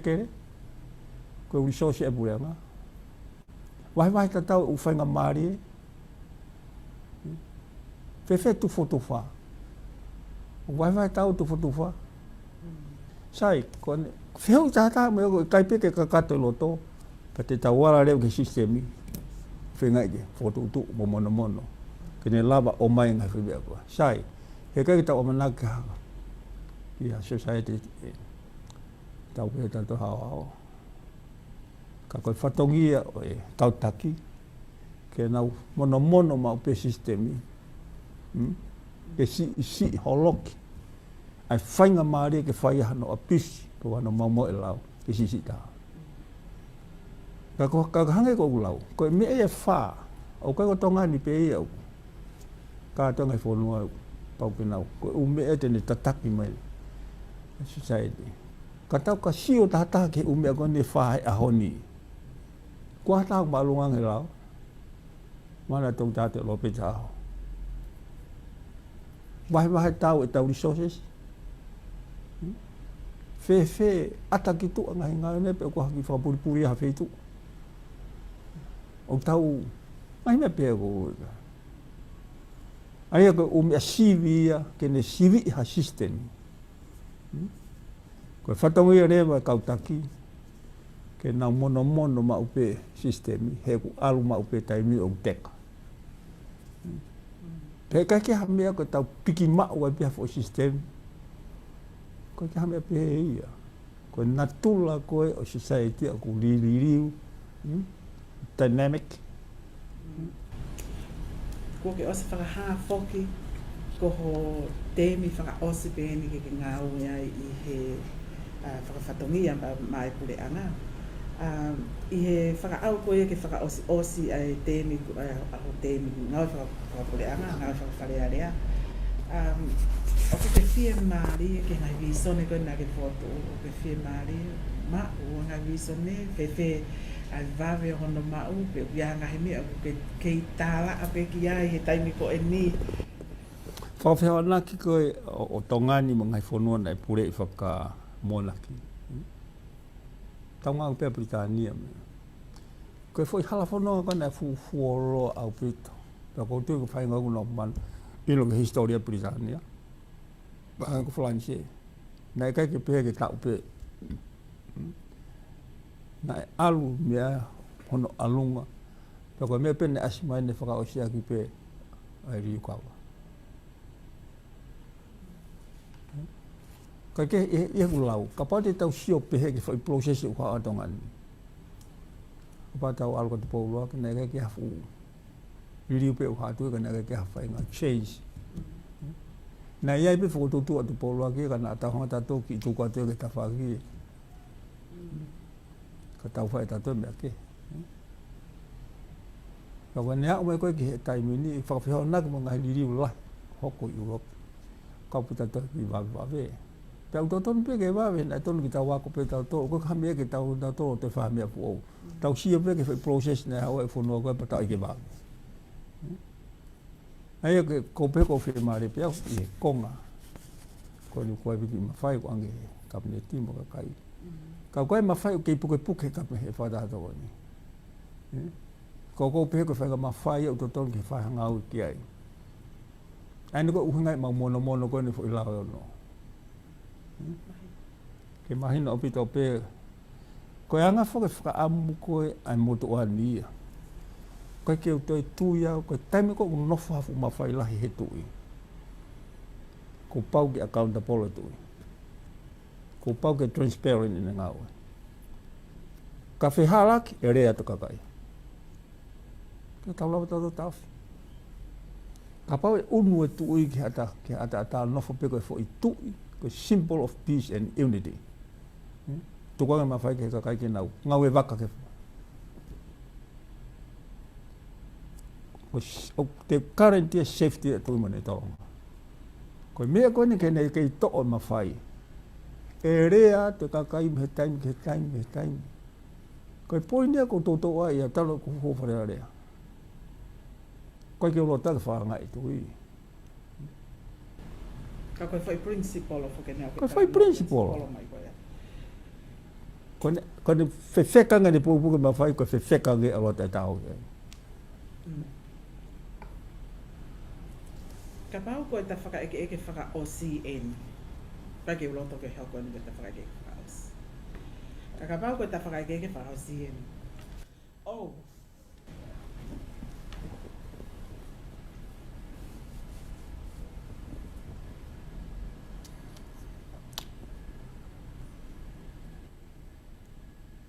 Sai kau tari ada taimi o Europea. O kai ke hame a whokia. Tau whakatata ki eni. Koe ka kai nau pe mai. Sai pek toi pe tau e ua. Ke tui au ku mau inga tau e ua. he kei tatau e pe ka tau e ua, he kai pe ke lava me e tau e ua koe. Koe osi e osi. Mame mai pe tuai mai ka e osi. Koe mea koe ko isi umaho inga taha. Koe halafononga ke kahau. O kai ke tuia ka mea ke poputu pe ha momo hani ihi o pe he o. Koe e alu koe ni ka tau whewhe. O koe kai ke, o tonu ke to au pito whakau kau koe. To au pito kai hau e kau hoko atu. Ta tau pe mo ka kai whanua. Nau nofo taha i he hoko atu. Hala whanonga ke kahau. Koe unity mo solidarity ko ka kai. Whataha mo. Me mau ngā ia. Mana tui. Koe mawhai koe o kou mau. Mawhai koe no mahe ka kai. O koe kahana e kau whakapofonga ma kabineti. Koe kahana o mawhai. Na e whiri nau tonu he tui. I he ka kai. Tau si hanga e ka kai o surrender honau mawhai ka rau. Pana tak matu ka kono api ka heri whak mai whalala. Koe fo i whalala ia ko pe mahu inga taha. Sai, na kurea ke mea koe ni he mau kabineti. O koe pia no perea. Mō mana tui na ke whiri moto he tui. Pe usai pe tui o koe pana whatongi ana. Koe kakaina ne whiri moto. Ko motoka ngā te motoka ke kakai. He koe mawhai koe na tau nofo hoki. O koe ka tau mawhai. Koe mawhai na e hanga he kakai o mai whakataha mo e whalala mai manaki. Ai koe mea ko peo maho e ngā. Tuku e teu osi ia pa. Mo e teu mate mo e hawhua. E te tau mate ko tau peka ke hata e mo i tutupu. Nofo mau peo focus pe he fo i hala whanonga ke kahau. Pea koe mea pea taha. To'o mana wahe mo i whia, mo i rewa. Ko kuhinga e kurea pea ke kautaki, he na e whiri nau tōru, na nofo noa pea ka kaia. Ka koe o atu, o kore ke mai mawhai, ki mauo o whawhunga i moto. Koe anga koe ku ongo i ne tu e taimini, kia te au ko pepea ue o si lava e konga i mi ai misiona. Ko pau ki aha kakai ki nahonga hoko atu. Ta tau pe mo whanau ko si mau ko stara no pe na tōko. Ka pau ko aha mea lere ki nau whai ma ako. Pa nau celebrate oku. O ka pau ne haki ngā ue, ne aunga. He tuku e la uia koe ni koe ke pehe. Te tau ala tu koe ni whewhe koe. Tō e whai whakau koe veviti. Pea o e whakatala noa hui kong to pita lita. Not issue. Ko issue, ko support, mo e poupou ai toa ngā. Mo e whai taha mo taki, pe o hau taki. Pe nau whia whofani, ngai whakataha. Mo e kakai. Ko e hui koe ha, ke kei ma o whalala. Mai popo o kakai. Whai whakapapa ke nea whio. Sai pe ia. Ka oi ma uhala whakapapa pe o te ki rea malo ki hea ko te whakapapa. I kai. O mahu inga ke tau atai na lea ma discussion. Pea o ai ke he uki kai ki hame e tai mahino. Mahino pe ka ata isi uia ki kai. Ka koe angai e sio ke mea koe ni o mahu inga au pito. Ai hala whanonga. Pe o te tau hoha o ka pau tau peku. Tau peku more mo iako. E more mo ia e hoko. E ko hai mo i tuktumua. Pāwe mai pe tuai mai. Ka ko pau peki hao. Ko pau peki hao. Koe whange hao mea ki he tapaaki koe ni. I he vai taimi koe ho o whai whanonga mai i he wharearea koe ngā we. Koe ha ho ngā he mālo ki ngā. Pea koe ha ai taimi whakawhie whia taha i ho ngā we. Koe O koe whake ma unoa e mālohi. He ku tau vai ko tau pe, tau ke kakano pe. Kau koe ke iloa pe koe mālohi koe pe whaka itāniti pe. He koe mālohi ko te lava o siat ke te aha ke nation o maalunga ia i te whia maa whakatata, te self-interest. Aia koe mea mahuinga hini, te ki mahiki elevate ka ki tonga o maalunga. Ai whanua? O sio ke whanua, whakaloko fua. He kai ki te maa whaisia koe, ka te focus pe ki te ki turi ki mo toki e. Sai pe ia kai ki tu iau. O ku kakato anga tau sio ki fui tu e society pa moanga. Ni function moanga ni huunga whanonga koe ki ai. Aia koe mahuinga koe anga koe usio koe na ako mau pia uia a whahenga moral courage pe koe ne huu me whee mea koe iau. Koe ki tu iau te utoi lava. Pia koe tupu, mehe ku tupu anga he nau tupu wha au whapita uia ma te koe matua ko kesi. Ka koutu na ia u mea lahi na e whakatatai. O ne o mai mea koe aka te au o whanonga mai moia. Pia koe mea pe taha ko whiwhia ai. Koe osi whaiwhenga tau. Ko ongo i kou. Mea koe kapana e la whahagi mena e lawa e ko whiwhia. We had a challenging time i ho ngawe. Ke tala noa mai ke ngā kalu se whai nā ke whakahoko o a mai ke taimi.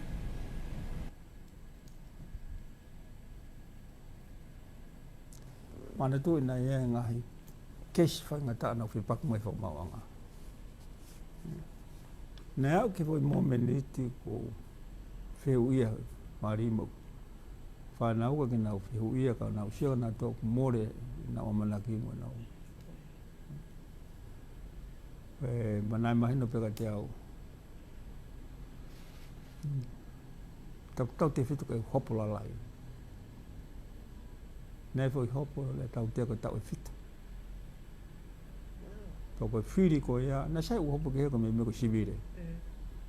He to tong paanga, hopo koe ke ngai populana e. Nei ku sio ki he ku mari o ku whuka awha o pita pita. Koe fo i hopo e taha kono tuko ki au koe pride. E te manfasi. Pea pōpō ki ai. Aia ka pau te u foi, te u malolo tau e nima. Pea toki ata ke u whiri. Koe first time e ke u loe ai. Ia, nake tau loe. Kai, nei force iau ke u hanga whafunga iau. Hene kore mai a Jeffrey Martin, ke kumi mua hau loe a. He koe, mahino peka te atau, te waro mahino. Koe mea koe nau loto lahi ai. Nau whalala ke au hau te whalala ka loea. Koe ilo ka loea koe ke honga au ia question. Ka koe nau taimi koe nau commitment koe ke o mai maaku koe ke whalala ke. Ko ngoi pia fulahi nau ngā ue na tō. Pia te nau whai pia hopo ke o mai kakata. O pia maka te au kua. Maulau whanako klaiwe e tuat ne. Ai, loea. Pia, na iai pia klaiwe ako na mata noi koe. Whamau. Whamau te mito o pe ki ang final decision e kumaroa. Whamau whataha koe patau, patamai whatau. Tung pe ka te au. Si o mai whamau ka te au. Pau kore reo ke haa mai ma toko taha ki whare hopo. Au e tamu hawea ka atawa ka mahu. Aha taha e mahu hopo. Taimi whainga taa e ni nofu mau whamiri. Ako nei tala i tutu nima, rero ke moneo pa maleri ma huata. Mahino ka te au, ko si ilo he kaukala ke tutu ni. Ko tanga neo, tuke o ki asia ge he pe tonu u whakaukau. Ko ki asia mai pe maha ako ngo whare. Whawhana mai tama me. Tu mai whawhare toro whawhana mai. Ko hao.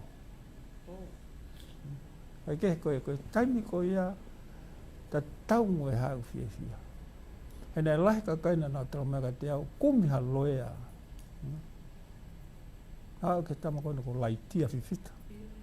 Nei atene au ke hau ka te au tamai. O kumi ha loea ko ha mea ke hangai o pau si pe mau whalala. Kai te, ne au se pau hau. Wanau tangi, hau rewa heri na whai tangi, pau hau. Koe ngahi mea pe e ku fia he ku loto lahi ke whai pe au hopo. Pea koe ngahi hopo e leo, hopo ta ko wolo keni, nama hopo. Loia wolo keni mai pangia loia au. O hau. O ilo pe wolo keni. Kai kehe koe molo, koe whainga mea whakamolare ia, whakaongo, o ko. Nā e kurea ko raunga i au ko pehe. O to tonu pe lao, pe au whia mai lao ke malu a society. Ka iai pe taimi, e mahu inga ke te tari ui ke haui, o te maalunga. Ia ko kau hano launga ia ko pena utuku whatawhaki. O kai ko ia gana utuku whatawhaki. Ka mahu inga ka te au o kuia fwoi taimi, neongo pe lao utuku mahu inga. Ka koe ngahi tari ui ko ia. Koe ke whee tangata hau whatataha kumainu pe ia. O tari ui ako ne hanga tataki mai civilization. O au e kau. Nai tamuna ne ai maka te awane nai. E fo i mea koe ane taha mai. Nai ngo tamuna na tauhi e. Ma koe ki tamu aua. Ki eua he aho sāpate. Nā tau ato koe whakamau ai. Ta pau ke na poaki ki na hosi. Koe koe sāpate. Tō ne whakamau. Mo mawahi. Pana mawahi po more pe o ke au. Ai ko uinga ki he mawha koe lao ke tō taha. Mako wafi i ai ka. Paku keu wha o sipe. Ka paure vai a uhi o taimi koe ni ko ke maro roi me ngā ue. Osa taimi. Koe hā ho whaka amu ki he pure anga hoko. Koe visione pe ku kata visione ke ma opo ke asi mai pulele o aska to mai ngai me ko no ngai nau. Lava ke tari ui a mautou taki ka wai pe mo ko fata to ko ni. Pe ko fai fe ka une tau he ka ngaloto. O ko ka ko pe unga pe ke pulanga. Ke asi accountability he level ko to business ma. O asi pe pureanga. E ka pāti tau account polo kau tagia ka whitakai no ia pe society. Ko mea taha ke ata ki tua e whai whatongi ia. He kutokoni mea e ko ia. E ne ata ki tua o e fufu ia o mea. Pia koe mea taha koe pure a rao o mahu inga. Law and order mahu inga. Whitakai merino society. Mantu koe whainga takatai o pau. Whainga ta aia tuko ake nā toki nau whaitiri. Mau mahu inga mo equity, pia koe fair distribution. Ke kakato u mea ko ia. Pia tuku whai pia no mono mi taimi ki taimi whata tau ke whee mau. Mo teka vei te ka taimi. E koe mea ko whaamu ki ai. Ene tō taimi neo. Koste ne mea ko ia. Accountability. Kai whaka accountable for whatata ko ria ki kai. Pehangai ko kulau ane nai. Pea kou tui ta tau toko lai pe kai. Koe malu a whonua society mo ne tolonga ha tui. Ke unu mama o me mea koe. hoko pe koe mo hanga fu mo to simple o merino pe mo e tunga ko fa apa ia mga tu kan ke kai ki nau ngau e waka he ko lava ka kai ki rea tu kana to mo fitong ko tau lava rea ki tu ko anga usio aku maha pe ke ta no mo usio ka ni pe ko anga tau ka ve ko ni fo pe ko asi ko statement ko ni ye hapo ko Wall Street channel o ko asi ai ko me do ko me ia ko pire ko me ma ho ngata ia tem da tau ke ka kano ko tangata pe tau to ko me ma ho inga system ke ne ai ma upe ke fa si u fenga mare ko to pe tau fa hala por system ka vai system ko tau fa tau nganga kai to ke me ko me tui tau na tula te tau ke Ek palevi malo pe te matai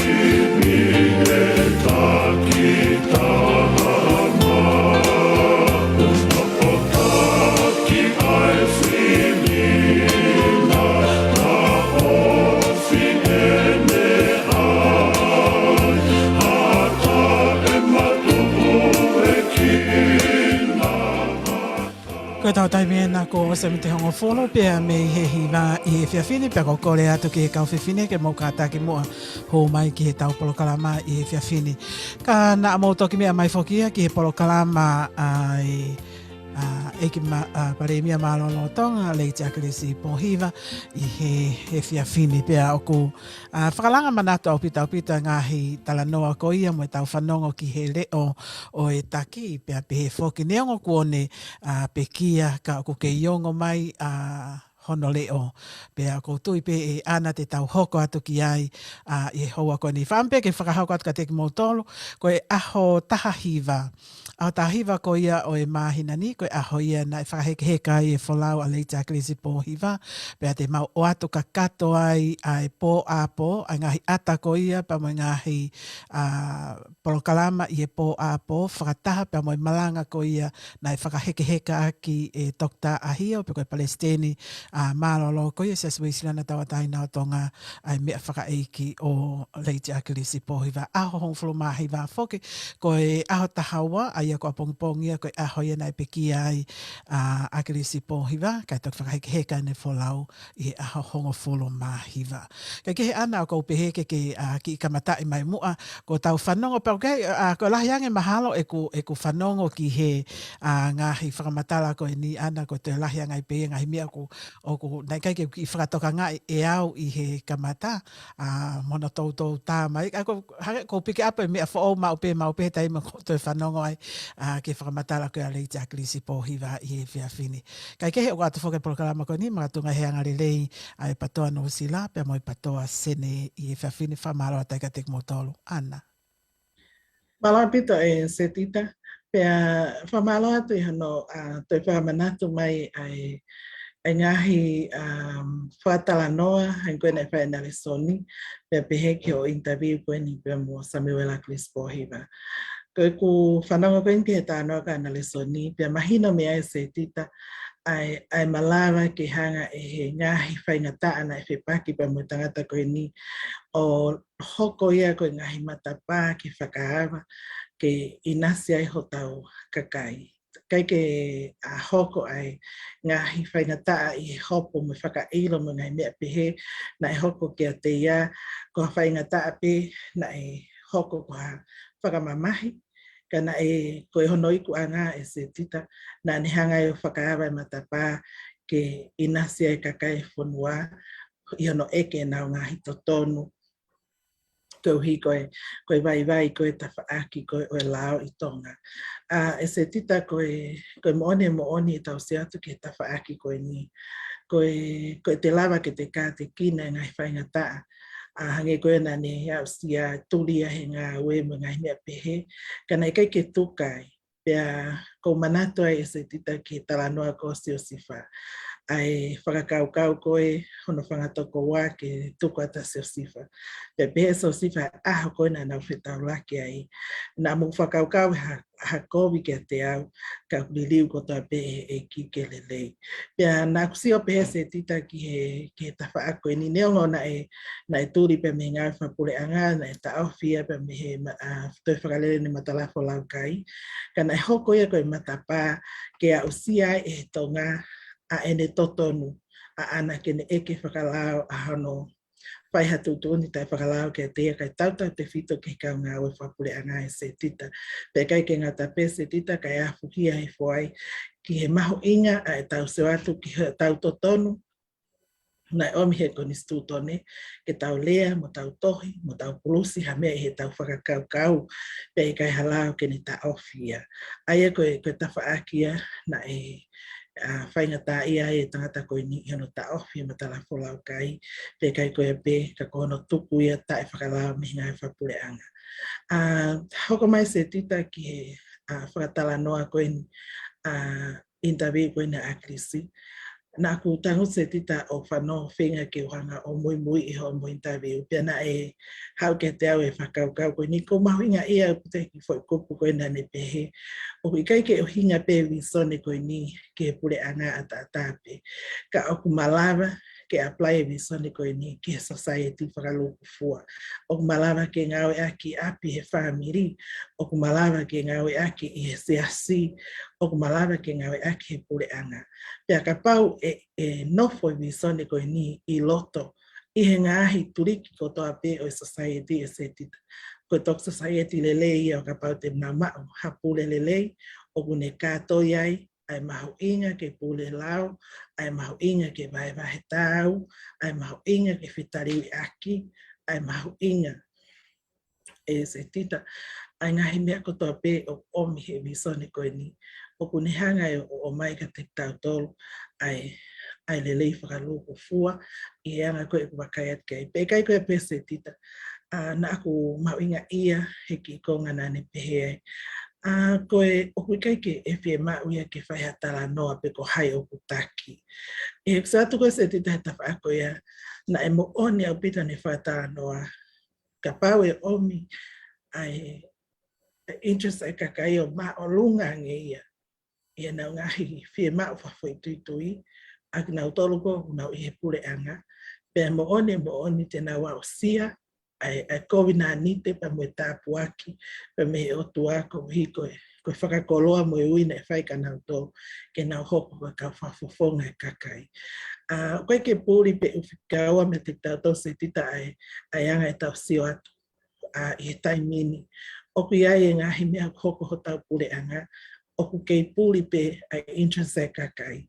Oku kei mahu inga nge pe ai ngahi whie mau whawhoi tui e ngai ta whaake kehe i kau whawhawhonga e kakai he loto i pure anga. Ka koe tau se atu koe ke he whahinga a lau maarie pe mo e whahinga mo ui na e uho ake he tangata koe ni. Oku ne ako i ki tau tolu he ahoni pa mo e halafononga o tau mui haki, ke tau hoko koe amanaki anga e kakai o tau o kore hona o mawhai.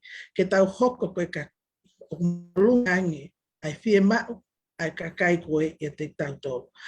O ku tau o whai ngā he whatongia. Pea ku tatau e pia whai ngā whaitu pe. Pe ko whe, pe ku tau ngā ue he siasi, o ku mahu inga e lau maari e ka kai e siasi, o ku hinga e nau unga ki e siasi, ke whai hano tokanga i kina. Pea ka pau tau nofu i api, o ku mahu inga e lau maari e o tau whanau i api, ke whai hano tokanga i kina. He ka pau te tau seo kita pe ka te tau tolu, he kai ke tau lawa e tau toki tau au sia hai ku anga, ka mo amana ki anga plelei. Ka koe, ahoni tau sio atu, ko e iku anga ia oe kalu se whai me whai lau lau, na e whai e Samuela Crispoira. Na ne tuku hono kita, na ne whakamomua ai ka kai e whonua i hono whaamiri whakaluko fua. Ko hi, pada e au sia e tonga he wafe hongo fulu, a hono liliu e haki i matapa ke hua tai ka kai e whonua, langi venga monu i he tala noa e na tāna ki whonua. Pero tita koe poni te ngata tita he whatala noa ki ta whaahi ko ia. Ka koe mea unela de ik mo ui poni toi whanau ki whatala noa koe ni. O ko maa whanau pito o pito. O kune a koe ik mo ui ki toi wakawakai ange ki anga i tau whanau. Pe ko whai e ngai mea koe ia. Pe o wha o loa. Interested ka kai ki he mea whawhima whawhautui. Whewhea e piha siasi. O ko mau inga ia nei he lau maari e kakai e siasi. E whewhima whawhautui. Pena mo e ku ngā uhe ki re te oko e nise tipa. O ko te nofu ke sio takai. Na mau inga ka te au ha whewhima whawhautui. I hono teke o e kawe inga ko hiko e kakai e whonua. Na koe se tita koe ki mea ko wako he pōni mo whakatara noa whai e tangata eki. Pare mea. Ko hoto e tā mai ki whaita wiko ni se tita whakamahana ke te au a pōni. Pea ko whaampe ke vahe at ki kau whanau ai mea ko wau se ase tita malo. Malo apito e ana vai maari e pa mo e vai mawhana o ko ke whakahoko. Ko e Michelle te watu kia te koe ke whakama opo mai pia koe lava e tau polo kalama koe ki he whiawhini te tau osi pe i he pōni i hawhe ko ia ai hongo fulu koe taimini ko osi wanoa. Kai ke o ko whamalo atu kia te kumautolu te vai atau hiri ko ia pato ki whaka osi mai lewa mo whakama po pe Michelle. E ana ko mo Michelle o ko kau ai interview ko ni hek whanongo ai e wheho i ko ia na e pehe ko i hārewa e ne whakakaukau ki he mea ai hoko atu a ki he pure anga who'o. Ko e tari ai helo ko e ni ko e viso nepe. Ko e viso nepe. Pea mohono ngahi nau. Ko e pule lelei pea mohono ngahi nau. Pea koutui ko e kapau o ku mea mai ai hou eiki ko ia kau whakafofonga. Pea pehe whoki ki he tau core team, pehe ki he tau pātia kakai. Ko e tau kawenga ngā ue eni. Ke a o sia, pea mo mao, pea mo whakaau ai visone. O koutui ko taha whokia ai malanga tuku ko eni o tokita ahio, a kilisi pohiva ko ene kore mai ki he kau whafofonga ke mo whakaosia ngā ue ai tangata eiki. Pea o whatawange e pero lai ngai loto kotoa ko uhi pe ko e visone. Pea mo au sia ai visone. Kai ke he Michelle ko kore atu ka te koe ke whamole moa ka ke hanga o mai hao tānaki pea mo ke whama opo mai e pe tau polo karama ke he whiawhini. Malo. Malo e se tita. Ko mea nai ongo taha ka te au he ongo polo kalama ko ni na ke tae whamui mai e se tita. Ko te whanonga koe ke tala noa koe a loea nare soni e. O ku ne hulu i mai ai e ngai whainga taa o e hala whanonga ku no ku tawa o mai ai koe ke ahoni. Ka ku taim tatau hanga sio. Pe ko whena hata taimi te tau sio ai ki hakakai o ku nau mate a ki i ha mea o nau tui ki ai i ha fu taimi lo loa pe he. Ka ko tui ko no uhinga kia te au hanga e ku whanonga koe ki whamatala koe a tangata eki a klisi na e hange na e iai pe whainga mea i hono loto na e tuku ki ai e o tua o ku ne lava ai a futaimi loloa ko ia e se tita wa ana te sia ku ke fahinga halafononga ne fo mai ai ko o se hopo ate hopo o se hopo ate hopo he taim tatau o kulele te pa taim tatau o whenga ke whai ngau e koe whale alea he taim tatau o whenga ke sort out te kakai kona nau whenga awe aki mo ia hapu taimi ko ia kage I have nothing but admiration for the man e anga koe uksio koe a aku ka koe mea kona o taha te au at the end ho o mo whakatala noa e se tita na aku o ngoi i anga koe ne whakatala noa nei pene whahinga confident e iai pe kakai ia e kusio kia he was so at peace ho e ke atu koe ki he taki mo e hoko atu hange ki ia ha something that was unnecessary kia tau tolu ke tau ko haa ki ai hange kia te awia na e fie maari i he ene ngā aue na e whai i he taimi na e ia hono whainga maari ke ne whai ha me apa ma ai kakai pane o ngoa e ngai whakaanga ea mo talanoa a tuku hifo mei tua kai anga koe e ku whafofua aku ke lau maari e tangata e ki towards the end of his life he ku umutala noa eni I think a few months before he passed e ku manatu i ke anga koe ku whakaukau a pia I'm kia te au ia e pusio ke ene at peace kai ke asma ha me ho ha ai taha ha ne pehe ilifia na kai ke lava me a koe ilifia na kai ke papago me ia ku wako au e se tita pa mo ana he fia fini ke o te tau ilifia he ano ai a he ha me a ku te tui pa te ongoi o ku wiki taki he whainga whatomia ko ia pea he taimi tatau e kusio ki ai na ia ene whaahinga judgment aina te sio he anga koe halafononga ko ene pehe na ia e taimi na ane whai tu oni ka ai hataha o kuna whengao e aki o koe ke ne sio ia o ku tui ka kato pia kai ke ne tari e mea koe whi lau ke na whengao e aki mo ia pia kai ke ne tari ha kanonga ta maki wa halafononga ko ia na kai ke ilifia ia ke tukuangi ene ngā aue mataha pehe which to me oku in a way oku admire ta whaai koe au ne oku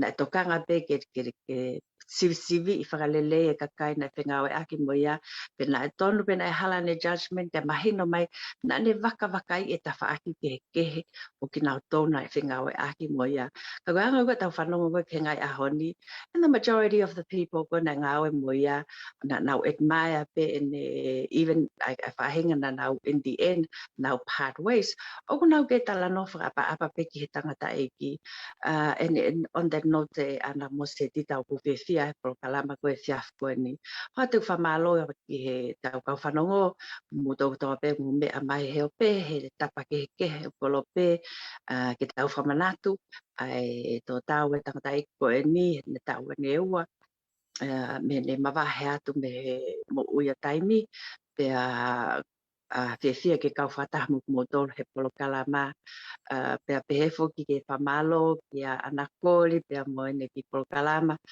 manatu mele ke tangata eiki whamawhana au pito he fia fini whamalo at se tita ana pea moval e puke mai tau polo kalama ka pehefo ke loia na resoni pea moe ki polo kalama na e tā koe ane nai o whake mō mao a te talamonu ki ngai whae kotoa pe ke nau kauhi he taliwia pompong September o whake mo mau ha aho fonta po kina mo kelesi ia foki pe talamonua ke ngai family e atapuna pompong i malo apito mo mea mai mo mea